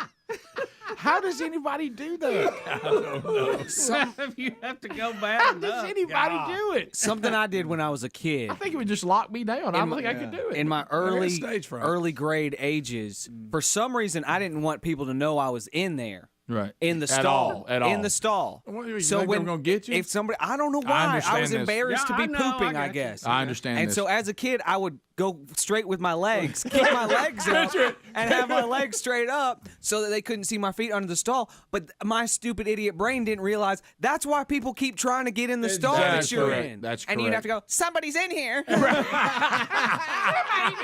I'm sorry, just a minute. I have little legs. I hope you can't guess who it is. You know, Somebody's in here. so now this this video here. What is this, Bubba? I know it's some science about toilets, or what is it? Well, you're gonna see. I'm not. There's been a lot of studies about not looking. commodes and what happens when you flush. And, Oh my goodness! You know Wait a minute. what? Why are we doing you that? know, Nobody dying. We saw there was one. It was the MythBusters did the one about your toothbrush being out in the bathroom. Yeah, well, I don't How do much that. collected on Well, just that. don't tell me. If and, it's not going to affect me, just don't tell me. Well, just watch this video. See what Why? you think What right is here. this, Adler? What have you got? I'm not looking. No, what is that supposed to be coming out? What of? is that, Adler? That's when you flush. That's fumes. That's when you flush. Yeah, but what is it? When you flush, it's What it's particles? aerating into the air. This is what we see, and this is what the scientists see at the University of Colorado Boulder. Because of the water circling around, it's throwing little Oh, water particles. this is the black light in the hotel room. isn't it? Exactly. So bother me. they were saying it's much better to flush with the lid down. Don't leave it. Oh, up. yeah. That was the whole. probably why it has a premise lid of on Well, it. then you can't watch it go round and around. That's a point. yes. I flush and run away. Don't you? Not If kidding. you were a toilet maker and you had this, did y'all not catch the lid we put on it? Yeah. That's what it's there for. Right. Wow, look at that go, though. I mean, it's really going. And you know, all What is all that? Is that water? It's like it's particles going into Have we the linked air, it to a bunch of people being sick and dying? Have we linked it to that? If not, I don't care. It's particles, but scientists actually call those farticles. You're awful. Watch out. You're awful. That's like when they show you the dust mite. It's his birthday, and he's being sharp. Yeah. You know, it's your birthday? That's right. So it's not a good idea to keep your toothbrush too close to the toilet. Oh man, No, mine's no. too close. Now that I think about it. Because of the study or story we did, now mine's not out in the open. It's not. It's in a cabinet. It's one of those things like Greg said. It's mine's in a exactly what cabinet. Greg is saying. And listen, hear me out. I'm not disputing any of this. There's certain things you can inform me on, and I still won't act. No, It's just like it's just I look at that and I go, yeah. You remember the hand blower, the dryer in the bathrooms? I don't use those anymore. It stirs some things up in there. I don't breathe in the bathroom. I hold my breath in the bathroom the whole time. We had a story last week. We mentioned it. We really didn't dive into it. But there's a recent study about how we're actually getting sick, and or we may have talked about it this week. It was off air. Through your sinuses, through your nose is the main way that germs get into your body that make you sick. And now mine's itching. But your body actually produces bacteria that will kill the bad viruses that come in. That's in your nose. And when you change temperatures like up to 9 degrees, you go from inside to outside 9 degrees, it kills the good bacteria that kills off the bad viruses. And so that was one reason that, this old thing about if you go outside with your hair wet, how you'll get sick if it's cold. Well, it's actually just the change of temperature, and it also shows why more people get sick in the wintertime than the summer. We always thought it was because you were cooped up inside more, and there may be some to that, but the main thing was the drop in the temperature once you step outside. Well, and then there's those people, apparently they're trying to warm their face over the toilet. Right. Yeah, That's a bad idea. Hey, so my nose is itching. So the other thing is, when we were walking to this hilarious trip to the restroom, public restroom, so young Scruggs got involved. We really, I don't know what it was. Maybe the birthday cake. I don't know what it was, but we went out of here like when you have a bunch of outlaws come into town in a western. Oh yeah, shooting up and I don't know what riding our horses in circles and all this, and we were just being all rowdy. And young Scruggs, you could see his face panic just a minute, because Helmsy and Greg were about to tell me something. Because it's almost like, you remember, it was one thing if people knew about it when you were a kid, but if David Dillashaw found out about it, you knew he could use it for much damage. Yeah. And I realized, is that how Scruggs sees me? Because he was like, you could see he didn't want me to know. Yeah. Who? Left Eye? Yeah. What is this Left Eye thing with Scruggs? So his nickname's Left Eye? I think he's actually in the building and can talk about There this. he is. But Okay, the winner today I figured it of out. our 12 working days of Christmas said, hey, well, I've got you. Tell Left Eye I said, hey. And I was like, who are you talking about? I at first thought it was one of y'all, and he had given From it a nickname. TLC? Well, and so he said Scruggs, evidently this is a workout buddy and a friend. They call him Left Eye. Like his nickname is Left Eye. Come here, Scruggs. Well, hey, And- right, and we'll come back. No, Okay, I didn't know that. I didn't know. Oh my goodness. So I screamed Left Eye, and to your point, he panics because it's one thing if I know it, his fellow IT guy, but you two knowing it. He saw Helmsy about to tell the Burgess boys, and he was losing it because he knew this was about to happen. Okay. He was screaming, "Oompa Loompa! Oompa Loompa!" So we got to unpack this. Why is young Scruggs called Left Eye? We'll be right back. Rick and Bubba. But it doesn't mean that he's automatically a genius in everything he does. Take the Dallas Mavericks, for example. So, and Mark Cuban has been wildly successful. But, they're not the final word. And that's if interns and young people that go through here, if there's anything I would want them to learn is, if you believe and you want to keep pushing it, don't take no for an answer. It doesn't matter what Mark Cuban or any of these cats say on here. You gave them a shot, it's their loss. On a much smaller scale, but the same exact story happened with this show. Yeah. And guys, I can't tell you because everybody that's supposed to know everything about this business said our concept would not work. And I mean, we even had a guy say that when we were having a little bit of success early, you're having success, but based on what we know, you shouldn't be. Yeah. So I don't understand. And why. so really, if they've been sitting on the Shark Tank guy, because the guy basically said this, so I'm gonna pass. Look, I look at y'all. I understand what you're saying. I know y'all believe in it. And from what my mind, to Bubba's point, what my mind computes in this business, what you're saying, I don't believe is right. But we were saying no. It's almost that feeling you go, y'all don't get it. I don't think you understand. Right. I've already decided I think this is going to be successful. I'm just asking you to be part of it. And the fact that it's not computing with you means you're not entering the information right. You don't really you've become delusional somewhere between the product and the consumer. You're not seeing who is going to say, this is what I want. But everybody that we came in, and I know that there's a lot of people out there now, because I laughed. I got another one just the other day that I've never heard before, by the way. This was a new one, who now take credit for the show, that they were the ones who discovered it.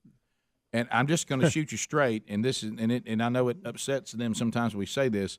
The fact of the matter is, in the beginning, there wasn't anyone who said, I'm all in. Now, I am thankful for the situations that I believe God created where there was almost a desperation where we ended up getting our shot, and I am forever thankful for those who gave us our shot. Please don't misunderstand me. But I don't recall one person who in the beginning said, yes, that will work. Now, there were some that after it started working helped us to have more success, and I'm very thankful for them. And I'm thankful for the people who allow us to do it now. But when you go, there's people that we worked for who turned us down and then saw the success of the program, then hired us. That happened, and I'm thankful for that. But looking at this example, if you read the book We Be Big, which should now, according to one of our interns, be a textbook, then it shows you this. When people tell you, if you think you've got something in this wonderful country that allows so much opportunity, not guarantees, but opportunity. If you think you've got something, just keep grinding. Just keep grinding. Even because it is demoralizing with somebody who's convinced you that they know so much that they've turned you down, and you get in your mind, well, if they turned it down, maybe I'm wrong, because they've been so successful. Yeah. But if you think you got something, then you do what you got to do to make it happen. And I echo what you said, and not from a look at us standpoint, but no. As a motivating factor to everyone that's listening to this show, don't ever let someone else tell you no. Right. I mean, not be immoral about it, and you don't have to be non-professional with it, but if it's your dream and your passion, keep moving with it. And there's another thing I think's a key part of like this, and even what Mark Cuban did and what FUBU did and all these other, they broke the mold at the time they were doing it. Nobody else was doing and had the idea and got it done what Mark Cuban did with broadcast.com.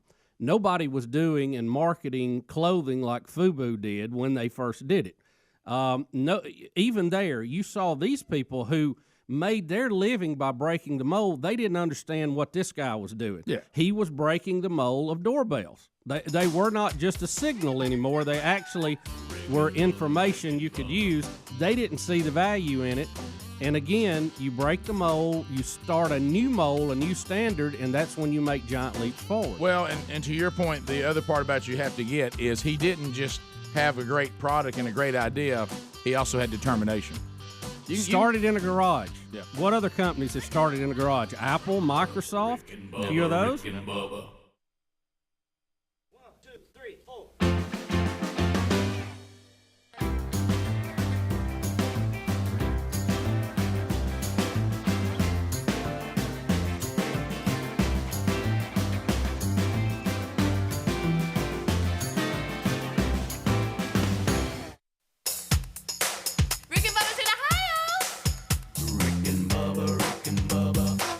The gravy, please. 10 minutes to the top of the hour. Rick and Bubba's show. We're back. Gift number 6 we've already given away today. Congratulations, another big winner on the program today. Gift number 7 coming your way, Lord willing, tomorrow on a brand new Rick and Bubba show. HelloFresh.com/Bubba. Christmas, look, it's just around the corner. Thanksgiving is behind us. The new year, I mean, the holidays are here. HelloFresh.com/Bubba is going to help you savor every single moment. They deliver to you. Their chefs craft these recipes, and they come right to the door. You can skip the trip to the grocery store. Thank you for that, HelloFresh, and spend more time celebrating this most wonderful time of year with the ones you love. So they make it really easy to host a holiday meal or simply add some seasonal flavor to the weeknight dinner routine. They've got something called Festive Eats. I like that word, Bubba. Festive. We're having a festive feast. Festive Eats recipes, crowd-pleasing quick meals. So whether you're hosting the party there at your house or you're traveling to go somewhere else, you can stock up on some of their snacks for the road, too. You'll find it at the HelloFresh Market. Here's how it works. The quick breakfasts, charcuterie, didn't we learn about that here, too? They got some of those boards. Charcuterie board. However you say it. It's never been easier to prep for a party that's coming to your house and fill up that pantry than the way that HelloFresh.com has set it up. So here's what you do. Go to HelloFresh.com/Bubba, and you'll get 18 free meals. That's 18 freebies plus free shipping. Just use the promo code BUBBA. Find that link at rickandbubba.com under the sponsors. 18 free meals plus free shipping. That, my friends, is a great offer. All right, so young Scruggs, engineer here at the No Name Studio. It's been a stressful year for Scruggs, and we're winding it down. We were taking a trip to the restroom when Helmsy said to Greg and me, a caller said for us to call Scruggs Left Eye. A slight panic came over his face. He realized this was probably going to get away from him, and then he's been brought to the mic to explain this to us. Oh, Left Eye. Oh, Left Eye. So what is this? So the workout group that I'm in, F3. I'll work out a little. Oh, I got to work out. We'll run a little bit. I got I arms. try to keep keep in shape. It's a men's group all over. It's really all over the country. I wear Under Armour shirts. All right. Okay, I'm Man sorry. of 1,000 voices. I'm sorry, go ahead. What was the name of it, Scruggs? F3. F3. F3. So it's a men's group. 3 Fs. Yeah, I know. You guys make jokes. Keep going. Keep going. Hey, Left Eye, you have the floor, Left Eye. Fitness, faith, and fellowship are the 3 Fs. So, right. Workout group. Make fun of that, Good Greg. group of guys. Yeah, keep going. I heard something different, but go ahead. All right. Okay, buddy. All right. Get a piece of cake So- for Greg. Thank Yeah. you, Bubba, for asking that question. When you asked it, I thought, why is he asking that? Now I get it. What are they mad at the 3 for? No. So, all right. All right. All right, Greg. Who's mad at the 3? Greg. Give him the 3 Fs again. Faith, fellowship, and fitness. There you go. Okay. There you go. 3 things that Greg doesn't have. I got fitness. I run a little bit when I get to the valley. Yeah, I run a little bit in the Go valley. up and down the driveway. Which, according to soccer fans, makes you an elite athlete. It does. All right, I'm go ready. ahead. So this group it winds up giving you nicknames. So my nickname, Left Eye, happens to come from Erica Left Eye Lopez, who was one of the 3 singers for the group, is TLC. girl group It is. TLC. It's Lisa.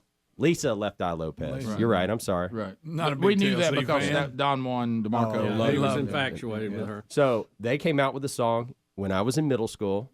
Love the embarrassment of that on the bus in middle school.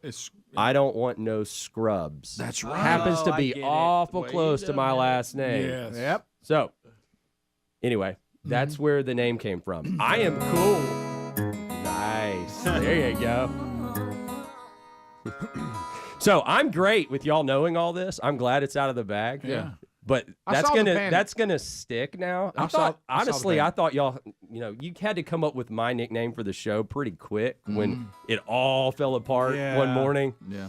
So y'all were just like, hey, we can't call him by his whole name. No. We have to use a nickname. And you came up with a nickname pretty quick. And I was the new guy, not the whipping post that I am now. Right. And so Right. honestly, it was a little tame compared to the rest of the show. Yeah. There you go. Yeah. Left Yeah. eye. Yeah. There you go. Awesome. Thanks, Ad. Yeah.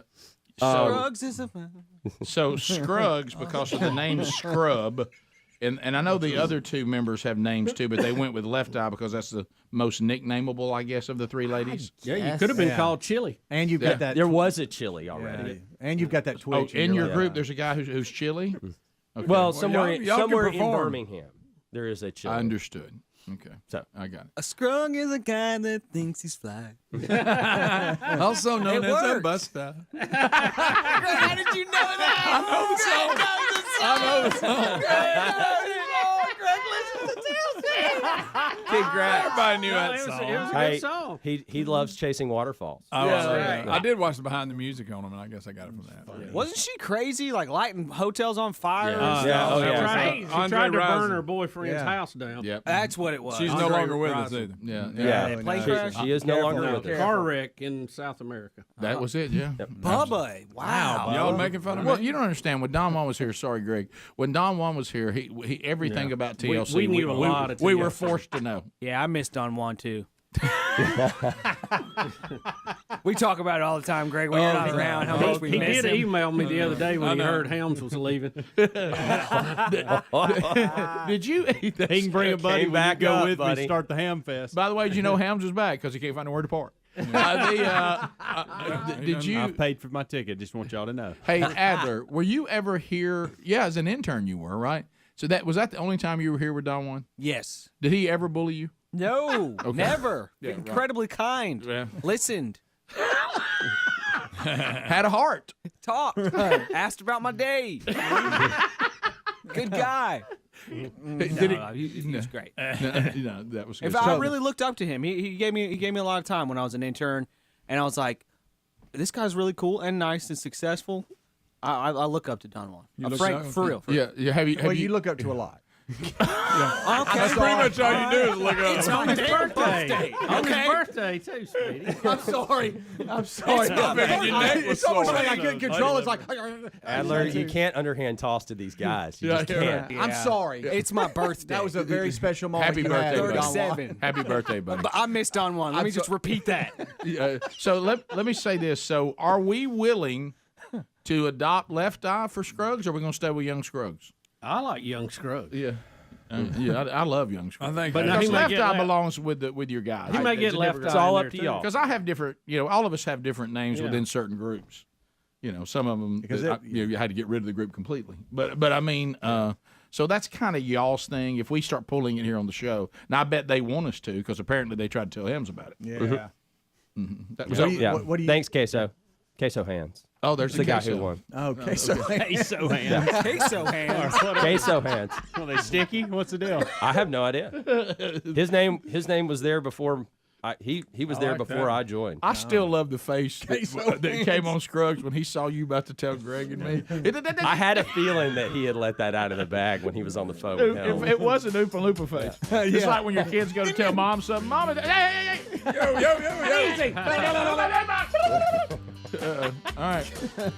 Young Left Eye Scruggs. there he is. Old lefty. There you go. Thanks for the tip, by the way. Queso hands. Top of the hour. Queso. That's so good. If you leave us, have a good day. You got more Rick and Bubba. We'll be right back. Rick and Bubba. Eddie Van Adler is, as we know,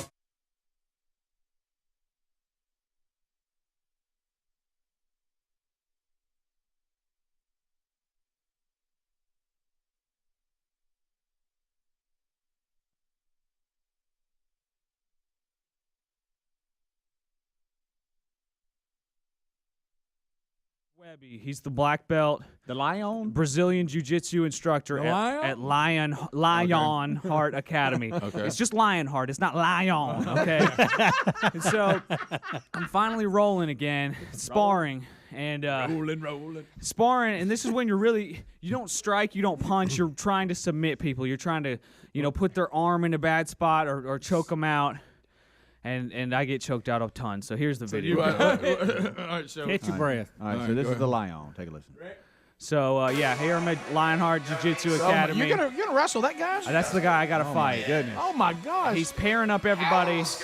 He looks like the guy that beat up Chuck Norris. Yeah. Here's does. other guys. And there's me. Here at Lionheart Jiu-Jitsu Academy, and we're gonna have the black belt instructor George Webby go against me. Very white, almost clear white belt. Should be good. What, are y'all in the hall? What is it? Here we go, guys. Oh, here we go. Oh no! Oh, here it is. So you slap and then you go. You slap hands and then you go. And now we're going. We're rolling, guys. I'm trying as hard as I can not to lose. He's just playing with you. Look how unconcerned George Webby is. Like he's with his little. Uh-oh. Where's that foot? Where's that foot? Oh, my God. He's on top of me. He's got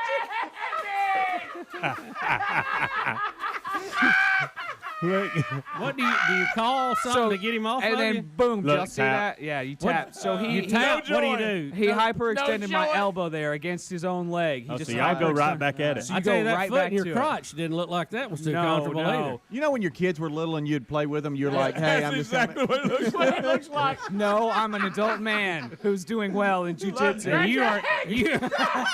I tell you, you're rocking it. I'm getting choked. Is that called the love cup? And there he goes, y'all. Y'all see him hyperextend my arm like that? Like it was nothing. Why he was spooning Are you? you okay? And then we go again, and then we just go back at it again. Why would you keep doing You this? do 6-minute sessions. That's what this Oh, was. wow. That's a long time. You're so exhausted by the end. Goodness It's like gracious. Is Webby giving you any instruction? Those right now? toes look long. Oh no! There you go. You're fixing to ride a little horsey again. Yeah. Oh, no! Gosh, he picked you up! no! He picked you up! Webby's got your toes! Oh, he's gonna break your leg. Oh. Throw him like a rag doll, Webby. Throw him around. he does right here. Watch. Oh no! Greg face. Greg face. You don't miss. I can't get enough of this. Can I just watch this in a loop? Adder, you're going to have to kick him where it counts with your heel right there to get loose. Why did you tap out that time? Because he Choking you? was choking me. Yes, I couldn't breathe. All right, so let me ask you this. So it looked like one you time. pay for this? You pay for this abuse. I do. It looked like at one time he let you kind of come after it. He did. You know, you used to put your kids up on your Adder, on what your are feet. you trying to do? What are you trying to do He here? has my arm behind my back just with his legs. He just used his legs, and now he's about to put the pinch on right now. Adder, what is your move? Look at the other guys by over there. Please, Bubba brings up a good point. What is your plan? Yeah, what are you trying to do here? I'm trying to put him in an arm bar or choke him or something. But You haven't threatened him yet. no, I know, Greg. I know. So he has not been in a Webby will go after you with his legs in a second. Webby, I mean, here's the sweep. He just flipped me over. Now he's got me. Now I'm on the ground. And y'all, watch what he does here with his hands. Watch what he does here. Look at the guy in the white. Watch what he does here. He's like an assassin. He's gonna grab his other sleeve. Whoop. Oh no! And then wow! I see what he did. Webby. Y'all, he put his fist into my throat and just pushed using leverage of all kinds. I feel your pain. Can you ever get to the point where you're just like, I think I'm good? Y'all, I'm just playing defense. I'm just trying not to die at this point. How tired are you right now? Y'all, you look injured. It's exhausting. You look injured. It's absolutely exhausting. He's not breathing at all. He's not breathing heavily at all. He looks like he just woke up from a nap. He's on his Adder, back. how does he get to keep using his foot in your private area and you don't get to fight back? I'm trying. I think I just saw him scan his eyes over and watch TV for a minute. Oh boy, that's a bad. Can you just take his toe and? Can you just take his toe and just bend it sideways? Yeah. Huh? Oh, here he goes. He's got your head again. Yeah, guys, I'm trying real hard here. Webby. Oh, no. There's that grip again. That's it. I'm out. Yo, get that grip. Adler, please tap out. Don't get hurt. He can take your head off. I know, y'all. And there it is. Does it ever feel like that he's going to snap your head off, like it's going to squeeze off? Yeah, it feels like that all the time. It's the longest 6 minutes of your life. So in that moment, what did you lose? My wedding ring came off, okay. and Webby just handed it back to me, and so I put it back on.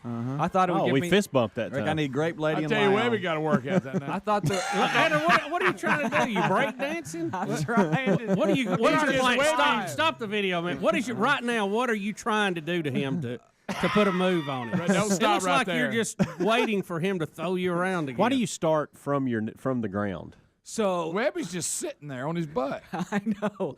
He is.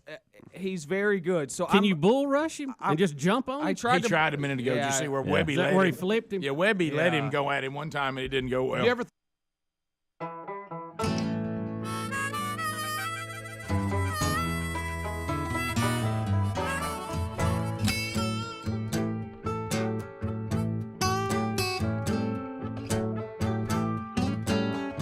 Six minutes past the hour from the No Name Studio.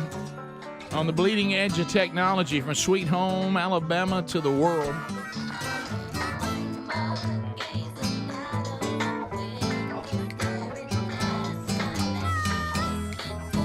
Bubba, welcome back for a brand new hour, friend. Oh, I thought you was going to let that roll. You want me to let it roll a minute? Yeah. I know you two people, I'm sorry. This is where it gets weird for y'all.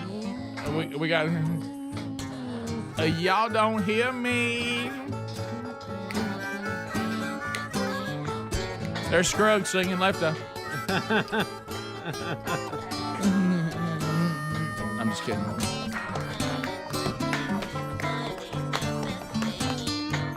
Somebody say...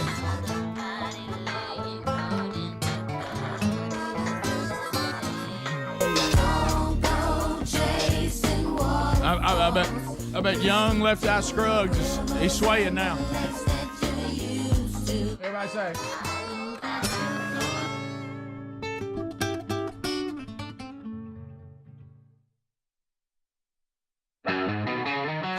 All right, so we come back. Adler, where were you on the song Waterfall? Oh, love it. That song slaps. Is that one of those songs that you, even if you don't like the group, you say, I kind of like that? Yes, absolutely. Slaps hard. Yeah.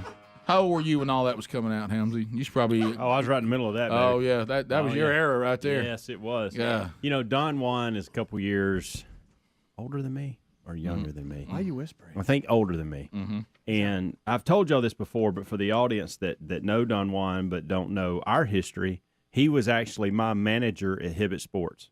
I forgot about that. Are you serious? I forgot all about that. Yes. I did not know that. My first job, actually my second job. No, it was back to what Adler says. So kind, but he was my boss. Wow. That's crazy. It was one of my first jobs ever. Did he take a liking to you? I mean, like just buddying you up? Yeah. Well, we got Huh? Yeah. Because he's such a friendly. He dude. is a friendly guy. Yes, real for friendly. Sure. That's a small, by the way, world. and that's a crazy small world. I love watching his cardio jams. By the way, you talking about getting after it? There's a little second hand and all that, not necessarily with him, but just that world in Did general. y'all think you were better friends than you were? No, I think we're legit, genuine friends. Because he suffers a little bit of being an overgreeter like me, because he comes in with a lot of energy. Yeah, he taught me a lot. And He really did. And so he would have trouble sometimes here, thinking they were closer to him. Right. Than they really were. Yeah. That's why I'm asking. He didn't really like just him. got a shovel. What out, are you getting at, Speedy? He's digging. No, he's an overgreeter like me. That's what we suffer from. So it was a fake friendship. No, Mine and Helms both had I don't fake know whether I friendship. should jump in or just sit I think jump in would be he loves. What I'm saying is, right.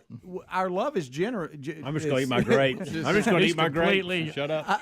See if he can stay in bounds. No, I'm just saying. Right. We're genuine in what we do. It's just we come in hot, and so some people think, oh, he's my buddy. And we are friends, So you but really we come in harder than sometimes we need to. Okay, we got you, buddy. Yeah. And so I know how. Somebody go to the replay monitor. Well, Helmsy is sometimes he thinks, he's sunshine, so he thinks. Okay, you're done. Just stop.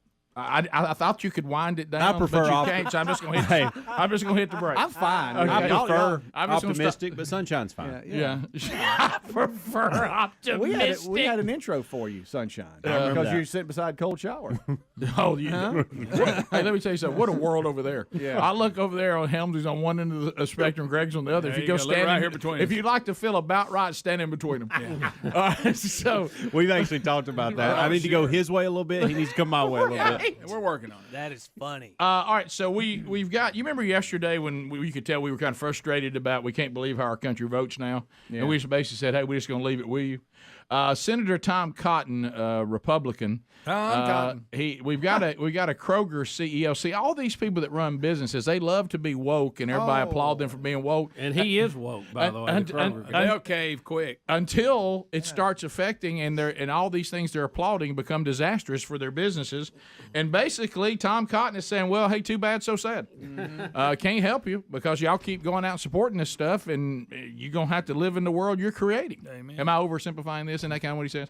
All right, so here is Tom Cotton talking about Kroger's CEO, expecting Republicans to come to their defense. Here we go. This situation reminds me a little bit of the situation big tech companies have found themselves in recent years. They've come to Washington because they fear regulation from our Democratic friends or action by the Biden administration, and they expect Republicans, who are traditionally more supportive of free enterprise, to come to their defense. And I've cautioned them for years that if they silence conservatives and center-right voters across the country, if they discriminate against them in their company, they probably shouldn't come and ask Republican senators to carry the water for them whenever our Democratic friends want to regulate them or block their mergers. So I've heard a lot of questioning about that today, and I've read a lot about it in the news. And I'll say this: I'm sorry that's happening to you. Best of luck. And the mic drops. Drop it. He's saying, y'all go out and support these people and then come crying to us when they start destroying your business. Yeah. And then we don't, how about this? We don't have the numbers to help you, No. and we really don't have the stomach to help you. Well, and don't miss, too, you vilified us, and now you want us to help you. Well, and you've created an environment, like you said, Bubba, where even if we wanted to help you, which I think they would, we can't. You went out and supported all this. You silenced people that were trying to give you a free market where your profits would be better and your business would thrive. So you went to the regulating, constricting party, and now you're upset because they're regulating and restricting you, and you want us to save you. You know, we and it's kind of down. It's kind of down that same line. We've got an Elon update today, and of course, I want to hear the music. Right? I know you do. Of course, I'm getting it. But Elon had some very important information he's letting out about the company and the way they were acting. We even have the press secretary commenting on it too. Here comes the money. Yeah, let's go with it. Come on with it. Here comes the money. Hey!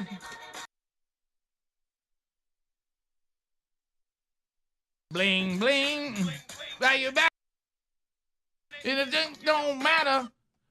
So tell us what's going on here, Bubba. Let's look at this, too. Let's look at 1B, Adler, if you don't mind, our press secretary saying that she is refusing to say if the Biden administration communicated with Twitter during the election campaign. And Elon, will have some news from him, too, on the other end of this. I'm wondering if there was that communication there surrounding the Hunter Biden laptop story. So I can't speak to decisions made by the campaign from here. That is not. It is a political campaign, so I can't speak from here. I'm covered by the Hatch Act, and so I'm just not going to comment on the question that you're asking me. But I bet. Here we go. This is the most convenient use of the Hatch Act I've ever seen. Goodness. And what that is, it just says that they can't do political operations from their elected office. And if you're in D.C., like a lot of these representatives and senators, they will leave their office and literally go across the street to make a phone call if it has to do with their campaign, because they're keeping their political actions separate from their official duties as a congressman. So, but that, can I tell you, that's the biggest stretch of the Hatch Act I've ever seen. Oh, my goodness. That claiming that. Oh, the campaign, that was them talking to Twitter, not us. Do about that, yeah. How about this? Twitter head Elon Musk informed his predecessor yesterday, Jack Dorsey, that some of the most critical data was kept hidden from him and suggested that some of it may have been deleted. Now, he's gone in, he's looking through their files, trying to find out what was going on. And Jack Dorsey, who we all suspected was one of the guys behind all this, Elon saying even you were being kept in the dark on some of this. Here comes the money. Here we go. Yeah, and then yesterday we had callers call about it, but we never got to your calls, and we talked about it off the air. We're finding out that Fauci's daughter worked for Twitter. Yeah, how about that? Fauci's daughter was in there. What do you think? What do you think that you think she was looking after Daddy? Yeah, you don't think she wasn't lobbying to get things done?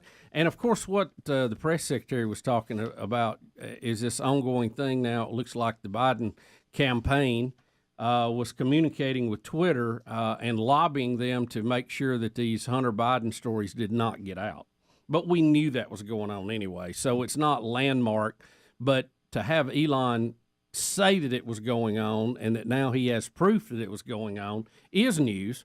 And guess what? A lot of the news media is still not covering it because they've been lobbied not to cover that too. Yeah, of course. Yeah. I mean, it's crazy. But at least now, people can throw the information out there and you can go, well, this news source is not covering that, but I can see it now for myself. If they don't want to do their job, it doesn't mean you can't still know. That's right. All right, we'll be back. Do you want to jump into Person of the Year next?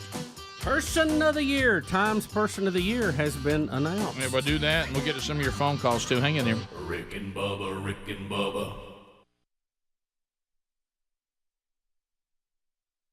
Attacking him like as he comes in the door before y'all get started. Adler, maybe you need to go to gun class. I don't know if this is for you. Guys, so I got tapped out a bunch of times, guys. I don't know if y'all. I wouldn't mind coming back and watch some more of it. All right, I've got one more where I went against the purple belt. Oh, I got to see that. And you can see things didn't go good either there. Adler, have you ever got anybody to tap out? One time. Did you really? Yeah. Was it the guy in white? It was not that guy. Oh, it's that little girl. It wasn't a girl, Greg. Rick and Bubba, Rick and Bubba.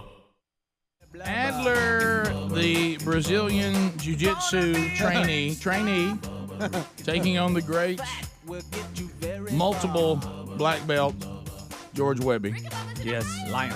It's almost like watching a small person try to take on a silverback gorilla. Yeah. It's not good. Yeah, and he's just throwing you around like there's no tomorrow. Rick, I don't think Webby's pulse went up one bit during any of them altercations. He was just, yeah, okay. And you've really been into this now, Speedy. You said you wanted this. Well, Adler does not know this, right. But we actually captured video of him trying to give a speech to the to our office yesterday prior to this. Oh yeah, that was kind of you too to try to help. What? 4 new deadly weapons in this office. Basher, Thrasher, Crusher, and Smasher. Smasher? No, where'd you get that? Fireball! That's Dwight from The Office, okay? That's Dwight, not me. All right, guys. No, Fireball! Where'd you get that? And Dwight goes against little kids, and I'm going against high school and middle school kids. So. That's a great point. There you go. No, I'm just kidding. This is like all old dudes like me. But actually, I did go against this like 18. Where's the one you won at? I didn't tape that one. It was two white belts. And I didn't really feel like it was. It was just. So It's basically, just two. the guy was. So who are you taking on here in this next one? We're gonna see. All right, so here's the very end. After about 5 minutes of rolling with black belt from Lionheart Academy, George Webby. Here we are, and I'm just I'm so exhausted. I'm like, please bell ring before I get destroyed. Oh, that's still again. you and Webby. Oh yeah. This is the end of it. And All there right, goes it's the over. bell. Oh my gosh. All right. Webby said that was a waste of time. Yeah. So you paid for that, right? All right, now here I am going against a purple belt. Okay. All right, really breathing. Yeah. All right. Y'all, it's so tiring. It's like being. Do you get a cookie? ball-headed Do you get a purple belt. cookie break in Wait, there why anywhere? are you wrestling James Spann? I thought it was Stanton. All right, so this guy's a purple belt. I am exhausted. I just got destroyed by a black belt, and this guy's a pretty high-ranking purple belt, and now he's just. my gosh. Y'all, I think I do good until I you watch should be able the to take video. this guy. I don't understand the rules. It's like of you rolled back and engagement said, here. "Get on me." That's not what I did or said. You could almost send out hashtag me too. Get a little gropage.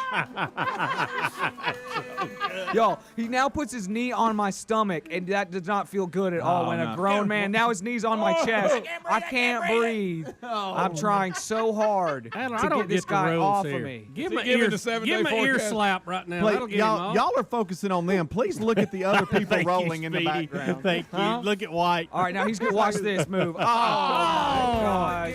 You got athlete's ear right there. Oh no. Hey, how's that, Adler? Get you a look, Adler. Where you at? Adler, that hurt. You were hurt just then. Yo, he's bending my arm. Are these the tap outs? Yes, this is every single All the submission. slow-mo.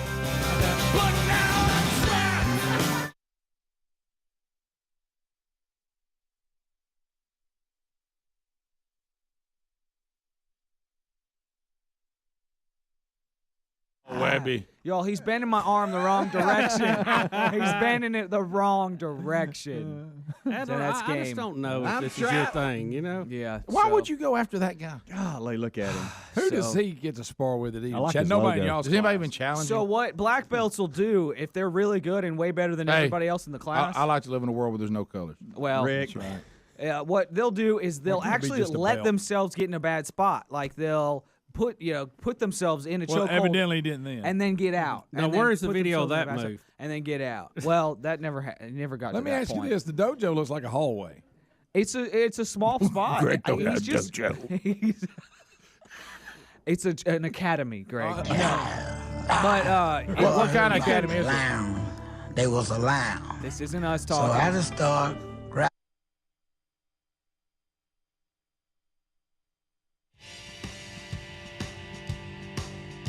21 minutes now past the hour, Rick and Bubba Show.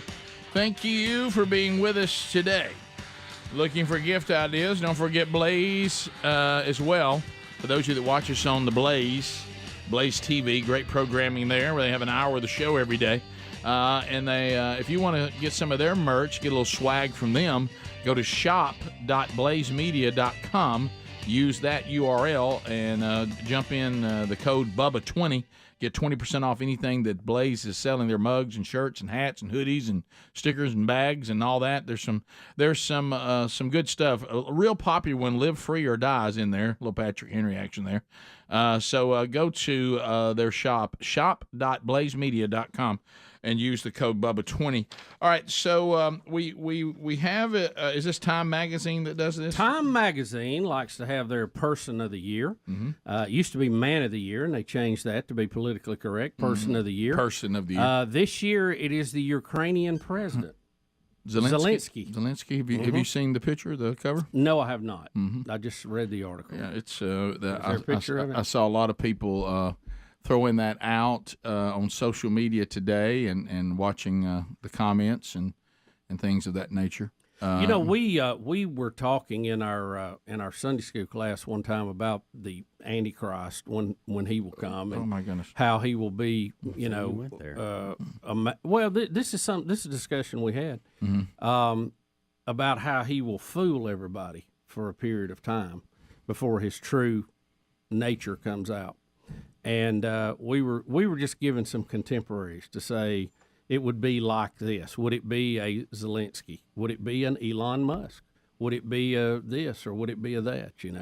And it was pretty interesting to think about it. How eventually somebody, and I don't think any of those are that person, by the way, but how they would be welcomed in on a universal basis, and then end up being incarnate evil on earth.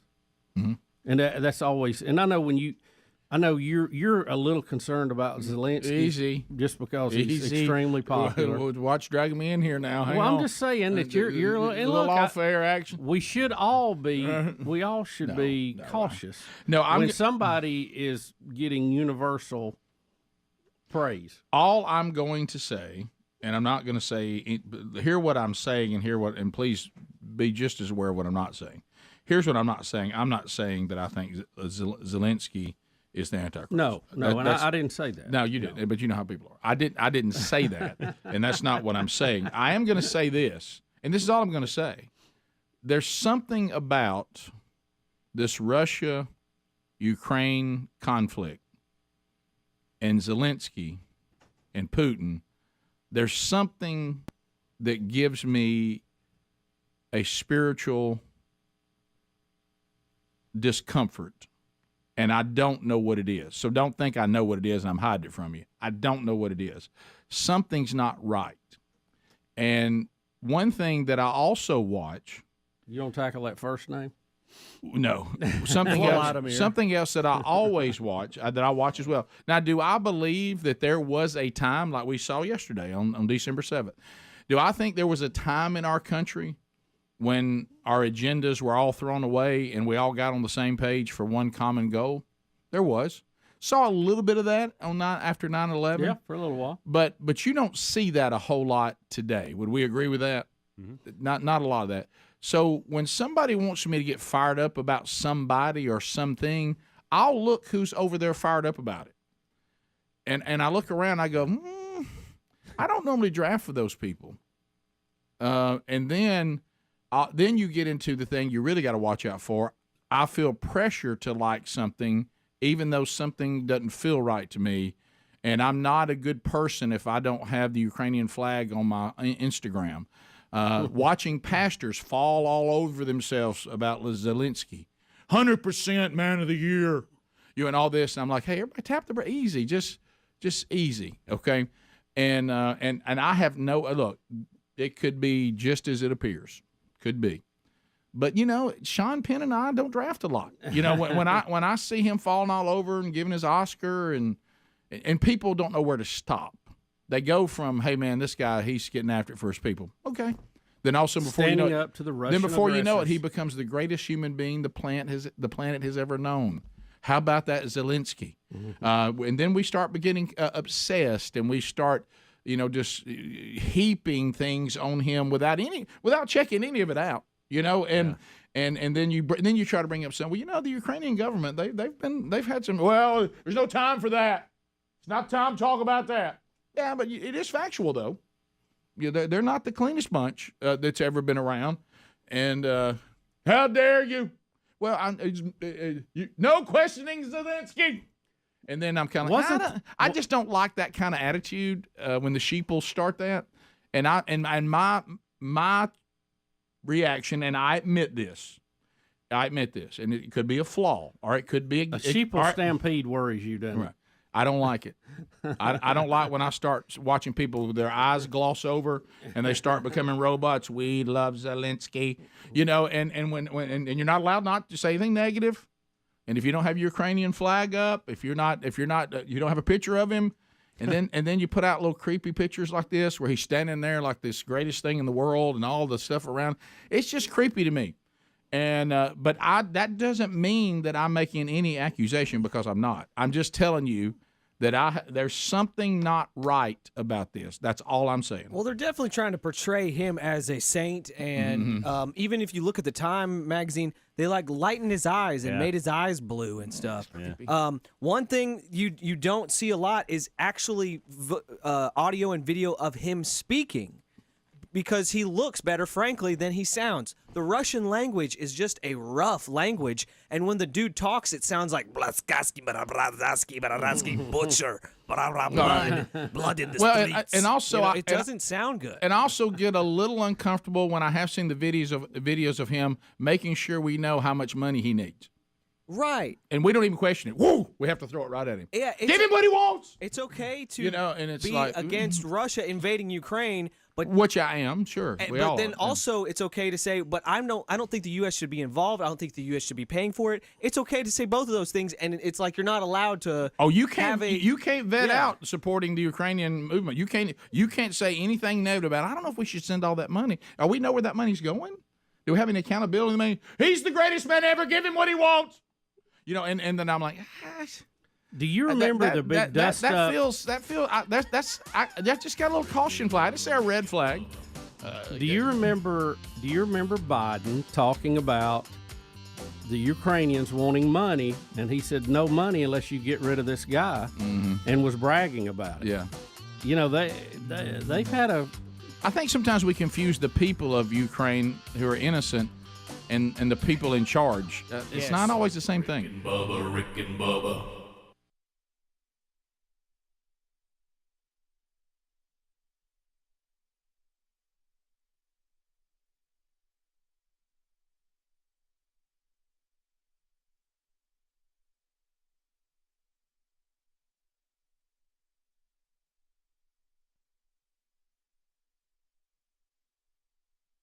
On the cover, wanna buy.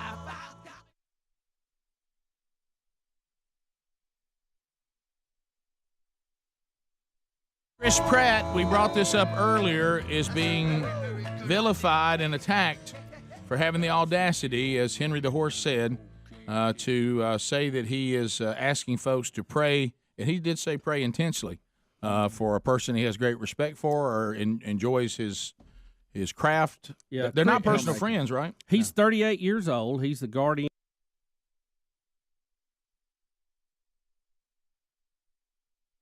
On Twitter Monday, and said that, and I'm not even sure who this guy is he's talking about, Kevin Smith. He's a filmmaker. Okay. He said, Kevin, we don't know each other too good, but I have loved you since Clerks. I guess that was a movie or a show. I'm praying my A off for you because I believe in the healing power of prayer. And can you? He put this on Twitter. Can you please pray with me, people? He wrote. Well, of course, some people, Rick wouldn't let that fly, and they started dogging him and cussing him on there and all that for the power of prayer. He says, "Is this a parody?" One reply was there's so much profanity in this you can't even read it, really. Right. One said, blankety blank, what's prayer going to do? Wise up. He's in a hospital. Science is the best place for him. Diet change and exercise, not random thoughts by you or anyone else. Well, look, he is in a hospital. He had a heart attack. They're doing the science. But even if you don't believe that there is power in prayer, which obviously some of these people don't, what does it hurt for people to do it? Well, by the way, he's not saying I'm going and waiting to be healed from a heart attack at my house with prayer. He's getting medical attention. So even if that's your deal, and you think that prayer is just ridiculous make believe, why do you care? What is it to you? Well, because the fact that there's something to it. These people fulfill all the things they claim they don't believe. But you're right. He's not even on there saying, repent, for the kingdom of God is at hand. Anyone who doesn't repent and come to the authority of Christ is going to perish. You can see how that's true, but it would be controversial. He's just out there saying, look, I'm asking everybody to pray for this guy, and I believe in the power of prayer. Plus, I thought all the Hollywooders and all the people that follow these celebrities, I thought they dreamed of a world where people were able to just have their truth and love it. Now, so if Oprah... Well, that's what they say. So if Oprah said pray for him, it'd be fine. Chris Pratt can't do it because somehow they found out he may have some Christian, inklings in his life, and so that makes the prayer, something they can't stand. I mean, it's just ridiculous. Now, see, what if somebody, the science guy, like yesterday, oh, good, I'm glad it happened yesterday, good example. So somebody's saying science is the best place for him and all this garbage about prayer and some God or whatever. But what if somebody says, well, science says that males and females are obviously different. Yeah. And then all of a sudden they go, where you get off talking about science saying that? Well, okay, I thought you just told us we should all deal with science. Well, they ought to be able to express themselves whatever they want to be. Well, that's what Chris is doing. Mm-hmm. Yeah, but he can't, yeah. There's no consistency to any of it. Mm-mm. So anyway, also, and by the way, I don't know what it is, but when Chris Pratt in Park and Recreation, Park and Rec, when he jumps out in Chicago and says, "Oh, the Big Apple." I mean, he always gets stuff like that wrong. He said he doesn't know all this stuff. I've seen him in several roles. Walking in the Big Apple. He's a very good actor, but the story gives the whole background of him growing up in Hawaii and moving to California and about his faith, and I was pretty interested. Then we got into this Papa John's story about Papa John's and the NFL parting ways after the relationship began to crumble due to the anthem protest, and they're saying now it's over, that Papa John's and the NFL are not going to have a partnership anymore. Now, people are trying to say that it may not be – it's like you had the camel's back was breaking with the anthem protest, but then it broke yesterday when the NFL announced that they will go after Jerry Jones, who undoubtedly Jerry Jones had kind of an alliance with Papa John's, or they had some friendship or something, I guess the guy who was the CEO. And now they're saying they're going to sue Jerry Jones for the $2 million they had to spend.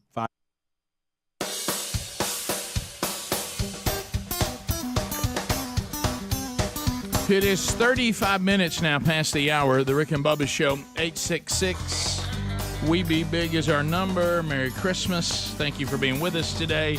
It is that time of year when, I've heard people say this before, I wish everybody would be like this year-round. Well, that's a bit of a lofty goal. So why don't we just be thankful that we're this way at any time of the year? And so take all we can get. But this is the time that we're all, reflecting on the year, and we're thinking about if you're people of faith, or maybe you're just someone who's kind of seeking, and you're kind of wondering what is the spiritual part of all this. And I know it's hard to find sometimes these days, but it all kind of goes around the greatest gift that mankind was ever given, and so it kind of prompts us to give and to help. But we want to be sure, and I think this is wise, to be good stewards, and I that you want to invest in something that is actually making a difference. Well, here's another opportunity. We've had a great relationship with the faith-based missions all over the country. Here where we live, it is the Hale Mission, and we have a great partnership with them and have spent years working with them and trying to point to the things they do for those of you that might want to help. And we are excited today to welcome the executive director of the Hale Mission, Perrin Carroll, to the Rick and Bubba Show. Perrin, how you doing? I'm doing great. Thanks for having me. Well, we're glad you're here. Merry Christmas. Merry Christmas. So this is that time of year when the needs that you guys have on a daily basis they only amplify. So let's talk a little bit about Christmas and how this kind of ties into what you guys are doing. Christmas is the highlight of our year. It's when we celebrate the birth of Jesus Christ, and why we're all here is to spread the gospel and to help our neighbor. Yeah. Well, I like how you said when we're all here. While we're all while here. we're all right? here, that's true. But when you we're passing through.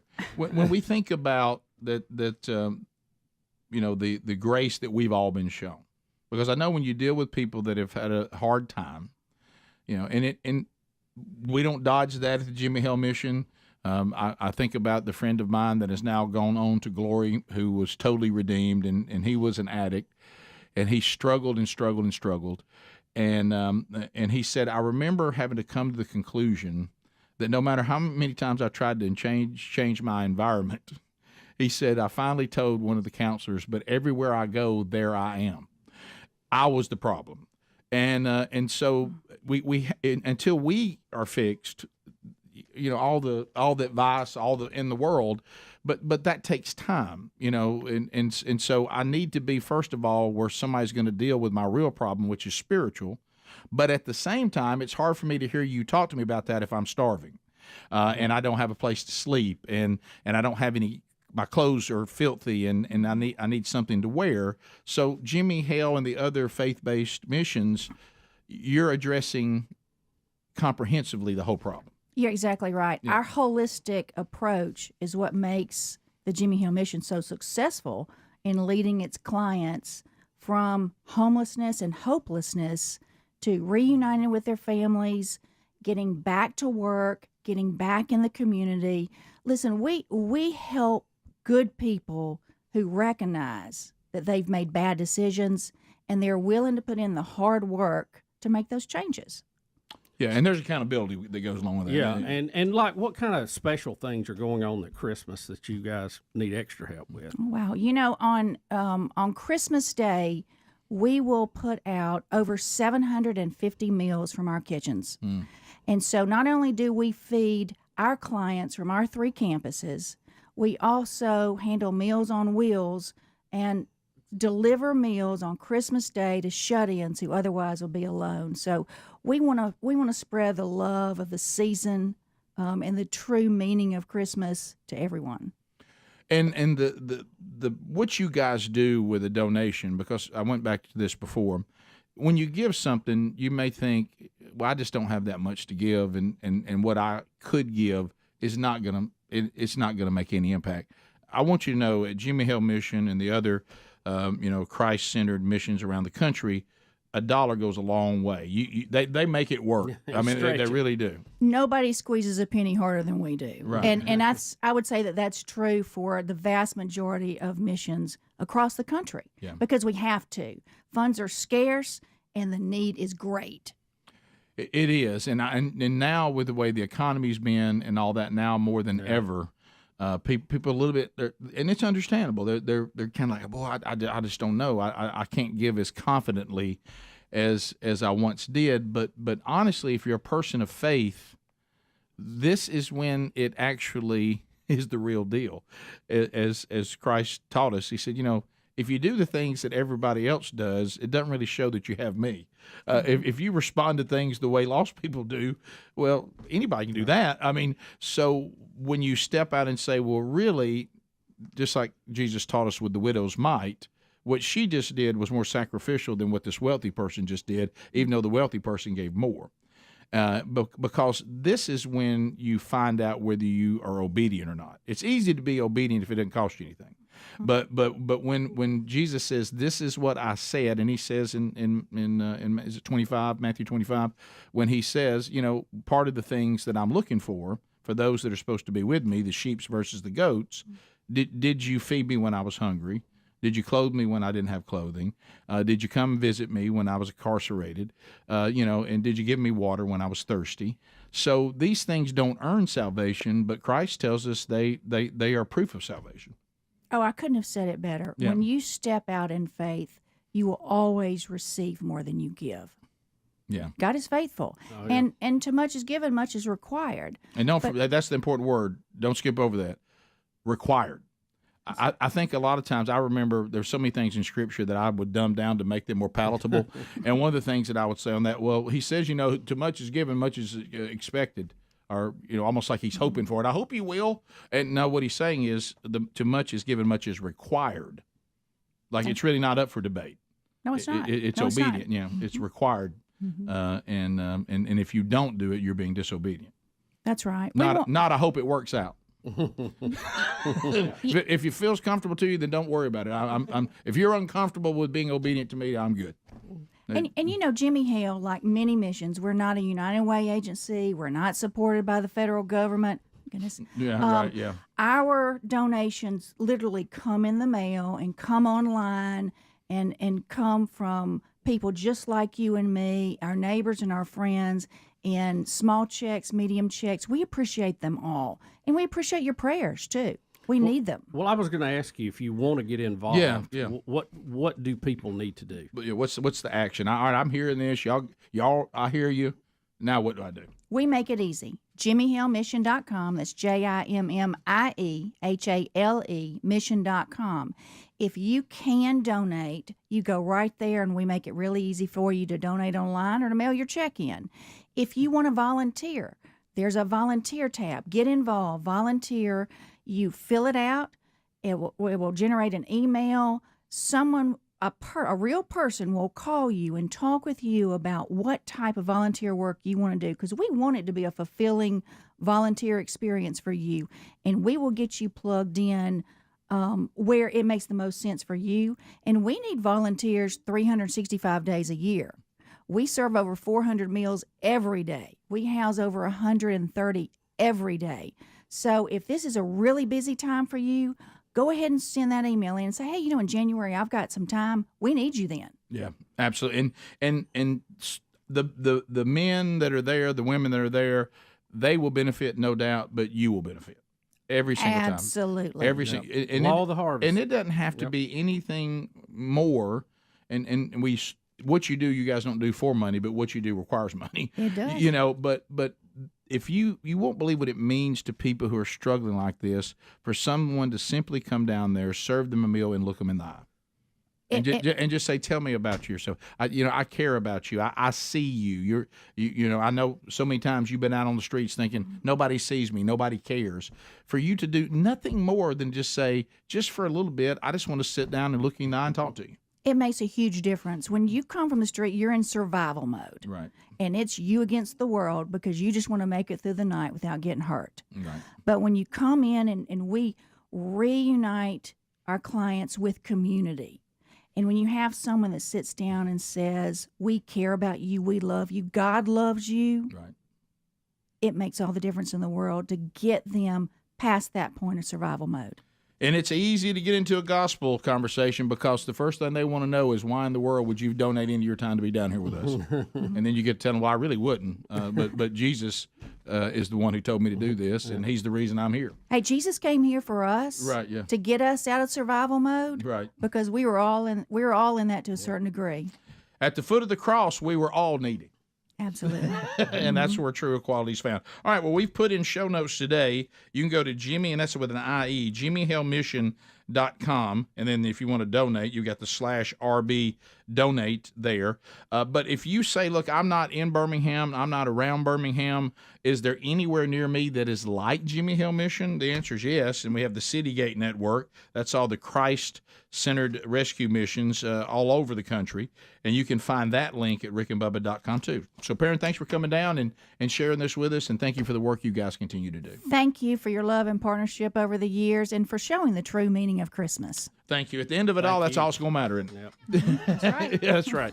So we'll come back. We'll wrap it up with your phone calls at 866-WE-BE-BIG. So if you want to move to action or with a donation or just volunteer your time, all that can be found. RickandBubba.com under the show notes. We'll be back. More of the Rick and Bubba Show coming up right after this. Merry Christmas. Rick and Bubba, Rick and Bubba. A case that he brought against him or something? Mm-hmm. Yeah, he. You remember he got kicked off the committee to redo the commissioner's contract. Remember? Yeah. Because he was trying to block it every which way he could. He was unhappy, and it went back to the suspension of Ezekiel Elliott. You remember all that? So, but we're kind of on a tangent. How do you say the guy from Papa John's last name? Schnatter. John. Schnatter? I think it's John Schnatter. Schnatter. Or Schnatter. Can I just call him the Papa John guy? Well, that's what they call him. Schnatter. They call him Papa John. Okay, John. y'all remember Schnatter. that this is what I don't get, Rick. Schnatt, the schnatt. relationship with the NFL began to deteriorate when the Papa John guy blamed the NFL leadership for mishandling the player-led anthem protest. That movement, which the Papa John guy believed directly impacted his business. Of course. He voiced his displeasure with the NFL's handling of the protest in a conference call in November last year. The NFL has hurt us, he said. We are disappointed the NFL and its leadership did not resolve this. Leadership starts at the top, and this is an example of poor leadership. Well, he had to go back and backtrack those and apologize for those remarks before he eventually resigned as CEO of the company that he started. Even though he was no longer CEO, he still served as chairman of the board. Papa John saw a 3.9% decline in sales from October through December in 2017 compared to the previous year, same time. Mm-hmm. So, he blamed the NFL. He backed up. He was obviously taking a shot at the commissioner. Jerry Jones has been in a battle with the commissioner. Now, Papa John's is pulling their advertising from the NFL. So that's where we are today. There you are. So it's twisted. You got to keep up. You need a scorecard to see who's on whose side. How will that affect Peyton Manning? I know. Yeah. We were talking about Ring.com earlier. Do y'all know how Papa John started? Mm-mm. In his garage. Schnatter. Close. He sold his car to buy an oven or something. He sold his. He did. Because he went sold back a and found it. 71 Remember, Camaro. that was a big sold big his story. 71 Camaro and bought some pizza equipment and started making pizzas in a broom closet of his dad's tavern. His dad owned a bar, and so he went in the broom closet, bought some equipment, started making pizzas. And then to Bubba's point, he went back years later and found the car that he sold and bought it for $250,000, and he sold it for like $1,600. How about that? He wanted that car back real bad. Yeah, he did. Greg, I know you. I love stories like that, and I knew Greg would blow holes in leave it alone. He's they're going. Here he goes. Now Greg's going to tear it apart like a. Sure. I mean, why can't like somebody just Schnatter. say, I decided to start a pizza business and leave it Well, at that's a good story. I like Yeah, but details, no, Greg. I was in a broom closet. You can't cook pizza in a broom. Everybody knows that. Or are they just calling a small Well, he room converted a broom closet in the back of his father's tavern. Do you think he just put the oven in there? Not enough ventilation in there. By the way, you take speech class in one. Is that kind of also an outdated Or you phrase? getting- Does anybody really? I mean, aren't we just talking about a closet? Yeah.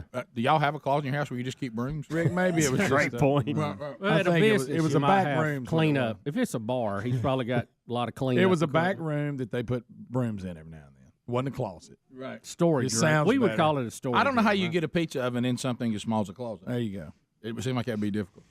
Hey, y'all don't Yeah, knock health it. department- I'm just- Especially a broom No, closet. you will it, Greg. I mean, Health look, department will probably shut you down on that one. but I don't know. Maybe we'll see. Oh, Also, We have the Ryan Seacrest story from yesterday. It's a Rick and Bubba news. Rick, who's the groper? It's a Rick and Bubba news. It's a Rick and Bubba news. It's a Rick and Bubba news. Now the person who's interviewed with Variety saying that Ryan Seacrest absolutely was inappropriate with her. Seacrest came out and said that it was not true. His legal team said there's nothing to substantiate this. She wanted $15 million to go away. It's like now she won't go away. She's coming back saying, I will not allow this to happen. Unless you give me $15 million. Unless you give me $15 million. You will not get away with this unless I get $15 million. Unless I get which 15 I think is extortion, isn't it? I think it is. Like, I don't want this to happen to anyone else unless I get $15 million. For $15 million, I'll be quiet and let Ryan go on and abuse other people. So Variety magazine is saying that they're getting her quote out there. I will not allow him to be made to be the victim. This happened, and I'm not going away. If I'd have got $15 million. Well, by you not going away and him claiming his innocence, doesn't that make him the victim?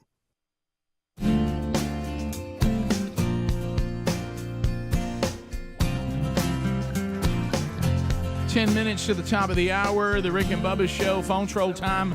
All 10 lines are available and ready to go at 866-WE-BE-BIG. So if you want to dial it right now, you will get in, and then we'll start rolling through those calls momentarily. Now, right now, Bubba, I understand that as everybody's leaving, that a salesperson or the sales team needs to... Claire, who's one of the rock stars on our sales team, had us a request, and we said, well, we'll just knock it out. All right, so we're supposed to say, what are we supposed to say? Okay, so my best friend, Ellis Vest, she just moved here from Huntsville. Okay. So, Ellis? of course, Ellis Vest, I set her up with all my radio stations, right? Okay. And her immediate favorite was Rick and Bubba. Okay, well, she good. listens to y'all every morning That's a on the good way friend. to work. That's a good So I friend. wanted y'all Good to wish answer. her Merry Christmas. And what's her name? Ellis Vest. All right, here we go, Bubby. Ready? 3, 2, 1.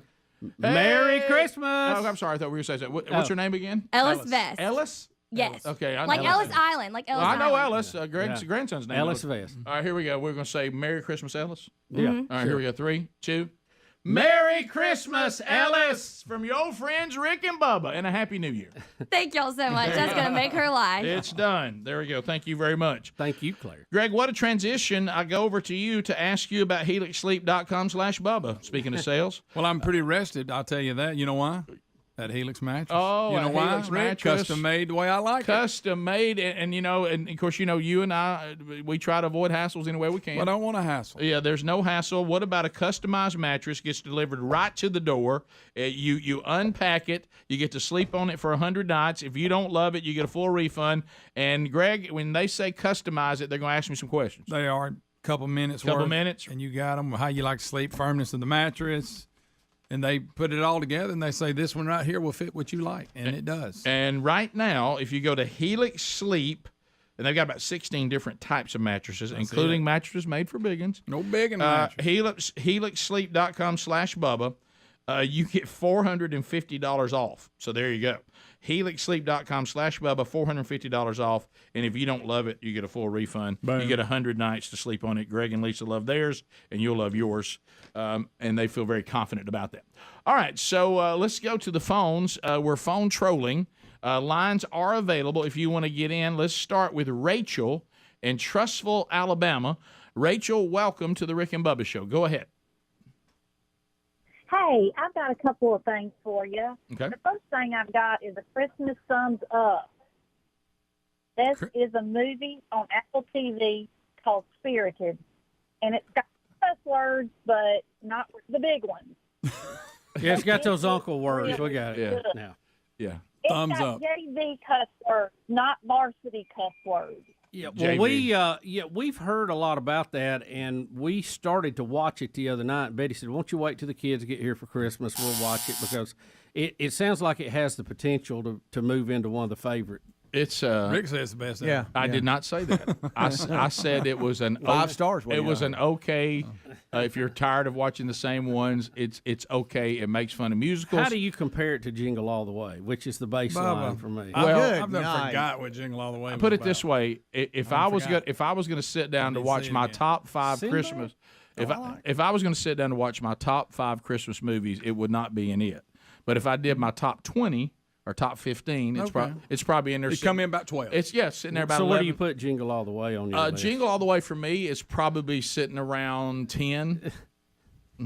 I got to watch it again. I forgot. I don't even remember it. I think it's funny. I remember the movie. I know it existed, but I don't remember what it's like to watch it. They're trying to get that doll. That doll, yeah. I've missed it the past maybe 3 Christmases. It's got a friendly Henry in it, which is Phil Hartman. Oh, that's right. And funny, too. Yes, and you got Sinbad. I got to give it a look. And he gives the great line, back up Barnaby Jones. Yes. I mean, you know what? Boy, you love that line. He loves that Good line. night. Every Yeah. Robert Conrad, he Yeah. tells Barnaby Jones to back up. Yeah, the Spirited, like she said, is PG-13. You're gonna have a couple of coach words, not a lot, and then you're gonna have some innuendo or hey, no, they don't show anything, but you're like, oh, okay, I see what happened there.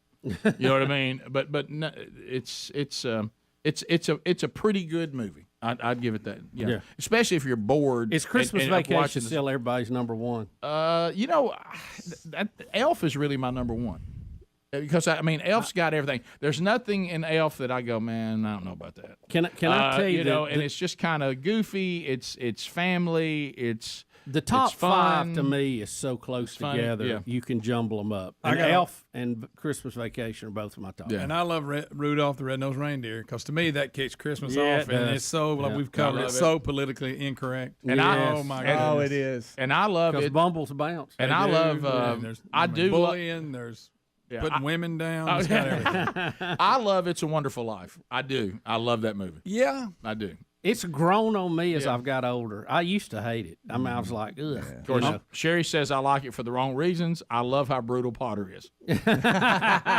Sentimental housewives. I get them mixed up. Heard you a little short down at the bank. I get these. That's funny. By the way, he never gave the $8,000 back. No, he didn't. I get these two mixed up. This Christmas and Almost Christmas. Yeah, there's I like the one with Danny Glover in. The two the best, and Lisa loves those. We watch them all the time, and she's going to make me watch The Family Stone every time. Really? The Family Stone? I've seen it too, but I don't remember it. I wouldn't really say it's 100% Christmas, but it does take place during Christmas. It's got a few words and a few adult topics in it, but 4 Christmases has always been pretty That's funny a to me. hilarious one. Sherry and I, Sherry's going to go. Hilarious. Sherry's going to the classics. Probably the most modern you can get, Sherry. The most modern is Elf. We're going that It's a Wonderful Life, White Christmas. What about all the clauses and all that? I don't Miracle on whatever street. Miracle on 34th Street. Yeah. Couldn't remember 34th for some reason. Let's go to John in Birmingham. John, 30 seconds. Go ahead. Hey, good morning, guys. Hey. The past part about 2 weeks, maybe it's just my stereo. It sounded like the gain on your microphone has been kind of high. Like your voices are cracking a little bit more. Maybe all of y'all just have a cold together or something, but Is it sounds high to me. is it as bad as your phone is right now, or better? Rick. No, I mean he's hard to No, understand. we haven't changed anything that we're aware of. Well, I will tell him. I will tell him this. I listen Got to a the background in audio. I listen to the podcast archives, and it's not always. And there are times when I listen to it so much so it made me come back in and watch the meters to see am I overdriving everybody? But I'm not, and the board is not showing us as overdriving. It doesn't sound like that in our headphones. But sometimes when I listen to the podcast archives, it sounds like we're overdriving. And so I now I'm wondering, is that way it sounds like sometimes on the air? Well, you should mention that to Left Eye. Yeah, I'll mention it to Left Eye. Because at first I thought, are we recording it too hot? I know what he's talking about. And I do hear that. And it's almost like it's not severe enough that you go, I got to do something. But there's just something you don't quite like about it. Yeah. Top of the hour. Rick and Bubba, Rick and Bubba.